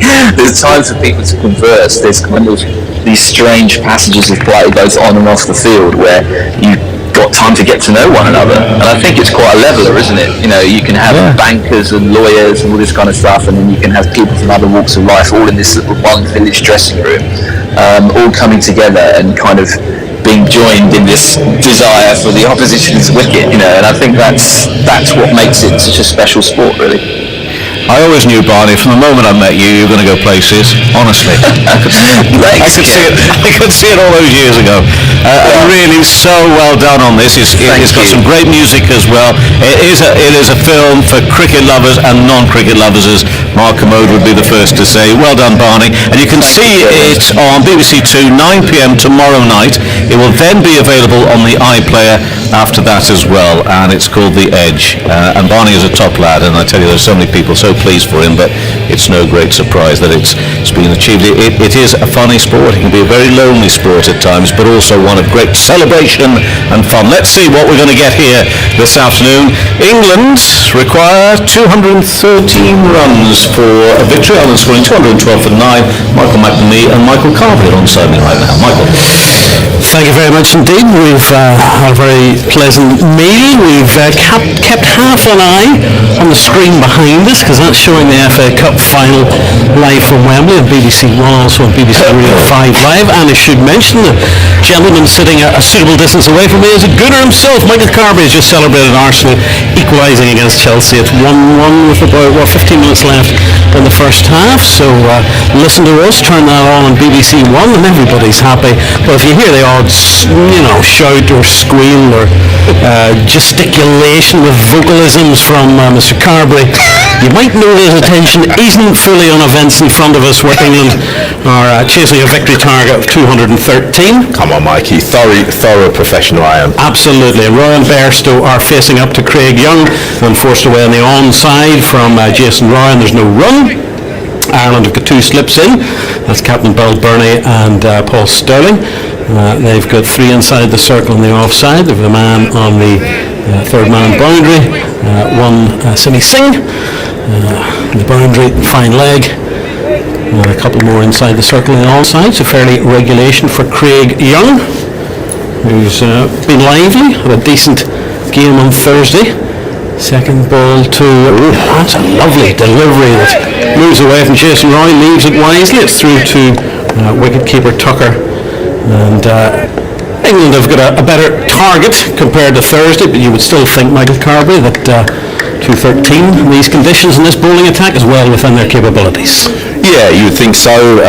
Probably not enough, but it's competitive. There's some fragile minds in that England team. Jason Roy, one of those, didn't get a score last game. Of course, Roy was out to, and is he out again? Yes, he is out to the same man. He was out to Young on Thursday, and he's just scooped his third ball straight to the man at extra cover. Shocking start for England. They're not for one. As I was saying, Jason Roy needed a score. Not meaning to laugh, but yeah, it was just a very sloppy shot. Third ball, I mean, not really having a look. And this is the problem Jason Roy sometimes faces when the ball is moving around. He does struggle at times. He didn't look all at ease with the wicket the last game, and Craig Young's picked him up again for the second consecutive time. So yeah, great start for Ireland. It's just what they would have been talking about in their team huddle, about trying to make early inroads, use that new ball, get these England batsmen, get them coming forward. A lot of them like to hang back, get them coming forward on this slower pitch with a little bit of seam movement. Who knows? Well, there you are. It was a dive, or no catch taken, well taken by Gareth Delaney. The lights are on here at Southampton, and they're shining on the next man in, who I think is James Vince, 25 on Thursday. The other of Young's victims, Young taking 2 for 56 2 days ago. And Jason Roy is out for a 3-ball duck. Certainly not the start England were hoping for or expecting. And another man under pressure. You feel James Vince probably needs a score in this series to keep his name in and around the England fold. We'll see this as a great opportunity. He's got pretty much all 50 overs to bat. He looked in good touch the last game, gets scoring 25 before feathering one outside off stump. But a key moment for him. Still 1-1, Michael. Good lad. The screen here is at such a difficult. We need a series of mirrors so it'll suddenly appear just below us here. Sometimes it's better not to watch, mate. Oh, listen, I'm a Villa fan, I know all about that. So here goes Young into the new man Vince down the leg side, taken by Tucker, signalled as a wide, and England are off the mark. Oh, got a whippy action, slinging action, and we're seeing a replay of Roy. You had to reach for that one. Yeah, not a great shot from Jason Roy in the circumstances. He threw the bat up in the air in the manner of a club player, club number 10, who's just scooped it straight up in the air. James Vince, something he doesn't like, or there's a wasp or a bee or something disturbing him, because he backs away, does a little stretch. And Craig Young with that distinctive, looks like a little bit of orange towel sticking out the back of his trousers, moves back to his mark. There's a red-headed tinge to Craig Young's hair, and he's up now to bowl to Vince. 2 slips in. Young is up and forced out in the offside by the batsman. And it does a wicket in the first over like that. It just gives the fielding side that little bit more of an oomph, a little bit more of a spring to their step, and it's what Ireland need defending a relatively small total. Absolutely. Yeah, again, symptomatic of this new era of positive, aggressive batting, wanting to go pretty much from ball one, but you'd say in that circumstance it's certainly worth giving yourself a look. Young into Vince, leaves that one outside the off stump, taken baseball style by Larkin Tucker. And there'll be plenty of chat amongst this young Irish side. It was encouraging to see on Thursday that ring of fielders in the offside, all fellas in their early 20s. You think an athletic fielding side. Two of the older hands are in the slips. That's right. That's where they should be, yes. As it should be. We saw William Porterfield having to come on as Barry McCarthy's replacement Thursday and do an awful lot of running around the boundary. Last ball of the opening over by Vince. So high drama for Craig Young. Jason Roy back in the hutch after 3 balls. England 1 for 1 after 1 over. Just the start Ireland would have wanted. Early wicket, danger man Jason Roy chasing a wide one, spooning it to cover. Not a great start, not the start England would have wanted. I'm sure Morgan would have wanted one of his more experienced batsmen to spend some time in the middle. Bear in mind that one of these two would have missed out on the last game, but great bowling again from Young. He's held that line just outside of stump and a little bit of luck, and could be an interesting game. Commentary in this game between England and Ireland continues on 5 Live Sports Extra, the website, and on the other usual outlets, but on BBC Radio 4 Longwave, it's time for the shipping forecast.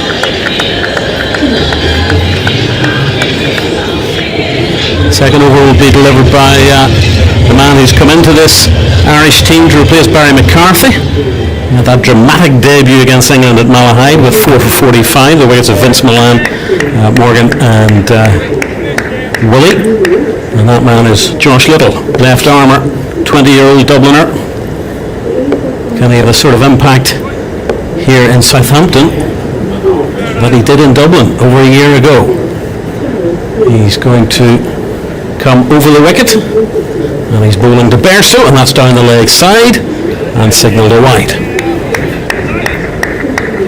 Johnny Bairstow on Thursday was out LBW to Andy McBride on review, a very smartly and intelligently taken review by Ireland for just 2 runs. And remember on Tuesday, a wee bit of a wobble when England were 78 for 4, but that big partnership between Billings and Morgan saw them home, and really all they need today is 1 or 2 similar partnerships, and it should be relatively easy work. And Young, his hair cut very short indeed, bowls again, and Bairstow defends, and there's no run. Seems like he's getting a little bit of movement back into the right-hander, Josh Little, as you'd expect from most left-armers. Gets quite tight into the stumps. You're looking to target Johnny Bairstow. He's had a little issue getting bowled in the past. He's got 2 slips in, Josh Little, powerfully built man, 82 on his back, and he's in, and Bairstow leaves that one outside the off stump and through to wicket-keeper Bairstow. The lights are on, the sky is getting a little bit blue-grey, hanging high over the west stand, away to our right.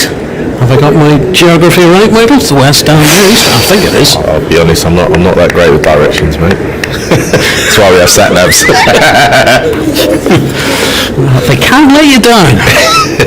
They can't let you down. Little's in. Bairstow, bat raised, drives. It's a chase for Simi Singh.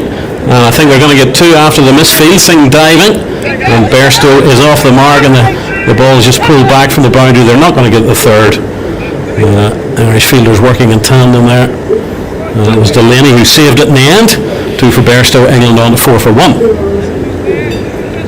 Yeah, Josh Little just getting that one a little bit wrong, a little bit wide. Can't really afford to give someone like Johnny Bairstow too much width.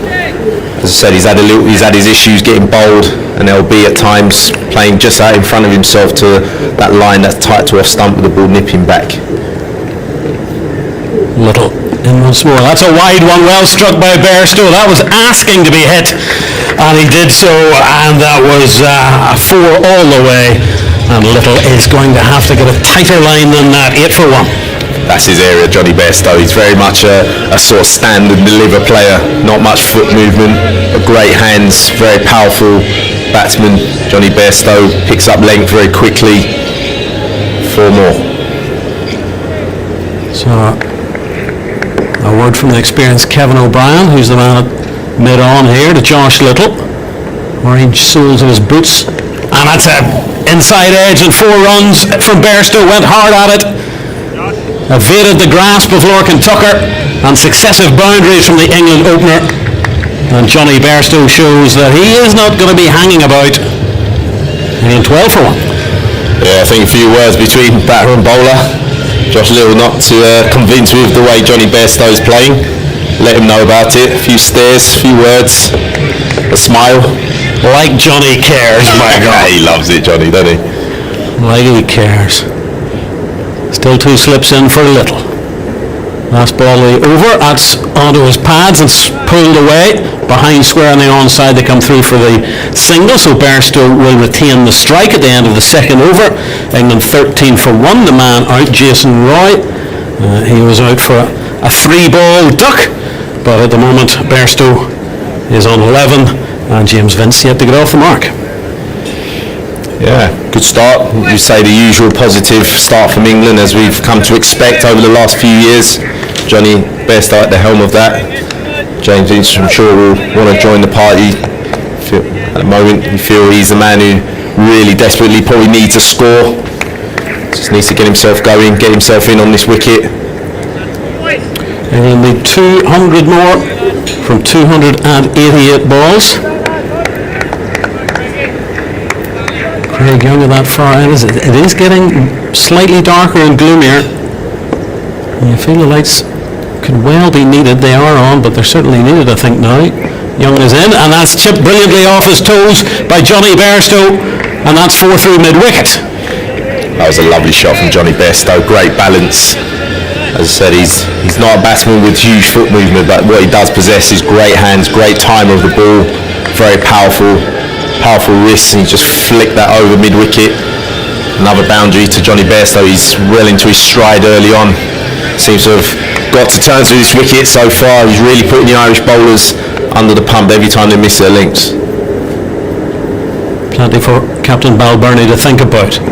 Bairstow drives once more. It's half stopped by the bowler. A little knot of Irish fielders rush around towards the ball, but eventually it's the experienced Kevin O'Brien there at mid-on who stops it. There's no run.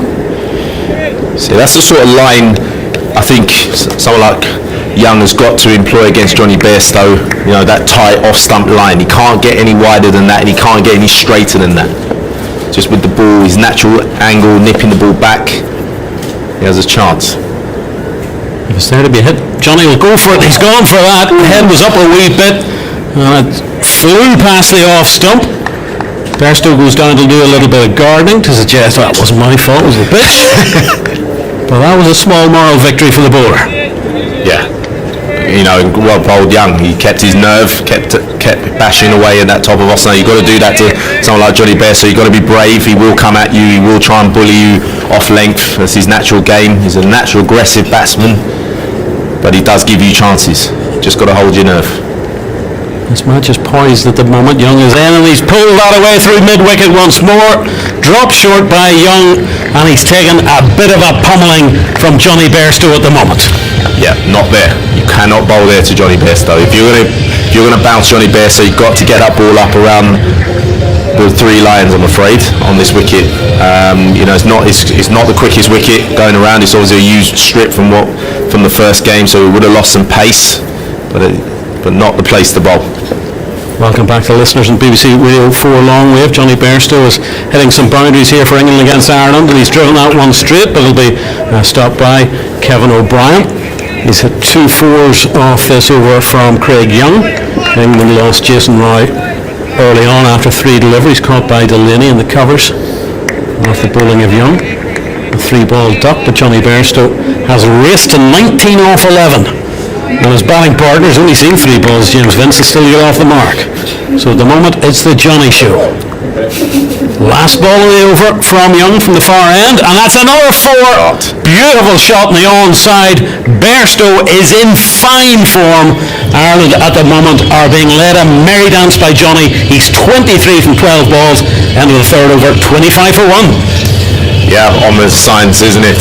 Johnny Bairstow, he's well into his stride now. Just punishing Young. Didn't do too much wrong in fairness, probably just got the ball slightly over-pitched. So saw good batting surfaces, and Johnny Bairstow just hitting through the line, making it very difficult for these Irish bowlers to settle in on any sort of line and length. Last minute of the first half in the FA Cup, still Arsenal 1, Chelsea 1. Coverage continues on BBC Radio 5 Live and BBC 1. Here England are chasing 213 to win the series. But remember, they're qualifying World Cup qualifying points for all the matches, so that they will win the series 3-0. And it's Josh Little coming into bowl. And a rare opportunity for James Vince to get back to ball, which he does so, and doesn't time it to Kevin O'Brien at mid-off. Still 2 slips for Ireland.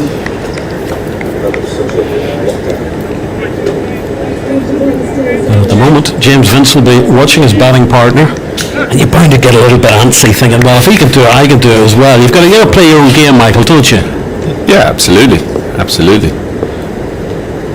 Vince with bat raised, waiting for Little. That's dropped short and that's swung away, and that'll be 4 runs for James Vince, and he's going to be feeling a lot better about life after that.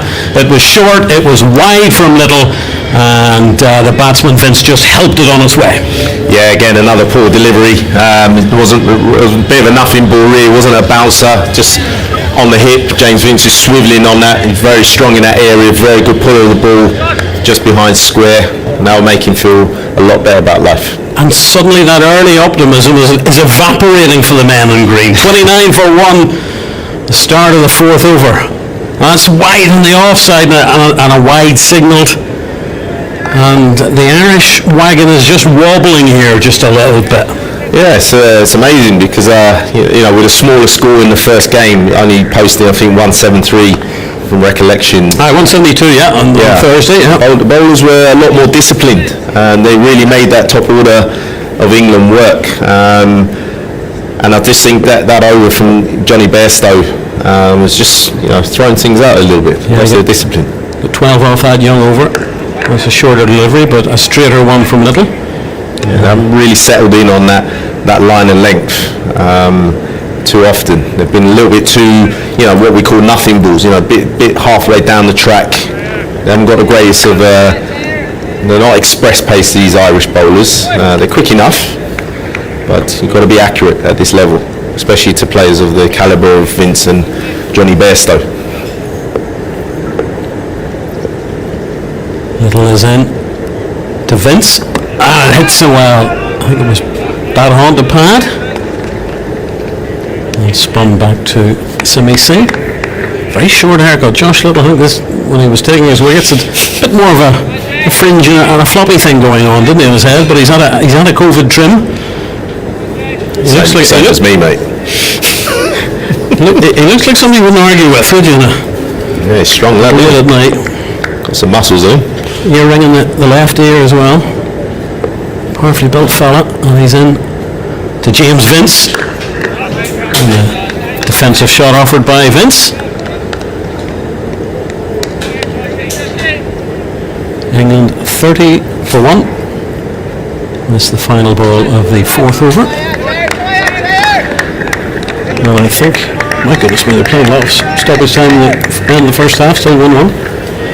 I'm trying not to look for it. You're not trying to avoid the result in a likely lad style, are you, Michael? Hey, I'll spend most of the season behind the sofa, mate. Don't worry. You think you've got problems. Little into Vince, and again on the back foot, defensive shot, no run. So that was better, just the one boundary off that over from Josh Little. At the end of the 4th over, and chasing 213 for victory in the 2nd Royal London One-Day International at the Ageas Bowl in Southampton. England 30 for 1. And the man doing all the damage is Johnny Bairstow. He's on 23 from 12 deliveries. And James Vince is 4 off 9.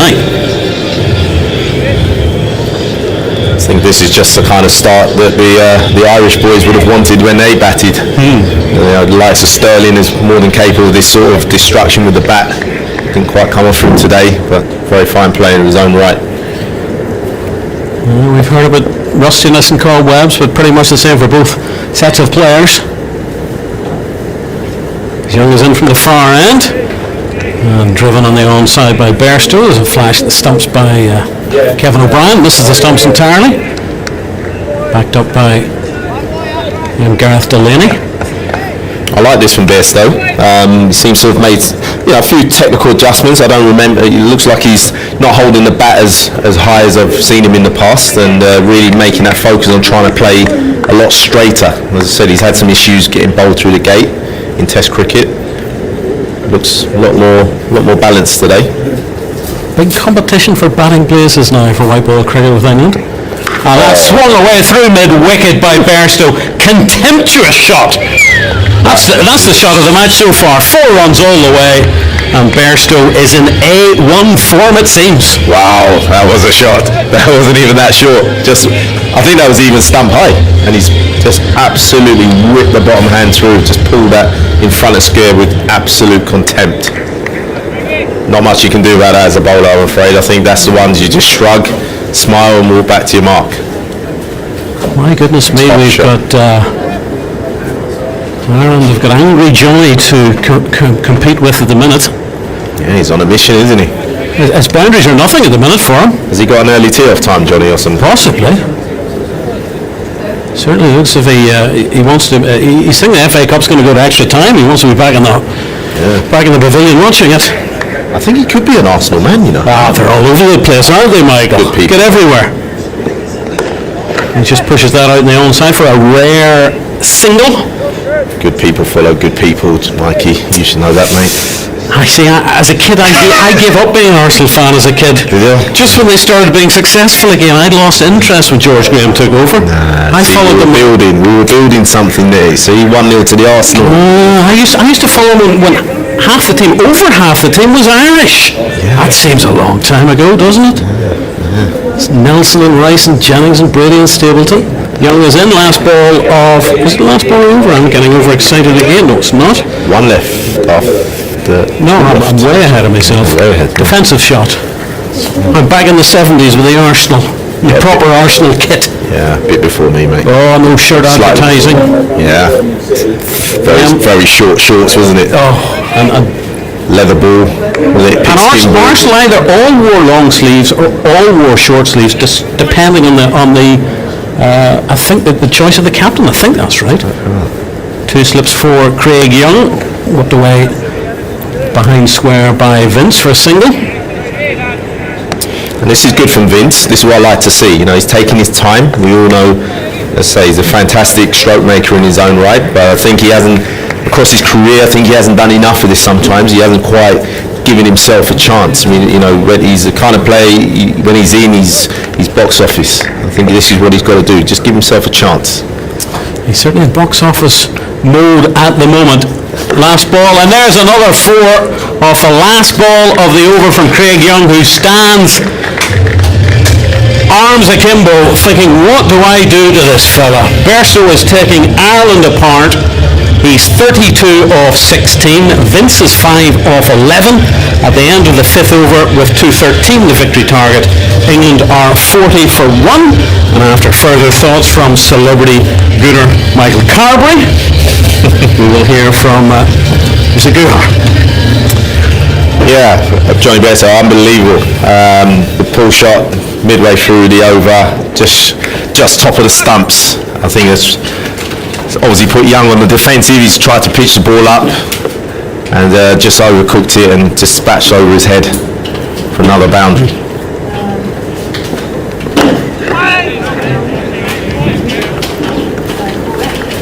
As Josh Little now seems to have got an idea now of where to bowl, settling into James Vince, who's, I suppose, playing the second anchor role in this partnership, while Johnny Bairstow has gone off on a train at the moment.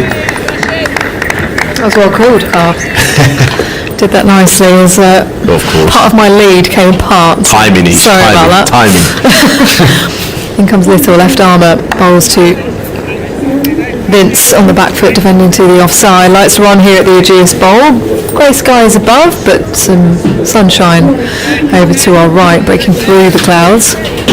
Vince looked super classy and elegant in that opening game before he was dismissed. 32 then for Bairstow off 16 deliveries.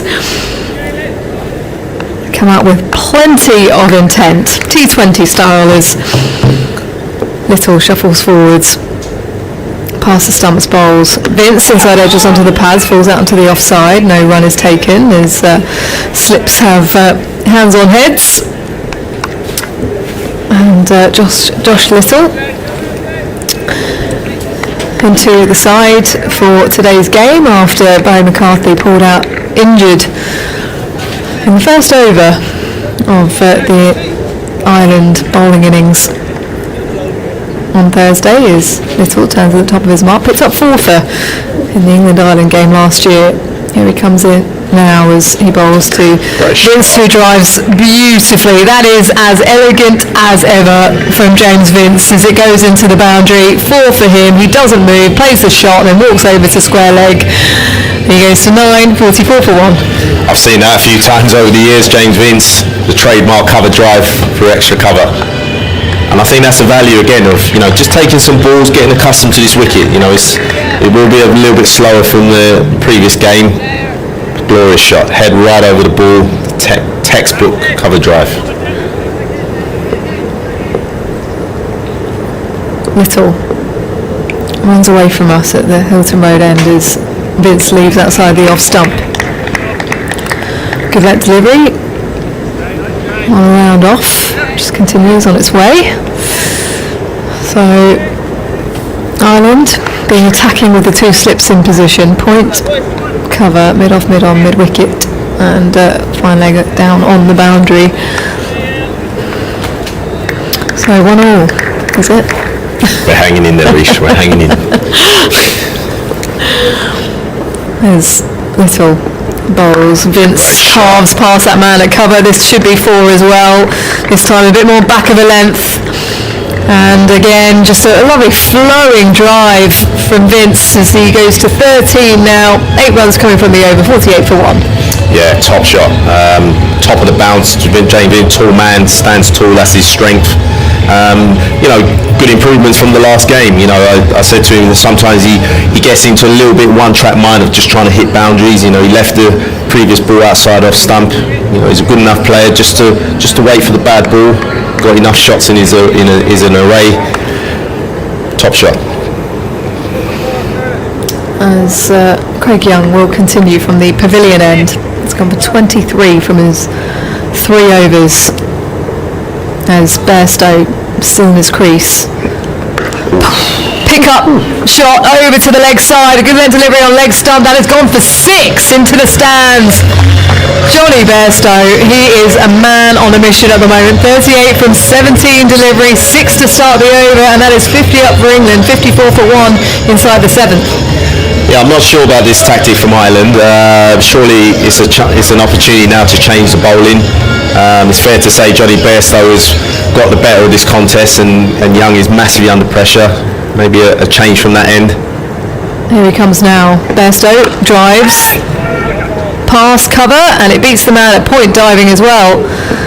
As they will have to chase after the ball to the boundary. They picked up 2 in the meantime, have England, as Bairstow will casually come back for the 3rd, and the throw comes in. So 3 takes them to 57 for 1. Bairstow to 41 off 18.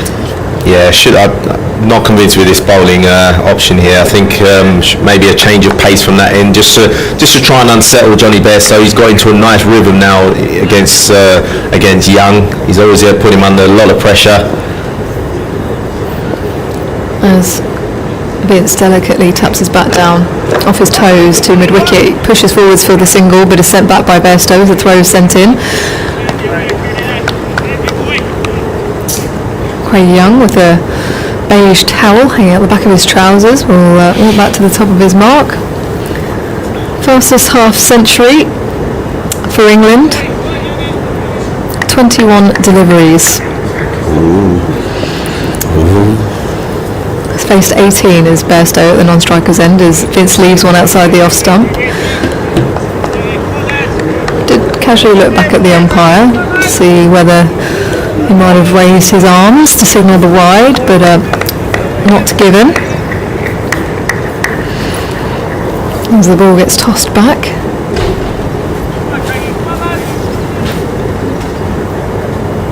Young comes in then. Arms pumping, bowls. Vince drives back past the bowler to mid-off, and no run is taken. Just hit the bottom part of the bat there. Vince. As Michael Carberry is going to step out and go and check the score now. He's had an eye on it all innings as Young, tall in frame, it's past the umpire to Vince, who guides past point out to their man boundary. Josh Little down there collects the ball about 10 metres off the rope as they'll come back for 2 at the end of the over. Then 59 for 1. 7 overs have been bowled. England need 154 from 258 deliveries here at the Ageas Bowl to win their 2nd one-day international of this 3-match series. 11 runs coming from that last over. And they got out the blocks quickly. Jason Roy, the only man to fall. He was out dismissed, caught in the covers, looking to chase after a wide one outside the off stump, and was dismissed, much to his dismay, as we're going to have a change of bowling. On will come the off spinner, Andy McBride. Bowled a few overs in the power play in that first game, purely because McCarthy had gone off injured. But here he comes now in the 8th over. Bairstow was on 41 off 18 deliveries then, the record of 21. Vince at the other end on 15 of 21 as Andy McBride goes through a few warm-up deliveries to mid-off. Simi Singh position there, glasses on his cap as he tosses the ball back. Bright green shoes that he's wearing as well, Simi Singh, as he offers a few words of encouragement. Here comes McBride then. As in will come Timar Mills. He's got a man out at deep mid-wicket and long on. McBride as he goes back to the top of his mark. Start again, here we go, he bowls. And Bairstow launches him back down the ground. Is that a flush 6? It goes into the advertising sponge, but I think they might have to check that. As he has been defiant as ever, Johnny Bairstow, first ball, and he's laid into the off spinner. He means business here at the Ageas Bowl. Does England's opener, as Alex Wolff has just signalled to get that checked out. It is a 4 by probably only a few millimetres, as McBride goes again. A little skip before he bowls. Bairstow defending, looking to push that leg side, but then had to stop in his tracks as just held in the wicket. Brian has the ball back with him as Bairstow crouches, bat tap, now still advances again, and this time he's hit it even longer, it to the same area, up and over, long off. This time it is a 6, and that is definite as he signals for 50. And it's the equal fastest 50 for an England player, 51 from 21 deliveries. Johnny Bairstow, 8 4s and 2 6s in amongst that with a strike rate of 242. England go to 69 for 1 in the 8th over. This has been the one-day cricket we've been used to seeing from England the last few years. Johnny Bairstow's had the bit between his teeth all innings. He's come out all guns blazing, taking a real liking to Craig Young, and now the off-spin of Andy McBride. McBride took his wicket in the first ODI, LBW, with Bairstow just prodding forward. None of that today. Johnny Bairstow's coming at the off-spinner. Excellent innings so far, 8 4s and 2 6s. Bairstow advances again this time, pushes too long on as McBride is on the chase, collects the ball as he swivels on the ground, and Bairstow will go to 52, 70 for 1 then. England needing 143 more. As Vince just takes a look at the pitch. Such a destructive player. Johnny Bairstow saw him quite a lot in the IPL last year, batting with David Warner, as Vince is on the back foot, guiding that out too long on, wristily, comes through for 1. Just says, I'm going to hand the strike back to you, Johnny, because you're in full flow. 12 runs then from this over, 1 ball left, 71 for 1. Yeah, like that partnership with David Warner, one thing that struck me was how fit they were. The heat of India, they were running like you wouldn't believe in between the wickets, as well as clearing the ropes with ease. As McBride bowls a bit flatter and shorter as Bairstow works it to mid-wicket. No run at the end of the over then. 8 overs have been bowled here in the second inning. 71 for 1, Ireland making 212 in their 50 overs. And England are 71 for 1, requiring 142 now. And with the batting lineup as it is, you would think that they should do this at a canter, but can Ireland produce something? Can they break this partnership? Can they remove Bairstow? He is a danger man at the moment. Yeah, they need to remove Johnny Bairstow very quickly if they stand any chance of winning this game. See another bowling change, I think. It's going to be Curtis Camphor, if my eyes don't deceive me. Yes, you're right. After his brilliant performance, second brilliant performance with the bat in as many games. His international career is going to hopefully come and do a job with the ball. Good to see Ireland attacking. They've got 2 slips into James Vince, so know that they still need wickets if they are to stand a chance of not losing this series 2-0. Going back behind, sorry. Camphor bowls to Vince, who misses one down the leg side. Looking to flick it leg side. And it's stopped by Tucker diving to his left. 68 from 87 deliveries, Curtis Camphor in the first innings. Again having to navigate his side out of a tricky spot as he hustles forwards now. Bowls. Vince guides to point, no run. Lights on here at the Ageas bowl. Very low, the lights here. And grey skies in the distance behind the trees as Camphor makes the walk back to the top of his mark. 2 slips in position for him. As he comes in again now, fiercely bowls. Vince drives to cover, no run. So a period of quiet in this innings. 3 dot balls, Timar. You haven't seen that so far. James Vince, I don't want to say struggling, but obviously not as free-flowing as Johnny Bairstow. Vince is 16 not out, faced 25 balls. Johnny Bairstow striking at 226 for his 52, so chalk and cheese slightly, but no real concern for England's number 3, James Vince. Vince bowled!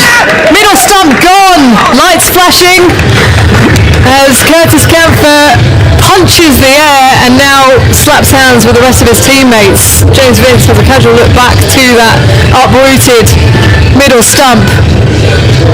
And just as you were saying, Timar, Vince goes for 16. Just as I say, no real worry for James Vince. He loses his middle stump. It's a really good delivery from Curtis Camphor.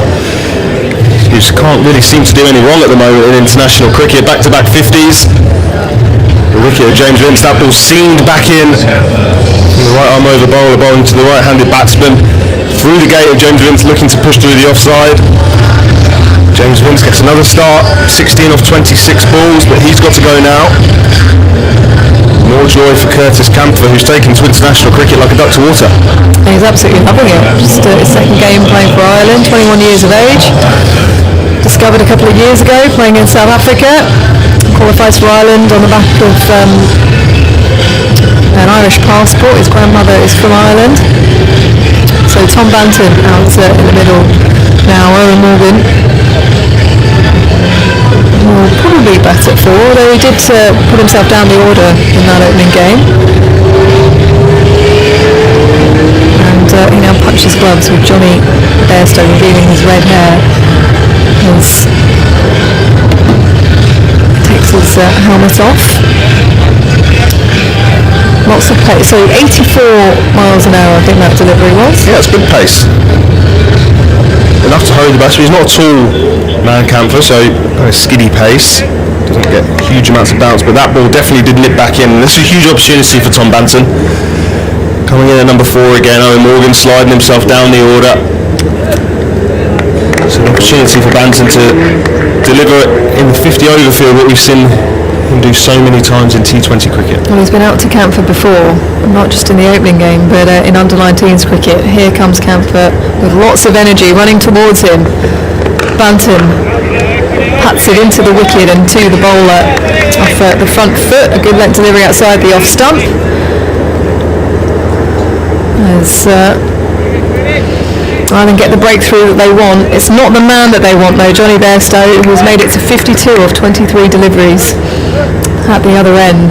But a bit of respite for what was all-out attack from him. Camphor bowls, Banton drives, parried up by cover, diving to his left, and point does the rest in throwing the ball in. So wicket maiden in the 9th over, 71 for 2. England need 142 from 4 41 overs, best over 52, and Banton yet to get off the mark. A few words from you, Timal. And it'll be Kevin Howes. Curtis Camphor started his international career with such aplomb. I'm sure England might be seeing if there's an English passport in there somewhere down the line. But no, Ireland look like they've got a real player here. Camphor, both with bat and ball. Shrewd acquisition from head coach Graham Ford to bring him over from South Africa. Repaying the faith straight away. Player they can certainly build around for the future, no matter what happens in this series. The off spinner is going to continue. He comes in. Ball's nudged out to the man at the deep mid-wicket boundary, and there'll be one run. Now stop it, just stop it. First you're trying to take my county scoreboard off me, now you're trying to take the commentary off me, just because I couldn't plug myself in quickly. I was just picking up, just helping you out. Jason Gillespie's on. What's he been like over the last 48 hours? Well, he's been a bit sloppy actually, Jason. I think you're going to have to give him a few extra yards of training tomorrow. I'll be there, don't worry. 14 wickets at Hove today. Here at the Ageas bowl, next to Louis, leaning back and thumping that one into the offside for no run is Banton. 72 for 2 is the score in the 10th over. This next ball is worked around to the onside by McBride. He's bowling in his second over. England needing 140 from here, 243 balls, all under control still, despite the very early loss of Jason Roy. And then Vince, bowled, I need to say he was bowled this time, okay everybody, for 16. McBride, about to bowl to Johnny Bairstow. Bairstow just wanted to get on with it tonight. He's 53, he swipes that again through the cap, through mid-wicket. He's in his determined mood, is Johnny, tonight, and unfortunately from an Ireland point of view, they're being made to pay for it as well. That's the 12th for 4. We've seen a couple of sixes this evening in this England innings as well. Takes it up to 77 for 2. 2 balls left of the 10th over. Yeah, you get the feeling Johnny Bairstow doesn't want to waste this last over of the power play. Only 2 fielders, of course, allowed outside of the 30-yard circle. McBride again with his spin. In bowls, John has to just content himself with pushing that back up to the bowler. Well, the floodlights are on. It looks pretty ominous cloud-wise behind the trees there, far left. However, right-hand side, sun is shining very brightly, right in our faces. Pushed up towards mid-off, but doesn't get past the fielder, so there will be no run. The end of that over, from which 6 runs came, including that boundary, so 10 over 77 for 2 is the score. Timar Mills, North Sussex, preparing for T20, which is not too far off. We're on August the 1st. Yeah, competition starts August the 27th. Yep, indeed. So under a month now, which is exciting.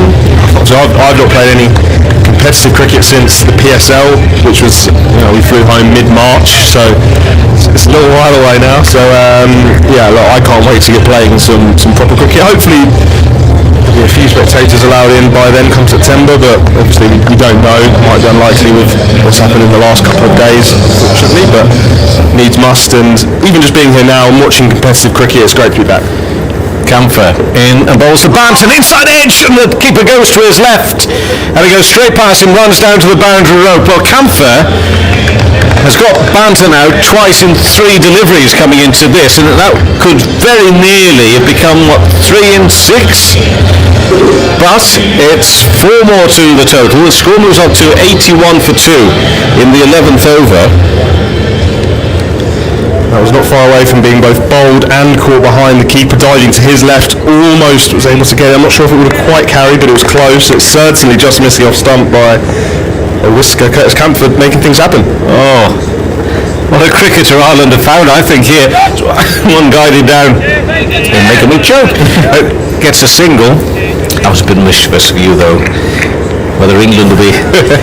but on the quality we've seen, it looks very good. An exciting cricketer. Yeah, and that's great. I'm sure, just looking forward into future years, he's only 21, Ireland will be desperate to find some player just to build around for the next 3, 5, 7 years.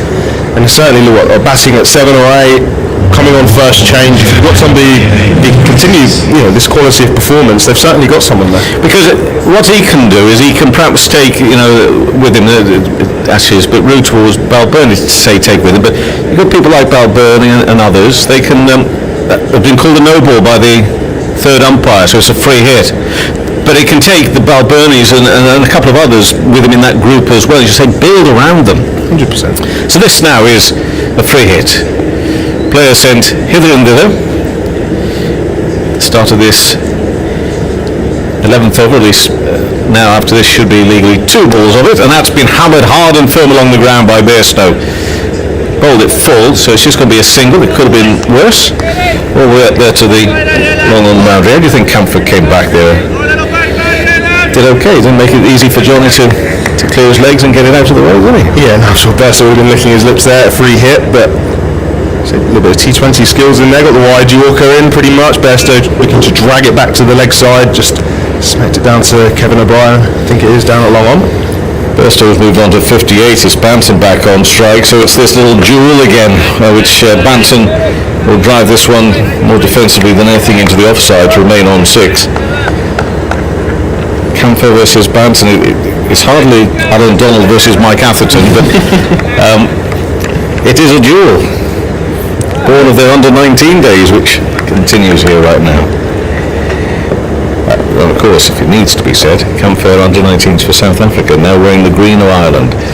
Right, I'm in and bowls and drill. That's a lovely shot from Banton. On the onside of straight, flies along the ground. It's a boundary, and Banton moves to 10 and takes the score up to 88 for 2. 2 balls left to the 11th over. Yeah, it's a really nice shot from Tom Banton. Ball angling into off stump. Just plays a classical on drive. Back past the Johnny Bairstow, back past the umpire. Runs away from us. It's the boundary for 4. Next delivery, back in towards Banton this time. It'll be a slower ball. Fastest England ODI hundreds. We'll keep an eye on this. What's Bairstow now? 58 off 28 balls. Josh Butler with a 46 ball century in Dubai against Pakistan. Josh Butler with a 50 ball century against Pakistan in Southampton. And that was last year. Next ball, Bolton Banton. Can't get it past backward points, so the shouted no from either Banton or Bairstow. But it's the end of that over, so Camphor's bowled 2 overs, 1 maiden, 1 for 11. 88 for 2 after 11 overs. England need 125 more from 234 deliveries.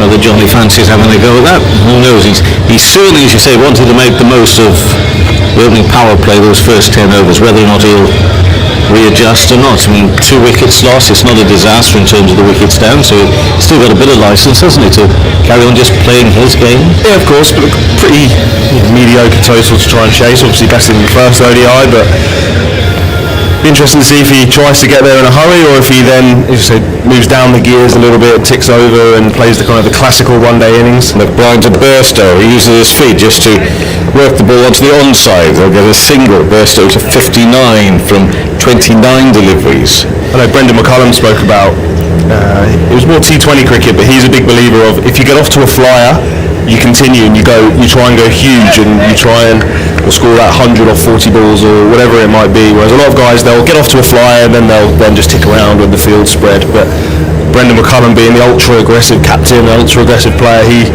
definitely speaks of, if you find yourself 30 or 15 balls, you try and score 100 off 50 balls. McBride in now to Banton, forces it back, pushed onto the onside though. No run. That's sort of part of the general ethos, isn't it, these days of limited overs cricket? Part of the Owen Morgan theory was big mates with Brendan McCullum of go big, make it big. 100%. McBride bowls, driven straight back to the bowler. No run. And this expression of no fear of failure, that if it doesn't come off for you, you won't be chucked out, you'll get a fair few more goes. Rocks back to play the one out to mid-wicket for a single. There's a fielder out there. That's Josh Little. Can't get it past him because it goes straight to him. So it's just one more. Sees England to 90 for 2. 2 balls remaining. The 12th over. Singh is sent out deep here now to the long off boundary for McBride. Coming into Bairstow. Where's that gone? Racing along the ground. Oh, that's terrific. It's amazing, that shot, because I really was looking for it over mid-wicket somewhere, and he's hammered it straight past the bowler, straight past the stumps at the other end. And when we say these shots, these balls are travelling, that really is travelling. And it's a 4. And it's 94 for 2. Bairstow is in the mood. 63 not out. Turns it on to the onside, to mid-wicket at the end of that over. What's that now? 15 4s and 2 6s in the innings. And how many of those has Bairstow got? 10 4s and 2 6s. 63 not out. Banton's on 11. 94 for 2 after 12. Need another 119 from 228 deliveries. That was some shot again. Do you know what it seems like? It seems like Johnny Bairstow's watched his dismissal back from the first game where he was out ODW to McBride just prodding forward and thought, yeah, that's not happening again. I'm not going to let Andy McBride just bowl at me here. He's walloped that down the ground. Both mid-on and mid-off were back on the fence, but he didn't mind, so he just hit it straight at the sight screen like a tracer bullet down the ground. Camphor needs to make something special happen here again for Ireland. Banton plays a lovely shot out through mid-wicket. An attempted stop there, but it gets past the fielder and it's going to take its time. Again, that was pretty quick, but slowed up quite a lot towards the boundary, but it gets there. It's a boundary for Banton. He moves to 15 and the score to 98 for 2. Teased over. Teased the fielder. Dive mid-wicket. Wasn't quite able to do the job, so the man from mid-on had to run round, but it looked like it might not get there, and he had to put in a full sprint, and it just beat him to the boundary. But a nice shot from Banton through the leg side. Camphor in. Balls. LBW appeals. He got his man. LBW out. Well, it's taken him a few more balls this time, but he's dismissed Banton. LBW. It's Camphor again, and it's the 3rd wicket down at 98 for 3. And Banton has gone for 15 off 15 balls. He doesn't bother taking a look at that a second time. He was on his way. Camphor gets his man for the 3rd time. Short career, really full.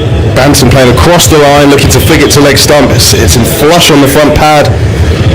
To me, looks like it's going to go on to hit leg stump. Johnny Bairstow obviously thought the same. No review taken from the Somerset batsman.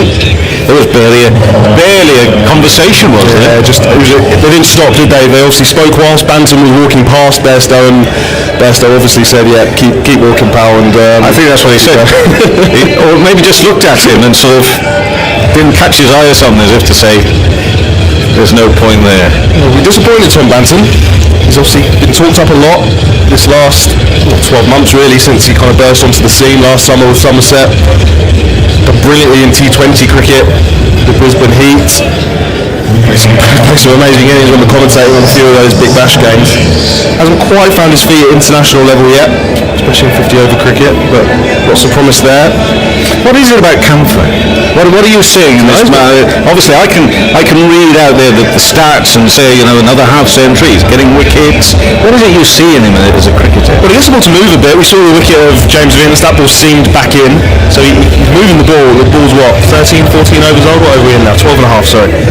So ball's not brand new, but it's still finding a little bit. He attacks the stumps. He's got aggression. He's not a quick bowler, 82 to 84 miles an hour. Well, he's not a big man. No, skiddy bowler, you'd say. Not a tall man at all, but he's got that exuberance, isn't he? He's fresh to international cricket. He's not worn down by it by any means. But certainly, as we keep talking about, he's been a great find for Ireland. Sam Billings has come to the crease now, fresh off a match-winning not-out performance, 67 not out just a couple of days ago. Indeed. He's coming to join Johnny Bairstow. Bairstow's 31 ball 63 at the other end, making it look like a different game at the moment. But those 3 wickets down now, 98 for 3 in the 13th over. And it's Camphor in again to Billings, pushed into the offside. No run. Wouldn't have had his chance the other night, Billings, if Denley had been fit, but he took the chance. That's the way cricket goes, isn't it? It's funny old sport. The same thing in the warm-up game for the Lions. Tom Bantam was supposed to play, but he, for whatever reason, pulled out, and Phil Salt got to go, and Salt ended up getting 100. So you've got to take your opportunities when you get them. Camphor in, bowls and pushed in front of square on the offside by Billings, and again that one flies along the ground. Will it get the better of the fielder? Oh, good attempt out there, diving, trying to pull the ball back, but sort of goes over the rope with it in some ways, or just in front of the fielder. So it's a boundary for Billings, and he takes the score to 102 for 3. 2 balls left in this 13th over. Yeah, look, that's a shot of a confident player there from Sam Billings. Just a punch, back foot punch through the offside, pierces the infield. Sweet timing out of the middle of that bat. It also brings up the 100 for England, 102 for 3. 2 balls left of the 13th over. Camphor in again, whip round the corner, but Singh's down there at long leg to take the ball, and it's a single for Billings. Moves on to 5. 103 for 3. The sun goes behind a cloud, and all of a sudden I can see what's going on. I know, it's pretty. We're not in the best spot, are we? When there's I don't know. We're not complaining. No, of course. We are really not complaining, but it does glare in here, and so in an ideal world, it can pop out again in a couple of minutes. Exactly. Because it does make the ground look really special. The sun shining on this bowl, this wonderful cricketing venue. Just hold up in play as we just like changing the field. I mentioned Singh, sort of not really fine leg, but sort of more long leg, and he moves even squarer now on that onside. The Camphor in, bowls, and Bairstow hits it straight to him along the ground there. As you say, that 1 run, and 13 overs, got 104 for 3 after 13 overs. So say this, sorry to be obsessed with this fellow Camphor, but he is. You can go then. I'll allow you to be dismissed first. But he doesn't look that intimidating, if you like, a physical specimen. He looks fairly well built, but he's quite small in stature. But another half century and only his 2nd ODI. Some people talking about the fact here he is representing Ireland. He's never played a game of cricket in Ireland yet. His first game for Ireland, the full Irish team here in England at Southampton. And then he's bowling with figures now of 3 overs, 1 maiden, 2 for 21. Got rid of a couple of very important key players for England. And it looks like we're going to see change in the bowling. Yeah, we'll see also change in the commentary box, because Vic Marks can tell us what he makes of proceeding so far in this innings, and then it'll be Ali Mitchell. Well, it's all happening quickly. Runs galore, wickets. Johnny Bairstow flashing a 50 in 21 balls. Camphor, just got to keep him out of the limelight. Banton is his bunny. He's got him out 3 times, that much we know now, twice in this series, and once for England under 19s against South Africa under 19s. The floodlights are on. Scarcely needed. I don't know, it might be another game where we don't really need the floodlights the way we're going. But this game's been a bit more entertaining. I mean, Bairstow has gone berserk.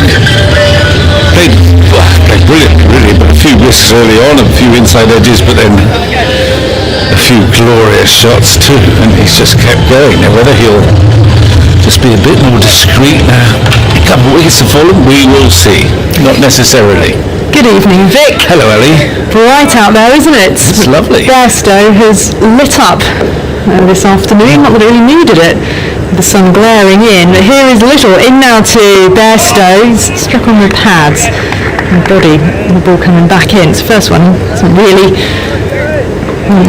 seen. 104 for 3, 14th over, and when he reached his half century of 21 balls, it had us scurrying looking at the fastest hundreds all of a sudden. Got a little way to go, but he's striking it not far off 200 strike rate, 64 off 33. And the run rate required to win, well, 109 more needed off 221 balls. It's less than 3 and over, and Little is in now to Bairstow. He's lofting him down the ground, straight as you like. Couple of bounces and over the rope in front of us. Certainly saw that one cleanly. Absolutely. He works on the principle. It's a damn good one in any sort of cricket, but if you hit it straight back over the bowler's head or right past his ankles, nowadays mid-off and mid-on, they're sometimes a bit wider. On this occasion, there's no one out, actually. There's lots of boundaries to be had there. And that was a beautifully controlled straight drive over the bowler's head. And I think they can do about that, really. Taken him on to 68, mid-off, mid-on, both up, and he's going to get it along the ground this time. That is sumptuous. I think that's even better somehow. It was not quite so full, he just hit through the line, trusted the bounce. Really a length ball, just little, hadn't done a lot wrong there. He just swung through the line, and it raced along the ground. Glorious shot. Well, keep your eye on that 100 figure. I've got the list. So he's 72 off 35, that the 12th boundary, drilled along the ground, back past the stumps. And just remind 46 balls is the record, held by Butler for England. A.B. de Villiers off 31 balls, so that's gone. Sorry, Johnny, that one's gone. He's on 72, Little in again, time over, he's gone for the same shot, doesn't quite got hold of it this time. A sliding stop, a sprawling stop by mid-off, and Bairstow goes through for the single. Disappointingly, 113 for 3. He's on to 73 off 36. He just came out in a belligerent sort of mood, didn't he? Seeing it early, climbed into the bowling from the off. Yeah. Well, when the force is with him, I mean, no one hits it more cleanly. It's weird. It's whether it's impacted on his method in Test cricket, I don't know. There's a bit of a correlation there, isn't there, with his ascent in one-day cricket and his decline in Test cricket. Little in again, stroked up some mid-off by Billings. Lovely looking shots and a half stop. It saves a single, saves a run on the drive. He played a fine hand, didn't he, in the first game in partnership with Owen Morgan. Well, he's renowned for playing spin well. I think that's partly why they took McBride off. To think that, well, Billings plays him well, Bairstow's playing it pretty well. Maybe we'll go pace at the new batsman. Billings crouching over his bat again, one slip in place, left arm over, bouncer, and he's looking to pull it, bottom edges it into the ground, but it's running away down towards fine leg, jogging through for 1. It moves Billings on to 6. England got the target under 100 now, 99 more needed, off 216 balls. But the story all eyes on Bairstow. So the list is at the end of the over, 14 gone, 114 for 3. Butler the fastest for England with 46 balls. Butler has the top 2 fastest, in fact, because he also had a 50-ball 100 against Pakistan, so the same opponents. The 50-ball 100 coming in 2019, the 46-ball 100 was 2015. Third on the list, do you remember Moeen against the West Indies at Bristol? Creamed it. He said, I can't hit the ball out of the ground like the others, he said. He did about 7 or 8 sixes, I think. It's 2017, the 100 coming off 53 balls.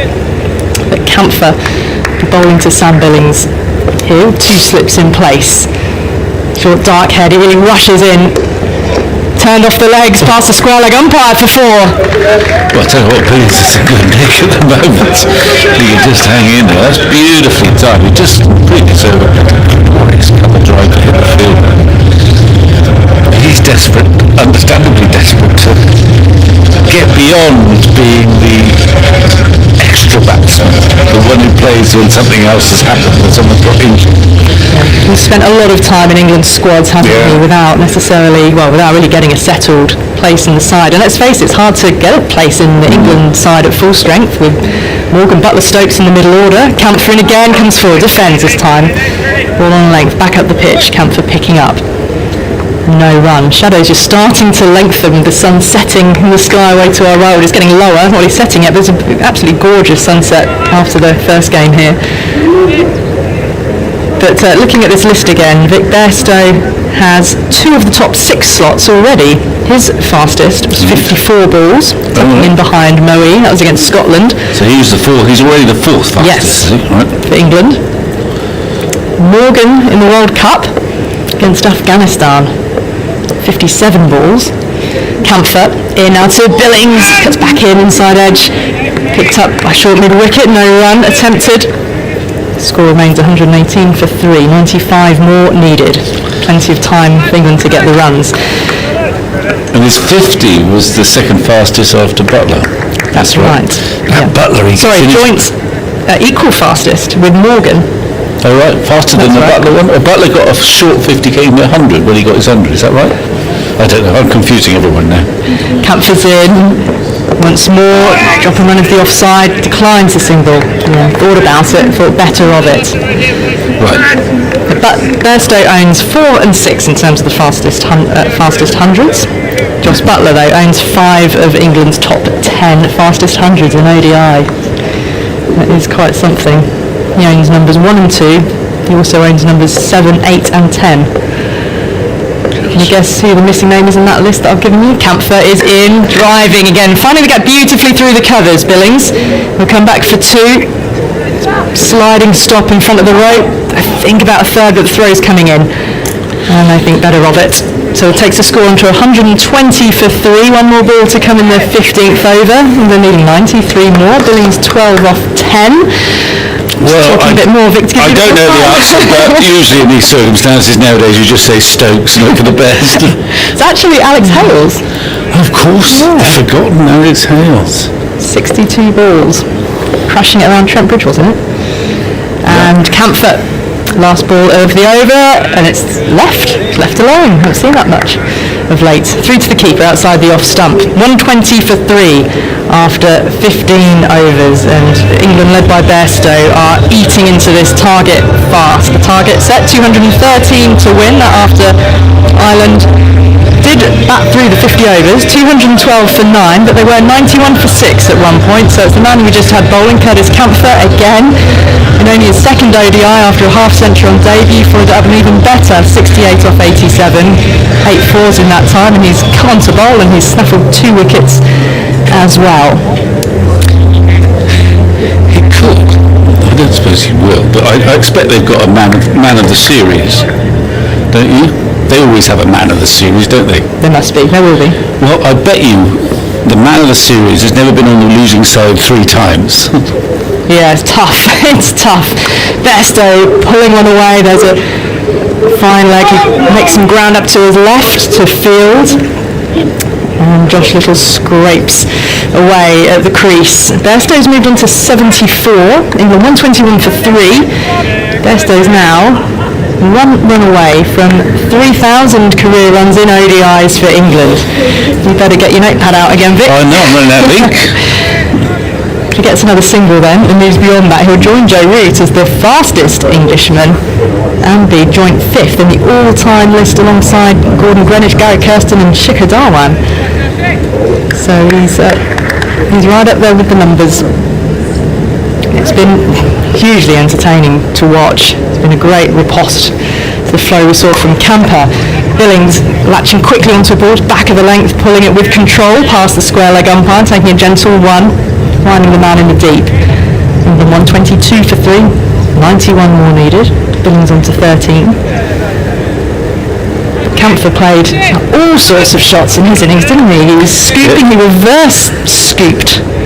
That's right, just before the end. I mean, once again, he had to play in a fairly orthodox fashion throughout the bulk of his innings, but just at the end, last 5 overs, I mean, he brought third man up, so in the modern way, he routinely reverse swept someone over short third man.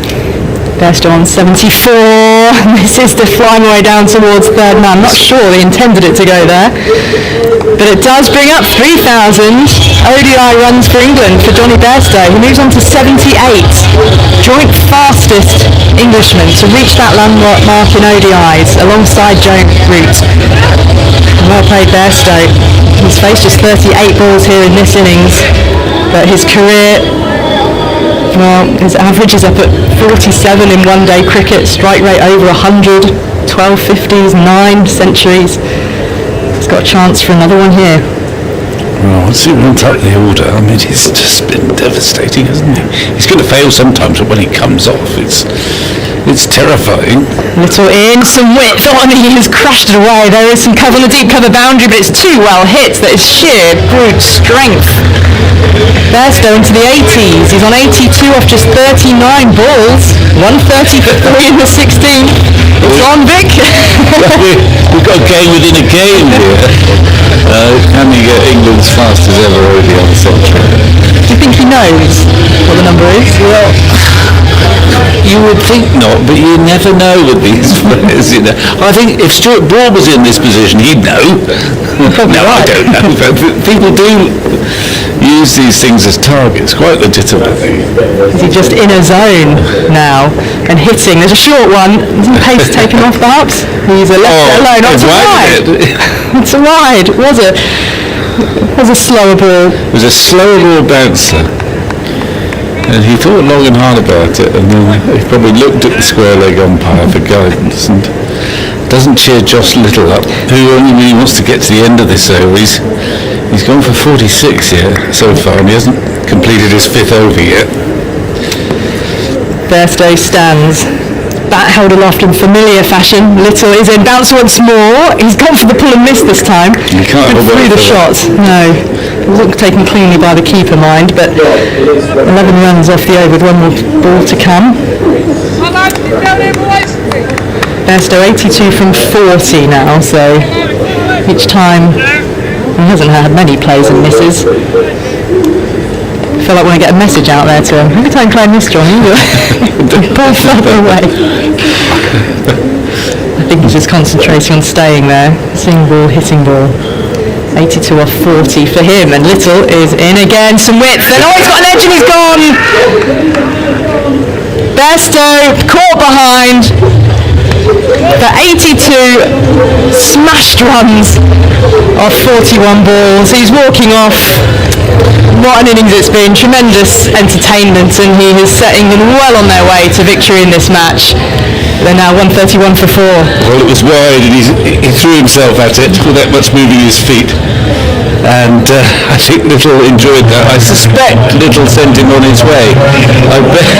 We can't hear that, but as Bairstow sent off towards the pavilion, he didn't exactly stop, but he turned round and looked piercingly in the direction of the celebrating bowler. But do bear in mind that he's just been hammered all around the Ageas bowl, just Little. And like any true fast bowler, passion's running high. He was very glad to see the back of Bairstow, who should have played the match-winning innings, barring something extraordinary happening. There's still 82 needed with 6 wickets in hand. It's a similar sort of equation to the other day, actually, when this pair, I think it's Morgan coming out now, calmly finished everything off. But stranger things have happened. 4 wickets have gone once again. So the upper order is not actually functioning smoothly for England at this stage. Jason Roy's yet to get runs. Banton has just flickered. Vince has just flickered. Bairstow's obviously played a substantial innings, if not a very long one. And it's now down to Morgan and Billings, and then we get into the... it's not the tail, but it's a run of batsmen who haven't played. And who don't really know whether we're in good nick or not. I guess Moen's the next one. Everyone's having a drink. Yeah. Morgan's coming out and he's looking very relaxed in his conversation with Billings. A little punch of the gloves.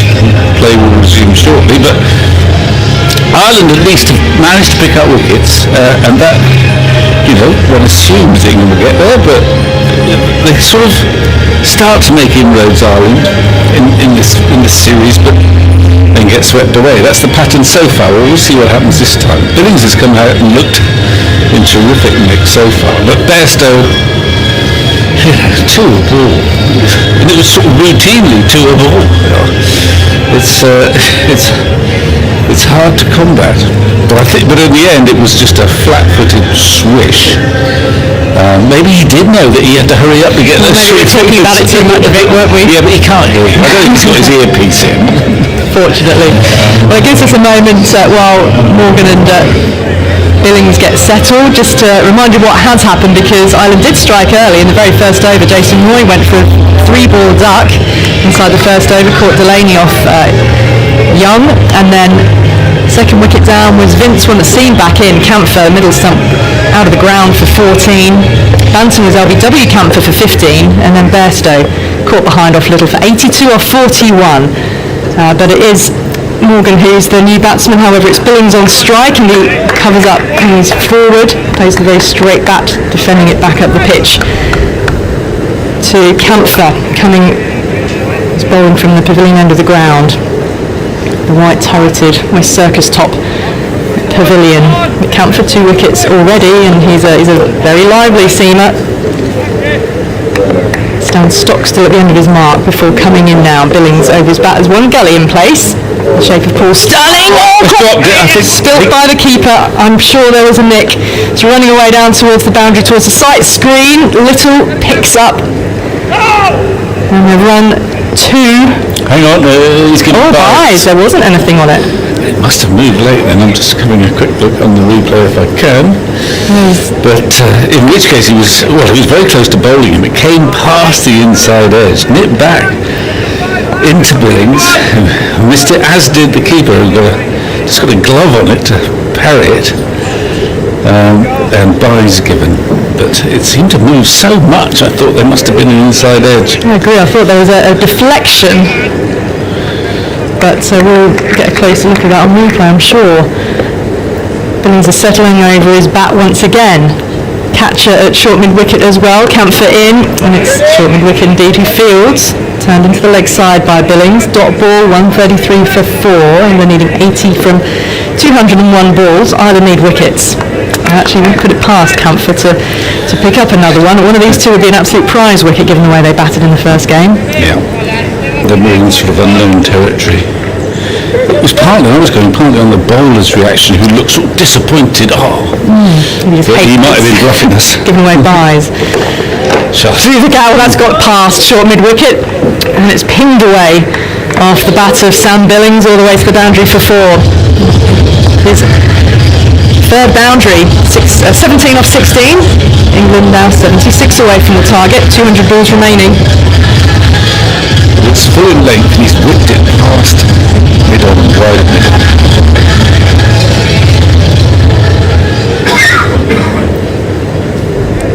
Very neatly played, nicely timed. We've got gully, point, cover, mid-off, mid-on, short mid-wicket. Campher in, defending, on off stump, coming forward, and no run. Let's try and learn a little bit more about Curtis Campher. We know the family background. The fact that his mother has an Irish passport, due to the fact that his grandmother was born in Sligo, hails from Johannesburg, went to St Peter's College, which was one of the exclusive private schools in Southampton. Played South Africa under-19s. We know he's got Tom Banton out a couple of times, make that 3 today.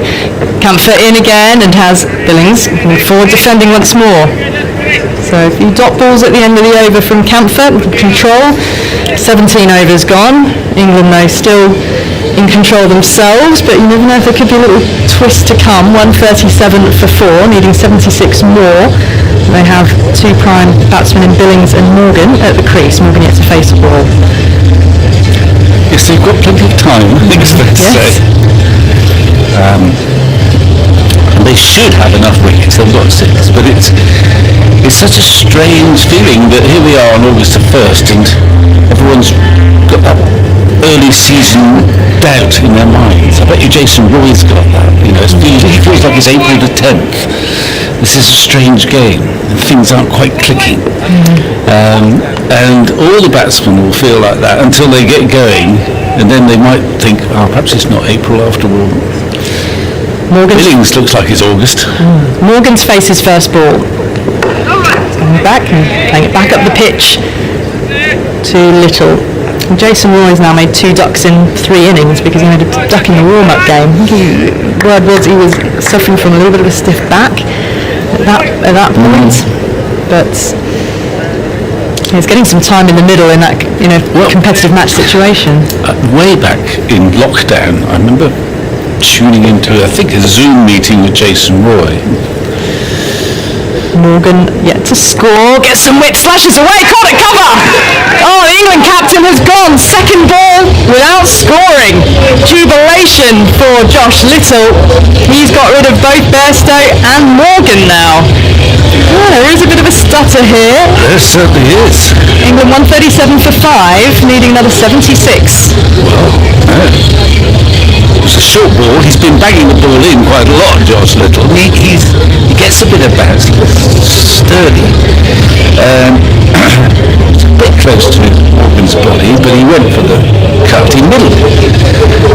And he hit it in the air, just in front of the sort of Mallet Square extra cover in front of Square, straight to him.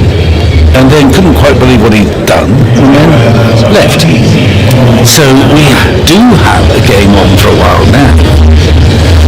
Moen's coming in. Well, who knows what Moen's going to do? We never do.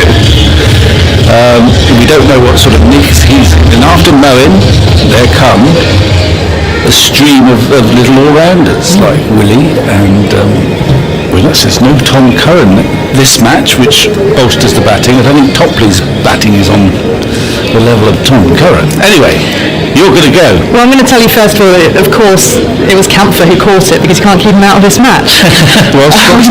Vic, I'm making way. Kevin's coming in, so a few more thoughts from you. So, we've all been sitting back here thinking, well, here's more of the same. All this Irish talk of decider is just pure blarney. Coming up on Tuesday. But 5 England wickets have gone now. 76, I think, still required for victory.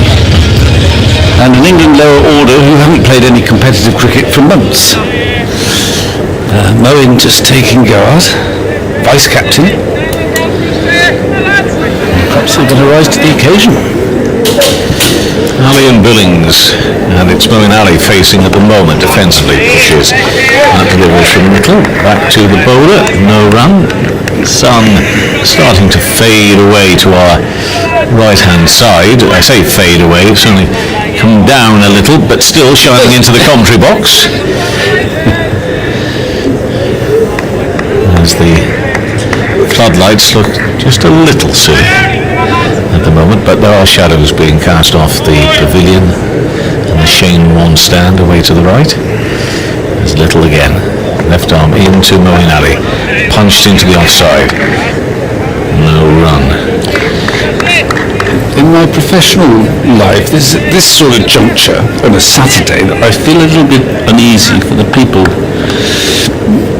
in the Scilly Isles or the Orkneys, or those people who get the absolute first edition of the Sunday papers, which depends on a piece written at about 6 o'clock. And I gave them a distinct impression. Little in and balls in the air. This could be another wicket. Moeen Ali, the keeper goes chasing it. Can he take it? Yes. And Moeen Ali has gone. A good take by the keeper. Had to go a long, long way for that. It was up there for a long time as well. And Little gets another wicket. He's got a 3rd wicket. England have now lost 6 at 137 for 6. 1 ball remaining of the 18th over, and Moeen Ali has been caught by Tucker, having faced only 3 deliveries off the bowling of Little, and he's failed to score. And those on the Isles of Scilly, don't take a blind bit of notice of the report you'll see tomorrow morning in your morning edition of The Guardian. Well, it's the Observer. Well, I left them with a distinct impression that it was a very, very good chance that England were going to win this game at something of a canter. Well, captain and vice-captain have both gone for ducks in the same over, both to short balls from Little. That was a better one, actually. The one that Morgan got, he thought, well, he's going to hit that before, crack it through the offside, but he didn't quite get on top of it. That was a bouncer. And Moeen, things happen with Moeen. He'll work or they don't.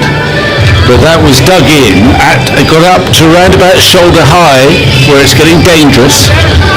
and he went for a sort of hook pull shot, but he was hurried, he was rushed, he was out of control, and the ball took the splice of the bat, and it was a fairly straightforward catch for Tucker. He had to run about 10 or 15 yards to his right, but the ball was up there for quite some time, and well, it's 137 for 6, and the crowd would be on the edge of their seats were there one here.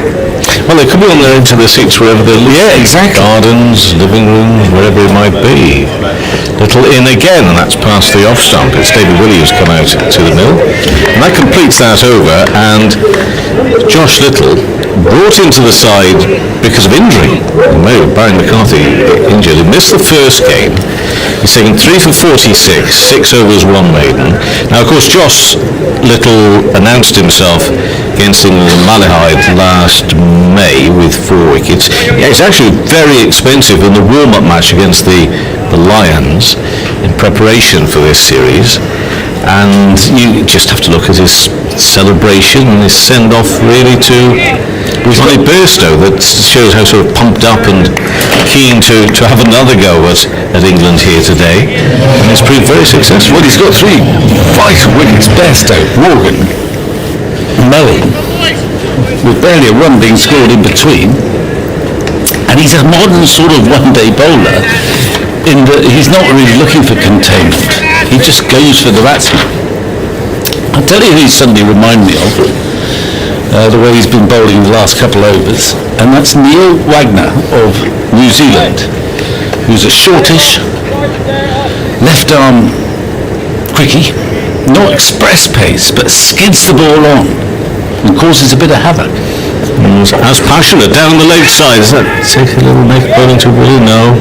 It's Craig Young who's bowling here now from the pavilion end. He previously bowled 4 overs, taking 1 for 35. It was he who got rid of Jason Roy. Well, there's a slip now in a gully, and the Irish suddenly in our earphones, I expect you can hear them at home. There's a lot more noise out there now. It sounds like they've let a few spectators in. Is that sort of noise? Well, just a few. Young in bowls and pass the off stump through to the keeper. Every dot ball's greeted with encouragement. It makes sense to me, he's brought back, I know Young got some tap early on, but he will be, one of the opening bowlers, more penetrating, new batsmen in. He's not going to bore England out. I mean, there's so many overs, there's 31 overs left. They've got to get 4 wickets, so you might as well get your most attacking bowlers on. That raise from David Willey and comes down sharpish defensively into the offside from Young. No run. Well, we have an interesting game in front of us. Still to bat after this, Rashid, Topley and Mahmood. Well, we know Rashid can bat. I'm not so good on Mahmood, but I don't think he's in the sort of Tom Curran calibre. And I think Topley's number 11. Young comes out of the shallows in to bowl now. A short ball which Willie ducks out of the way of.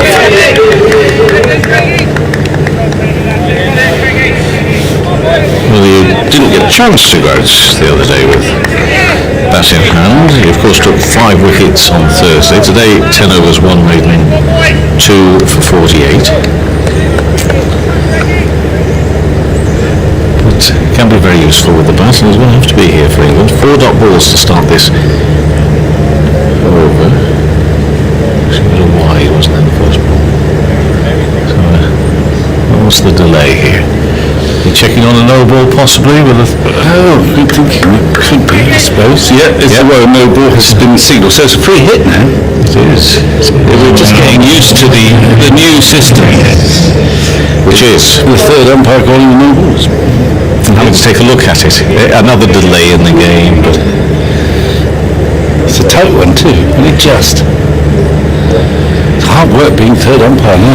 I think that all of them that have been called that have been really, really tight, and I saw that, the on-field umpire is highly likely, regardless of all the discussion goes on about whether they missed them anyway, but really, really tight calls if you're in real time looking at it, which is probably why the umpire, although we don't get to see them looking at it 2 or 3 times, I bet they are looking at it. Today it's Mike Burns, isn't it? And only on that second and third look can you be certain. Next delivery short, and he goes to hook that one away, very nearly getting a top edge through to the keeper. That was a free hit, of course. Good pace then, that scuttled through. The Irish are suddenly full of zip. The short ball attack has worked from Little. He's got 2 wickets like that. And that one scuttled through pretty quickly from Young. Keeper took it around about shoulder high. Not so much a shadow now, but the sun has gone behind the cloud as Young comes in and pushed into the offside by David Willey. No run. There's a lot of cricket still to be played in terms of 188 deliveries, England needing 74, but that's 6 wickets down. And with a less than strong-looking tail end, not as strong as England often will put out in ODI cricket these days. So the pressure is upon England here. And Young bowls to Willey defensively. Has to push that back to the bowler. And no run. So we've had a no ball and a wide in this over. We've seen no runs off the bat. So David Willey remains not out. He's actually faced 6 deliveries, but I say we've had these extras, so should it be legal? There's 1 delivery left of this over. Jamal Mills is sitting alongside me here now, and it's driven, uppish, just out of the grasp. We would have a sensational low catch out there at extra cover. It beats the man, he can't get hold of it, and therefore it races past him all the way to the boundary, and it's a 4, and it sees the score move on to 143 for 6 after 19 overs, with Billings on 17. England needs something special for him again tonight as they got the other evening, and David Willey has moved on to 4 not outs from 7 deliveries. Come on, those well. It wasn't like this when you were last in that seat looking on, was it? It wasn't. I just popped back to my room for a little lay down and just to recharge the batteries, and I've come back and Ireland didn't have a sniff. That ball there wasn't too far away from the diving fielder at cover. Should he have taken that, then yes, Ireland would be on top and favourites to win, but really big partnership this for England. Sam Billings, fresh off a match-winning knock just a couple of days ago, 17 not out, and David Willey, his first go of it with the bat of the summer. 3 for 46 for Little.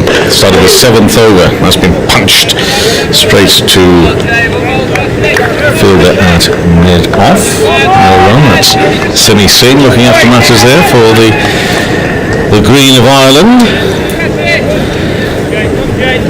Josh Little doing a terrific job for his team here.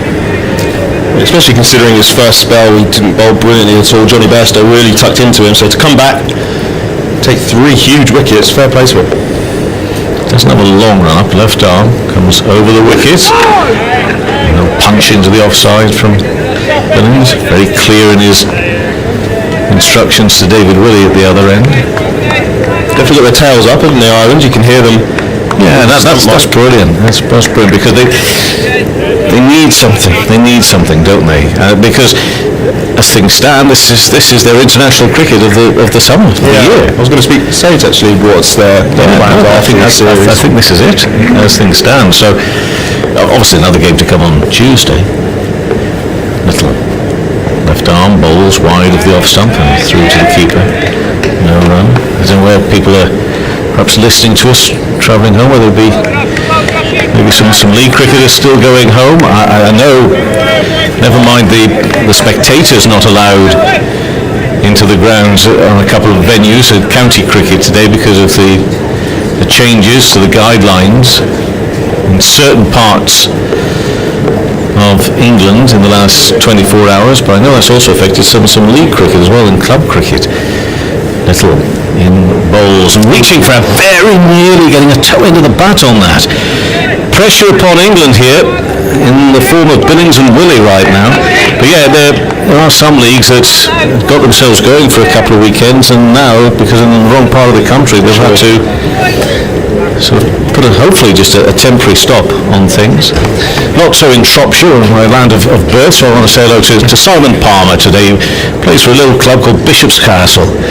He's taken 1,400 wickets, and today helped reduce the opposition Welsh pool to 7 for 5 at one point.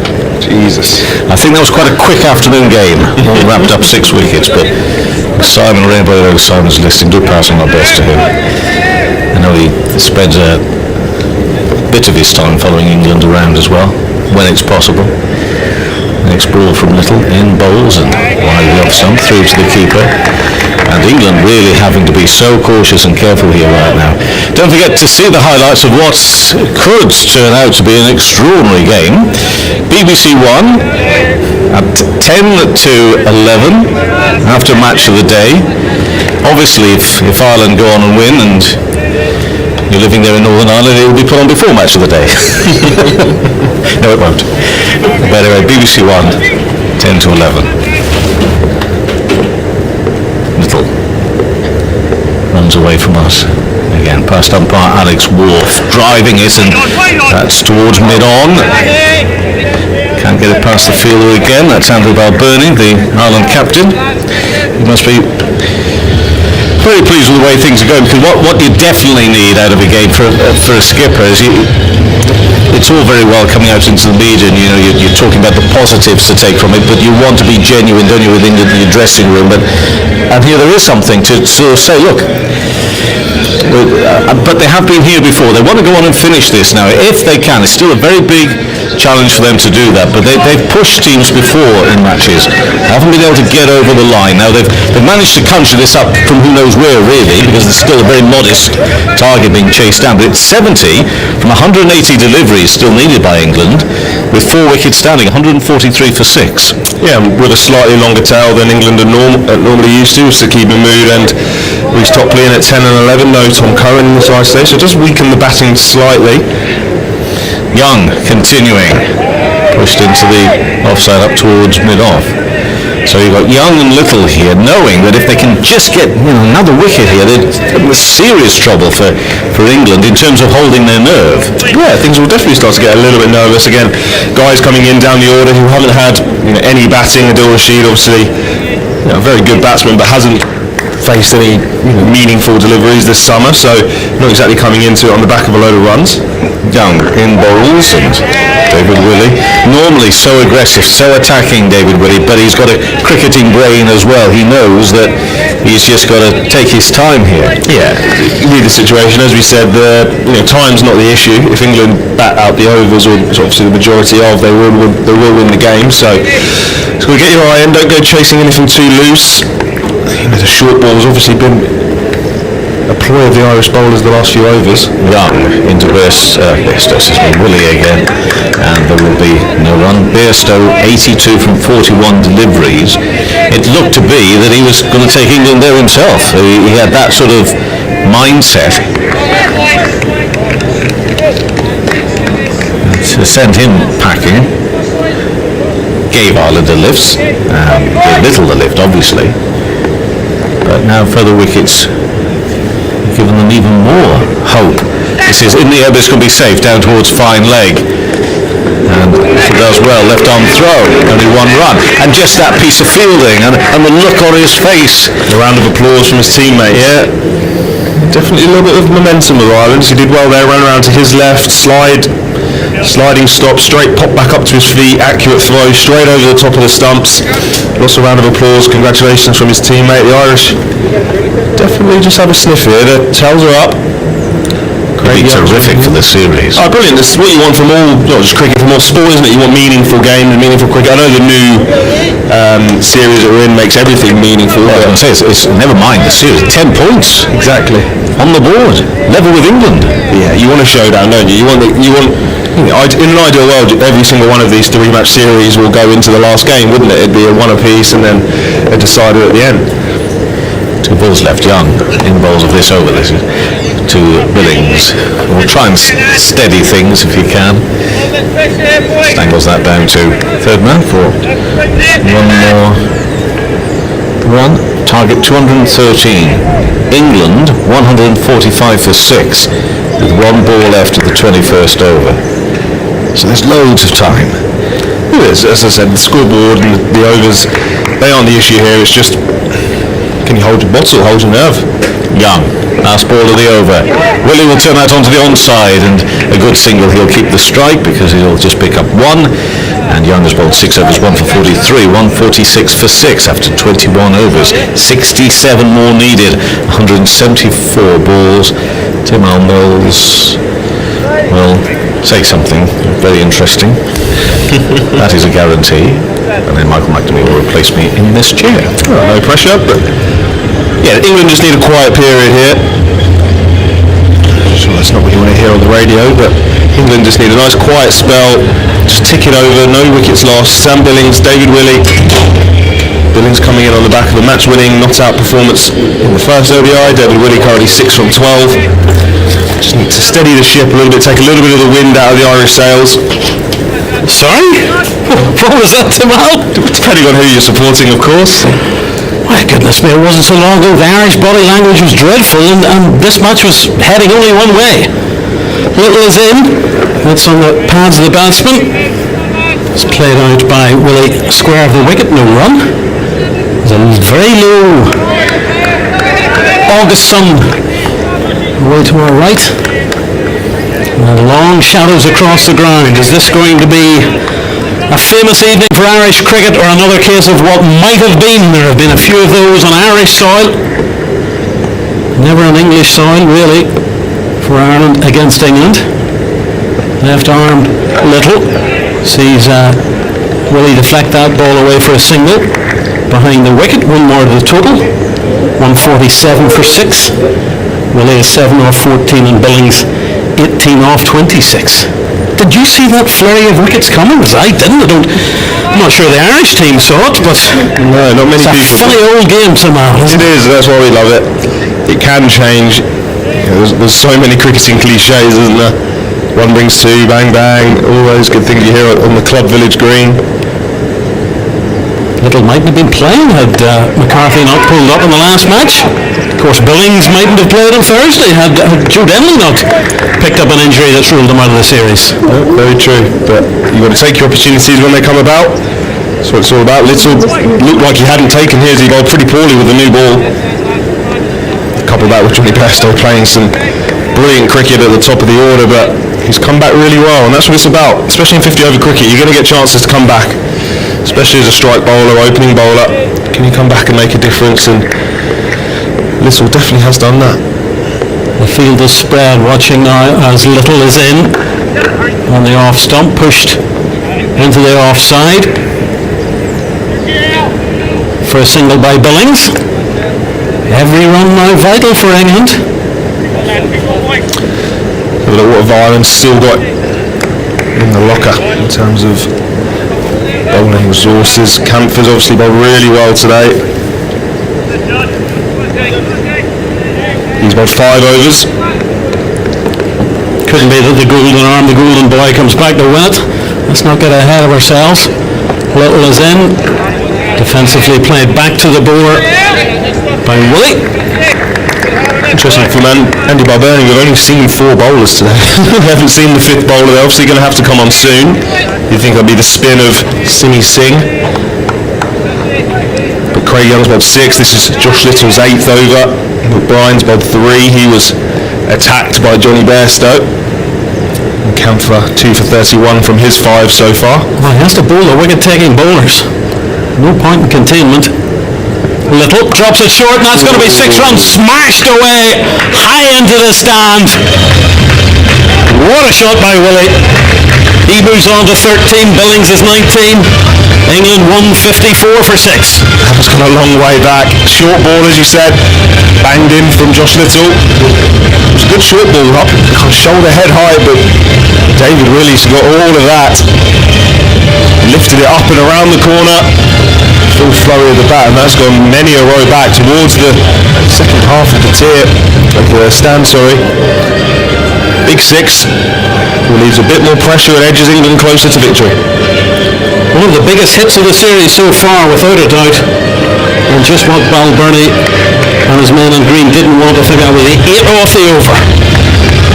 And time is not an issue. Ireland need 4 more wickets. If they don't get 4 wickets, they're going to lose the match. Yeah, and they've turned back to Camphor. Spoke about it, he's got 5 overs. It's 2 for 31. Played really well so far. To match his brilliant batting as well. Got the wickets of James Vince. And it's Buddy Bampton. I know, 3 times now. Needs Billings now. Here comes Camphor. Billings dabs it down on the onside for an easy single. The man, the square leg is back in the boundary. And it looks like a distinctive build of Kevin O'Brien.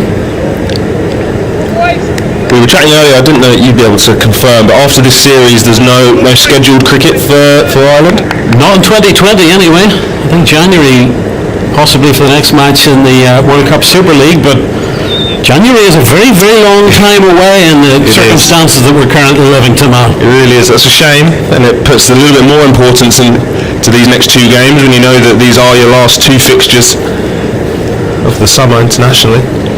There's a wide slip for Willie, but it's played on his legs and he sweeps that away behind square, where it's fielded well by Josh Little to cut it down to just a single, but every single, he's vital in these circumstances. Half an hour ago that wasn't the case. There was another single towards what looked like being an inevitable English victory. Could well still be the case. Just need 57 from 166 deliveries. Billings on strike. He's on 20. The star man of 2 days ago. Bat raised.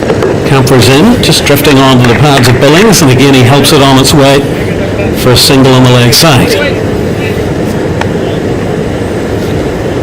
Typically know where to bowl to Sam Billings when he's in this sort of form.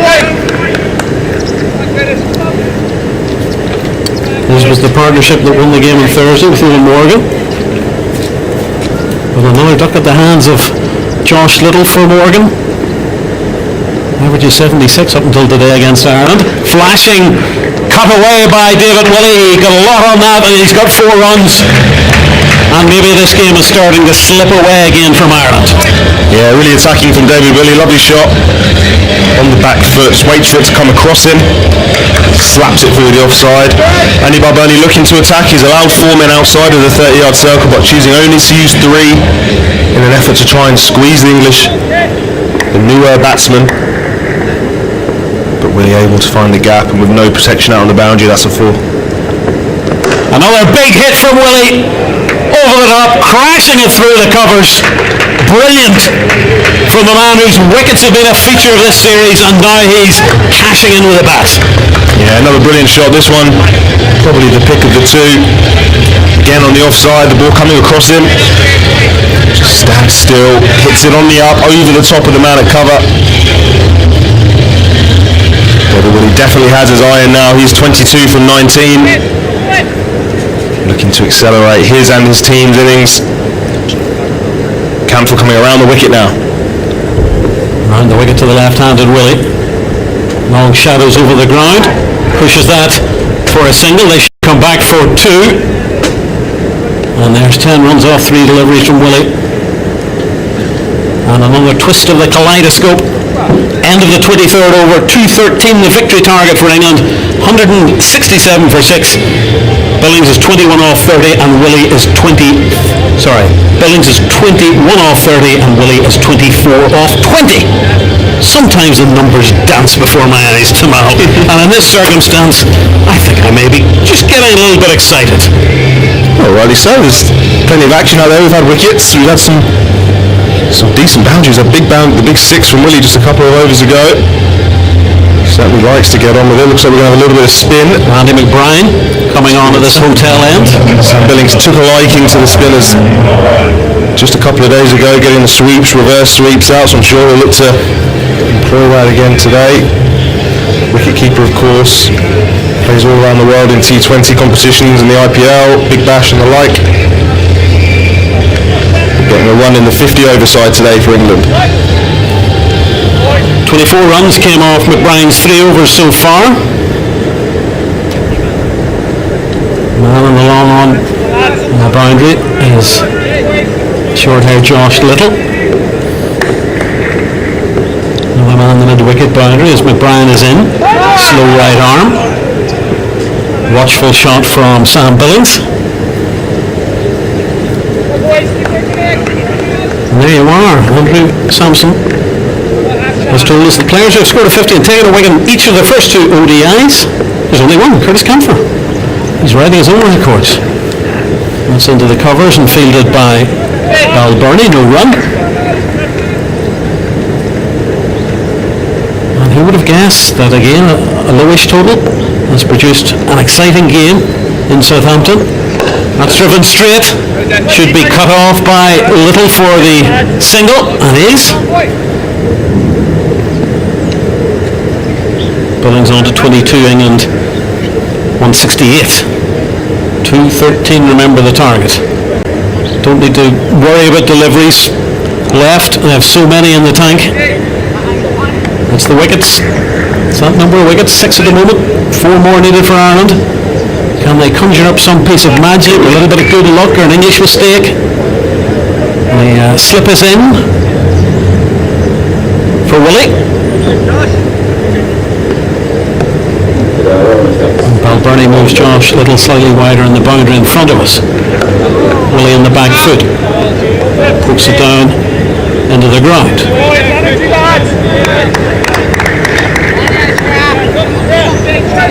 You might hear Scrah, that's the nickname of Andy McBrien. Another good delivery from him. Patient defensive push forward. Comes from the little County Tyrone village of Donumana. Famed for its cricketers, including my late father. Flicked off the pads by Willie for a single. At the end of the over, 169 for 6, Willie on 25, Billings on 22. My father passed away in April. He was a former president of Cricket Ireland. He was president the year that Bangalore happened and all that. So I'm wearing his Cricket Ireland cap in his memory. Brilliant. And hopefully he might be watching another famous Irish victory from somewhere up there, somewhere near the sunshine, the clouds. It's going to be a tight finish. Hopefully the goals just might be an Ireland side today. Yeah, 1 wicket to fall in the next kind of 5-10 runs.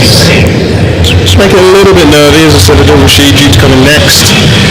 So we're going to have another bit of sprint. Simi Singh's going to come into the attack for the first time today. This could be a key moment in the match, Samal. Ireland can't really afford any double-digit overs in terms of runs given away or boundaries conceded. Simi Singh, the slow bowling from the far end. Mid on, mid off, both up in the ring. Inviting the big shot. If there's either over or under pitch from Simi Singh, I fancy David Willey to have a real go at him down the ground. Oh, it's nervy stuff. Singh right arm drifts it onto the pads of Willie. He's able to clip away the single. 170 for 6. England require 43 and they have 154 balls, the luxury of 154 balls to complete their win and win the series. Ireland to keep it alive have to get back on the wickets after that mad flurry not so long ago.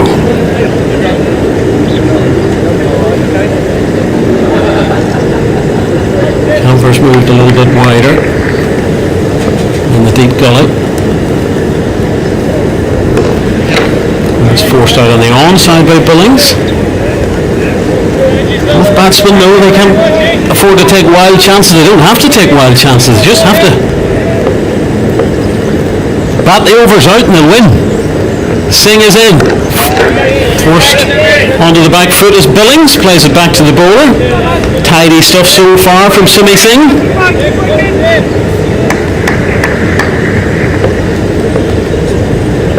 Can he find a little bit of luck or magic? Down the track goes Billings behind square on the leg side. That's a chase for Paul Sterling. One more for England, 171 for 6. only there were fans here, there wouldn't be a single soul leaving to get a drink or something to eat or go to the loo. They'd be holding on to see the climax of this match. Singh around the wicket to Willie. Simple push on the offside, end of the over. 2 off, Singh's opening over. England 171 for 6 at the halfway stage. 25 overs gone. Willie's 26 off 26 and Billings 23 off 36. A tidy start from Simi Singh, so you won't get into your spell. So no time for looseners. Releasing any more pressure towards the Englishman. At the halfway mark of this innings, going to be McBride to continue, so spin from both ends. It's going to be nice if I had a little bit more variation in their spin ranks, a wrist spinner, a left arm spinner. He's operating with 2 orthodox right arm spinners at the moment. We're currently checking the passports of the world now. Find one in South Africa. Quite difficult to do in lockdown.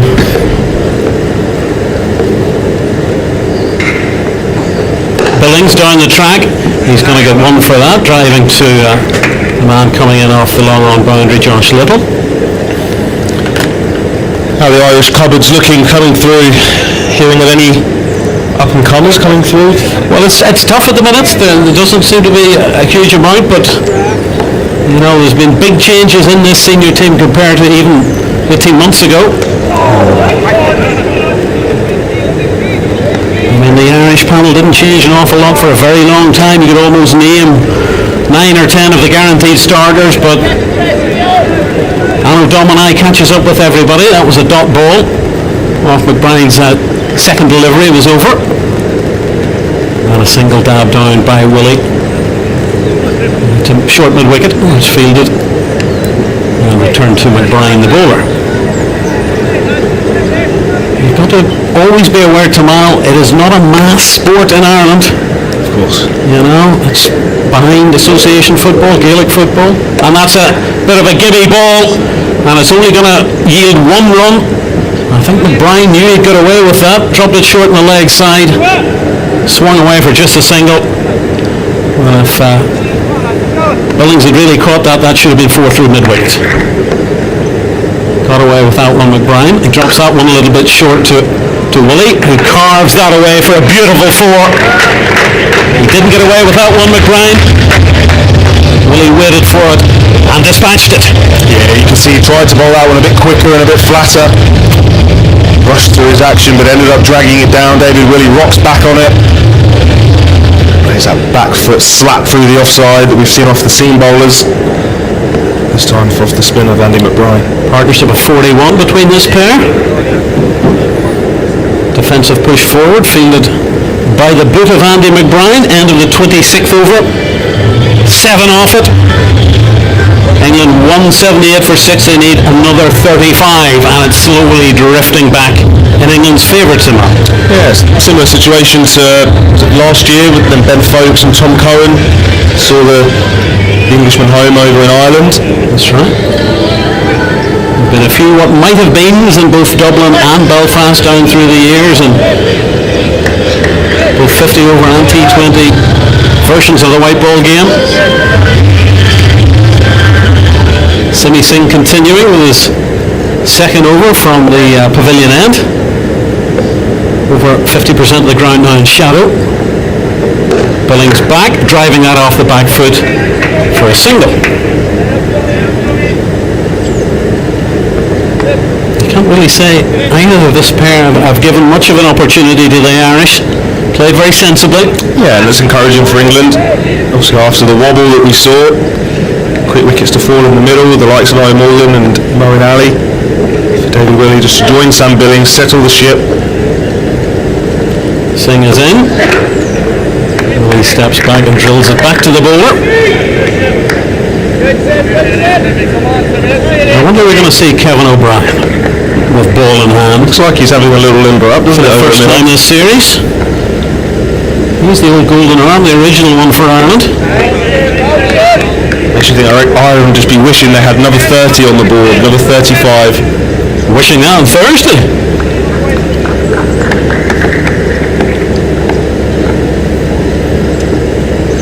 ball of Singh's second over. Willie down the track to smother it. Lovely evening here in Southampton with a little bit of rain during the morning.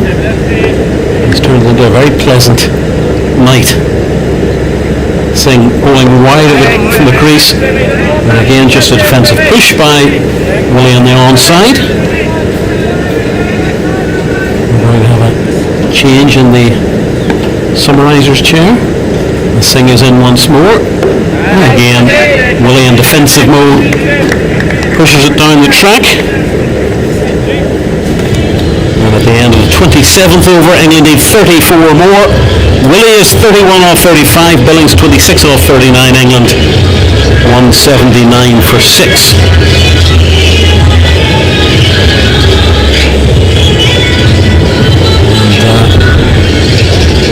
Martin Tucker, the wicket-keeper, has returned his helmet. I think maybe the Irish replacements, substitutes, possibly William Porterfield, but we're going to see Craig Young coming back from this hotel end. 6 overs so far, no maidens, 1 for 43 from Young. That wicket of Jason Roy, poor shot, not a great delivery from Young, but he got a wicket with the third ball of England's innings as he scooped it into the hands of the diving Gareth Delaney. And still Ireland need these 4 wickets, and this is a very productive partnership for England. Young, 44 on his back, straight delivery driven to Simi Singh at mid-off. Inviting Billings to go for the big shot. No man back on the straight boundary. Very attacking field for Ireland at this stage of the game. Trying to induce that mistake. Paul Sterling waiting it slip. Should that ball fly off the edge of Sam Billings' bat. Young is in. Driven on the onside by Billings. They'll certainly come back for the second. The chase is on for Simi Singh, who stops it. England advanced to 181 for 6. Been joined by Michael Carberry. Hello, Mikey. How are you, mate? I was very well about 20 minutes ago, and I'm back down a little bit of a slump now. It's gone a little bit wrong. It's a seesaw of a match, this one, Carbs, isn't it? Yeah. Young is into Billings on the onside, pushed the man at short mid-wicket, prowling in there. Looks to be the short-haired Josh Little. No run. But something to cheer you up, mate. The Arsenal won. We've got some silverware. You've got to put your fingers in your ears, listeners. You didn't hear that. Commiseration to any Tottenham fans. Another win this season. Oh, I can't stop him. I'm sorry. He's out of control. If you were hoping not to hear the score or the result of the FA Cup final, I'm very sorry. It's a lovely drive for 4 runs by Sam Billings. The onside lent into that. Oh, that was a gorgeous shot. 4 more for England, 4 more for Billings. Great shot from Sam Billings. Very mature knock from him so far. Read the situation well again. He's come in, played that crucial knock for England. And unfortunately, I think any momentum that Ireland built up there with those cluster of 3 wickets, it seems to have ebbed away. Yeah, the momentum is definitely swinging back to the man, and the World Cup winning outfit of sky blue with those sort of 1992 flashes on the shoulder. It's a lovely jersey. Yeah. Young is into Billings, drops it short. Billings thinks better than trying to hit it, and it balloons into the waiting gloves of Lorcan Tucker. I'm sure that shirt sold many, many thousands of editions of last year into this year. One of the most memorable sort of England one-day outfits, harking back to 1992 and all that. I was a young boy watching that on TV. Oh, that was a great tournament. Final ball to the over, smashed away, but just the single for Sam Billings to mid-wicket. England move on to 186 for 6 at the end of the 28th over. Billings on 33, Willie is on 31, And to describe either a glorious English victory or amazing Irish comeback yet again, after further thoughts from Michael Carberry, we'll hear from Ishikuha. Yeah, very good from Sam Billings again. Really pleased for him. He's had a bit of a layoff from the game and he's come back and he's looked in great touch so far, and he's actually been a crucial member to this England lineup in his short series against Ireland. He's played 2 crucial knocks here, and hopefully now he can just steer England home without any more emergencies or alarms. Isn't it? But I think this is the best I've ever seen Sam Billings back. Yeah, he's he's always been a very talented player. Can play all around the ground, all around the wicket, but he's really shown another side to his game in these 2 games so far, that he's prepared to shoulder responsibility. Josh Little has picked up 3 wickets so far in this game. Will continue. He bowls to Billings, who's fell into the offside, no run. 27 required then for England. Plenty of time to do it in. We're only in the 29th over in this second innings, but these two have just weathered the storm, Billings and Willie. After 3 quick wickets, Josh Little fired up, bowling some good lengths and a short ball. And Sam Billings, he's such a leg side dominant player, but it feels like every part of the ground has been attacked by him since that first game, as he drives not past cover, as he dives to collect it with his right hand. No run. And he looks just as assertive through the covers as he does on the leg side. Of course, those sweeps that he played in that last match highlighted his skills all round and his versatility, the ramp shot. Here, after getting off to a very good start, he had to rein it in and, like you say, play the mature knock alongside experienced player at the other end. And Willie, here comes Little again then, past the umpire, bowls. Billings guides past point down to 3rd man, good net delivery around off stump. I think from someone like Sam Billings, he's had a chance to go around the world, play some franchise cricket. I think that would have added to his education as a young batter. He's played he's had a go in the IPL, he's had a go, I believe, in PSL and these tournaments now that are popping up around the world. He's done quite well in those tournaments, so you can see the improvement is there to see. I think it's also, when I say the best, I think it's also the calmest I've seen him, is Willie is at the crease and driving past cover for a single, goes to mid-off, who collects with his right hand and throws the ball in at the stumps, misses it. They're 3 for 1 anyway, so 188 for 6, just 25 required here for England to win this second one-day international. Just really still at the crease. I've seen some innings in the IPL where, I think it was a few years back, where he was just looking really frenetic and so eager to get off strike, but just in these last couple of games it's looked really easy for him as Little left armour comes in on angle bowls, and that's driven by Billings back to mid-on with some force again. Yeah, it's a very good point you make, Isha. I have seen some changes in Sam Billings. Seems very, very still at the crease. Still as I've seen him, for sure. Not moving around too much, just keeping that still head, picking up the line and length very quickly, and just playing good cricket shots. Little shuffles forwards, past the stumps, bowls. Billings drives upishly past mid-off, and again showing lovely balance as that will go into the advertising smudge down at long off. And the 2 punch gloves in the middle, Willie and Billings, as Billings moves to 38 at the end of the over. It's 192 for 6, 21 overs remaining. Definitely won't need all of that, because England need 21 from those remaining overs. And a partnership of 55 from 69 deliveries. Look at that glorious shot, high elbow, full face through the line, as we alluded to earlier. That stillness at the crease, allowing that good balance, weight back into the ball. Glorious shot, looks grateful. Lights are on here at the Ageas Bowl. Shadows are falling across the ground as the sun starts to disappear behind the scoreboard, and Young will continue from the Hilton end, bowling right arm. Slower ball to Willie, who guides it to mid-wicket, will push through and scamper 3 for 1 at the start of the over. He goes to 33, 193 for 6, just 20 now for England. Not only will it be a one-day win, but to add 10 points to the new Men's World Super League as qualification for the next World Cup in 2023 in India. It's India, the host nation, and 6 others that will qualify in that league. Is Young runs away from us now to Billings, who pulls past mid-wicket out to deep square. Comes through for 1, and the throw is sent in. Goes to 39, 194 for 6, 19 more required.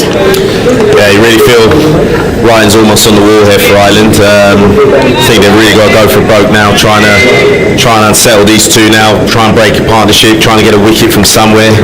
Need a bit of energy in the field, it's all gone a little bit flat. No mid-on as Young comes in and bowls to Willie, who defends to extra cover, no run. So a slip in position. 100 bowled Burney, slotted Sterling in to that zone, and Little tosses the ball to Young. He bowled well after the early onslaught from Johnny Best, so Michael was... Yeah, it was unbelievable. Johnny really just put back to ball. He's terrorising the bowlers as Young bowls now to Willie, who misses one through to the keeper. Does he get him? Looks to pull it to the leg side. There was a half appeal from Ireland, but Alex Wharf unmoved, and they're not going to go for a review. Just a back of a leg delivery. Looks to swivel, pull it out to deep mid-wicket. Willie. Just have to be careful here, England. Job's not done yet. You don't. Last thing you want to do now is undo the good work that these two have built up over the last couple of overs. One mistake now brings Ireland very much back into this. David Willey open starts the left-hander as Young bowls when he drives. Goes down to third man with an open face. So he comes through for 1. 18 more required. One more ball left of this over. 195 for 6. We're into the 30th over if you're just tuning in. Ireland making 212 in the first innings after they were in deep trouble once more. 91 for 6 they were before Curtis Campher came to the middle once again and saw his side out of a bit of trouble to get up to that total. In reply, England was so dominant before a flurry of wickets. Young bowls short to Billings, who pulls with lots of power again out to deep square, gets right on top of it and uses his wrists to keep it down as he comes through for another one at the end of the over. It's 196 for 6 then. England need 17 more runs for victory here at the Ageas Bowl in the second one-day international against Ireland. Billings to 40, Willie on 34, a partnership worth 59. Shoulders slumping again for Ireland in the green kit, almost blending in with the grass as we look at it. And this will be the last roll of the dice, you feel. Josh Little in his 9th over. He's brought his economy down. It was up around 10s and over for the first 4 overs. Yeah, I mean, it's the same problem for Ireland really, isn't it? It's lack of runs from that top order again, which led to such a small total. It's a bowling final over from the pavilion end. He bowls and Billings misses run outside the off stump. A good leg delivery. He was looking to cut that man up at deep cover. So men inside the ring in front of square on the offside and man down at third man. He's got 2 men back on the leg side. He has used that short ball to good effect. As Billings taps his bat down, still at the crease, slightly open to the left armour, who bowls, dabs to the offside, looks to set off, but sent back by Willie. Yeah, it's an interesting field Josh Little's got here. Is considering the state of the game, I think you've got to roll the dice here. Probably lose one of these guys in the ring, put him in a catching play, maybe a slip, something catching offside, just entice Billings. Got to change it up, got to try and force the mistake. 1 wicket could open it up here. Shuffles forwards, does Little past the umpire, bowls.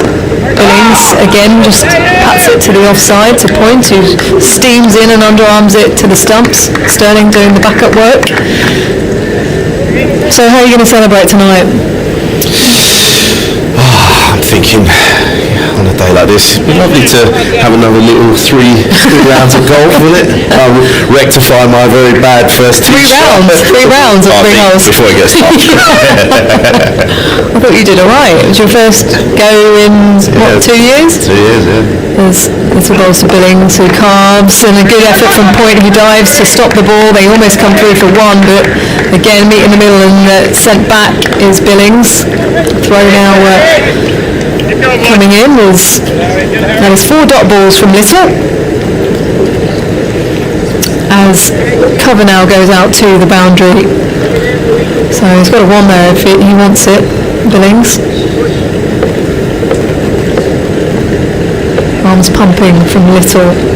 Long strides, bowls. Billings drives to mid-on, no run. Good over. Interesting ploy, sending the man back at this stage. I would have thought, would you want to let Sam Billings tick over? I think at this stage you've got to keep the fielders up, as I say, roll the dice, get another catcher in. If Sam Billings ticks along, they've got ample time to win this game. So you've got to try and attack here, I think. Well, he has just brought that man back up again into the circle from deep cover. Little comes through, Billings drives to extra cover, and no run. It's a maiden over from Little to finish things off. 3 for 60 from his 10 overs, including 3 maidens. He's brought himself right back into it after 4 wickets that he picked up against England last year at Malahide. Brought into the side for today's game after that injury to Barry McCarthy. And he's proved his worth eventually. It's been an interesting day for Josh Little. Johnny Bairstow, he suffered some severe punishment early on, as most of the Irish bowlers did, but he's come back really, really well and picked up 3 good wickets. Almost got Ireland back in the game. And you feel that perhaps 30 to 50 more runs to play with might have been a more interesting game, but certainly he's done well. Has a happy knack of doing quite well against England. Well, he's gambling here. Kevin O'Brien is coming into the attack. 17 more required for England. Just bowl his little seamers, his gentle seamers.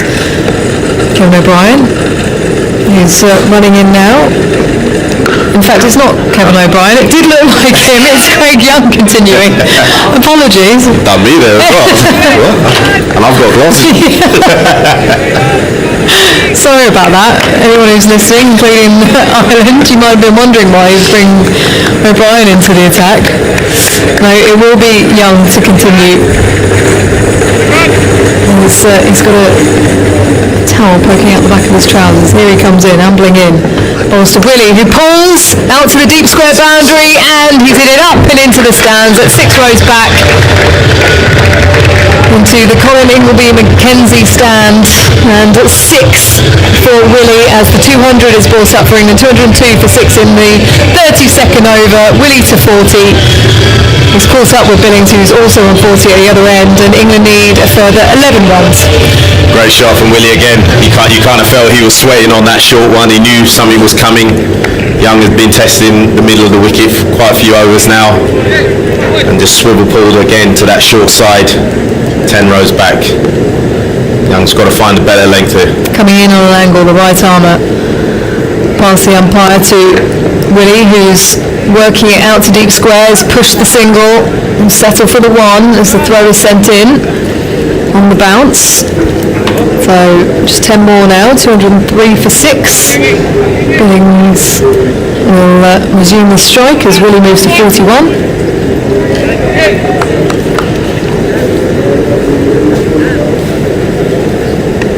Simi Singh pushing in at extra cover to Billings. Get another slipping, come on, be brave. ring offside field as Young approaches the crease, ball short. Billings pulls with some velocity. That ball travels into the boundary. That is a lovely whip through as he scores another boundary, goes to 44, 207 for 6, and just 6 more now. Whew, that was a shot. He's got lovely wrist, Sam Billings. He's one of those players, he's got a lovely flow at the back when he's going well. Very almost Asian-like in his approach, very, very flexible wrist. He just whipped that through square leg. Nobody moved. Still at the crease now as he whips again past mid-wicket, out to the deep mid-wicket boundary, mid-off. Andrew Balbirnie there looks to cover the stumps as the throw is sent in from the man running out to the boundary. So just 4 more now. One hit away, aren't we? One hit away, yeah. One hit away. And these two have played incredibly well, a partnership worth 72. Just a moment of panic after England lost 3 wickets in quick succession. And Young bowls short to Billings, who allows it to pass over his head. Signalled wide by umpire Wolf. So 3 now for England. I think a little bit of red mist came through on that bat after being dispatched 2 balls before. 82 miles an hour that delivery from Young. And he pushes away again. Elbows moving side to side, bowls to slower ball outside the off stump. Billings drives to extra cover. Simi Singh with his bright green shoes to complete the green strip. It's very snazzy these days. Green shoes. Can you imagine in our day wearing green shoes? Yeah, I wasn't as out there as that. At the end of the over, England needing 3 more then, 210 for 6, Billings on 46, Willie on 41. And interesting to note actually, Sam Billings in the field was wearing those bright blue spikes, whereas now when he's batting he's got the white ones on. Do you remember when it was cool to take your trainers and get them spikes? Yeah, Do you remember that? I remember that. Yeah. Well, I usually had to because no one could ever do spikes that were small enough. Is that right? Yeah, until I was very fortunate to get a sponsorship. I don't think I'm allowed to mention their name, but they were getting them specially made, UK size ball. All right. Which was gratefully appreciated. Here comes Camphor, who bowls to Willie, who drives to extra cover, no run. Just tuning in then, England need 3 more runs to win this second one-day international here at the Ageas Bowl and register another 10 points in the Men's Super League. Camphor, who has been outstanding all day, bowled with a lot of energy. He's picked up 2 for 44 bowling in his 7th over to add to a 50 in the first innings. Another man comes across to the offside, so an extra cover and a man at short cover as Willie pulls a short ball away to the leg side out to deep mid-wicket. Deep square hasn't even seen it as they'll push the 2 and they'll settle for that. So scores level now for the 2 teams, 212 on the board for England and just the 1 required. It's an interesting choice of delivery for a well-packed offside. Yeah, they've got some of their tactics that I feel they haven't quite been in sync. Captain and bowler haven't quite been in sync with each other. Well, here comes Camphor again, steaming in. Ball short, Willie pulls, and this should go for 4, it does. So, to wrap up the game, David Willie has gone to 47. He's picked up 5 4s and 2 6s in that innings, alongside Billings on 46, and a partnership worth 79 to see England to victory. They win by 4 wickets after a little stumble in the middle. They've won convincingly in the end. Handshakes all round between the 2 teams, and the sun is starting to fade away behind the scoreboard. Lights are on here and another comfortable one in the end. Michael? Yeah, without its moments. Congratulations, obviously, to England on another series win, and Ireland left to ponder again. The batting lineup again didn't quite fire. They were caught in a little bit of a stick or twist situation. You felt this morning where obviously they went out hard in that first game, and today they almost were a little bit shotless, going at no more than 2.5 and over for the first 15 overs. So yeah, they'll have some thinking to do for that last game, whether they make some changes. But Camphor again was the outstanding performance in their ranks. It's really impressed me in these 2 games. Johnny Bairstow, good to see him back in the runs, played beautifully. Such power, dominance, just what you expect from someone of his ability, and finished off nicely with that partnership between Willie and Billiant, which was very well constructed. Yeah, Johnny Bairstow got out of the blocks quickly, 82 of 41 deliveries. He almost got England's fastest century, but was eventually dismissed by Josh Little. A few more words from you, Michael, and then it will be Kevin Howells. Yeah, I think Owen Morgan would be pleased that someone like Johnny Bairstow managed to spend some time at the crease. It's important, having had the lockdown for a few months, to get these guys some game time in the middle. Even though he missed out himself today, but thoroughly good performance from England, and another series win under the belt.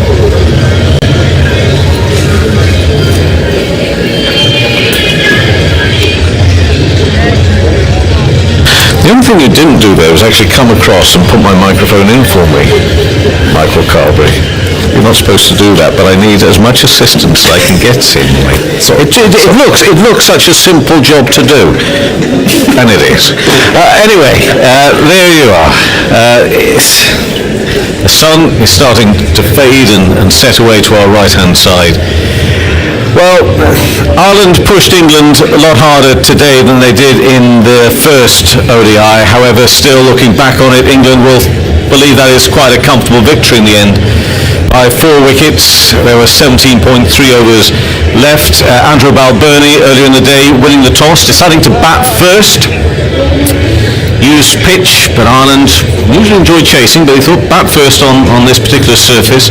Much better than the first ODI, because they were 28 for 5 on Thursday, but still, they took a little while to get going. Paul Stirling was out for just 12, Gareth Delaney ducked. There were 2 wickets to David Willey picking up where he left off from Thursday as well. Andrew Balbirnie of 15, Kevin O'Brien of 3. Very interesting, the 21-year-old Harry Tector made 21. He'll feel a lot better for that. Again, we've seen Andy McBride with a useful 24, Simi Singh 25, but again, it was the all-rounder Curtis Camphor, just his second ODI for Ireland, his second half-century, highest score today of 68, giving them a respectable total from their 50 overs, batting through the full 50, 212 for 9. David Willey picked up 2 for 48. Rhys Topley back in an England shirt for the first time since 2016, picked up the last wicket, giving 1 for 31. We had Saqib Mahmood with 2 for 45. Adil Rashid 3 for 34, and that achieved a milestone for the spinner Adil Rashid, becoming the first spinner to reach 150 ODI wickets for England. So many congratulations to him. Again, amazing bowling really from Adil Rashid. But in that chase, off to a flying start, Johnny Bairstow eventually out for 82 of 41 deliveries. Again, a couple of milestones for Bairstow. I'll mention those in a few moments' time. But he really did look to be putting England in a very strong position, racing along to that target, despite the loss of Jason Roy without scoring. Vince just 16, Banton 15, another couple of ducks this time for Owen Morgan and Moeen Ali as well. And at that stage, after Johnny Bairstow was out for those 82 runs, some serious questions being asked of England. They were 137 for 6 after 18 overs chasing down the 213. Josh Little replacing the injured Barry McCarthy in the Ireland 11, getting rid of Bairstow, Morgan and Ali, picking up 3 wickets. Curtis Camphor claimed the wickets of Vince and Banton as well. So it was touch and go, looking for a while there for England. Lots of time still to get those runs, but those 4 wickets standing. And in the end, it took Sam Billings for his 46 off 61 deliveries, 6 fours, and David Willey, who was very cautious for David Willey to begin with, 47 off 46 balls, 5 fours and 2 sixes to steer England to the victory. It means they have won the series. They're 2 up with just 1 to go. Of course, it's another 10 points as well in the World Cup Super League. To go back to the milestones for Johnny Bairstow, he's passed now 3,000 runs in limited overs cricket. He's the 4th fastest to reach that target for England, also in doing so, passing 2,000 ODI runs scored for England in England alone as well. It really was something pretty remarkable we saw from Johnny Bairstow tonight, and I suppose that just mirrors what he's achieved anyway in his career. Former England international Michael Carberry is alongside me.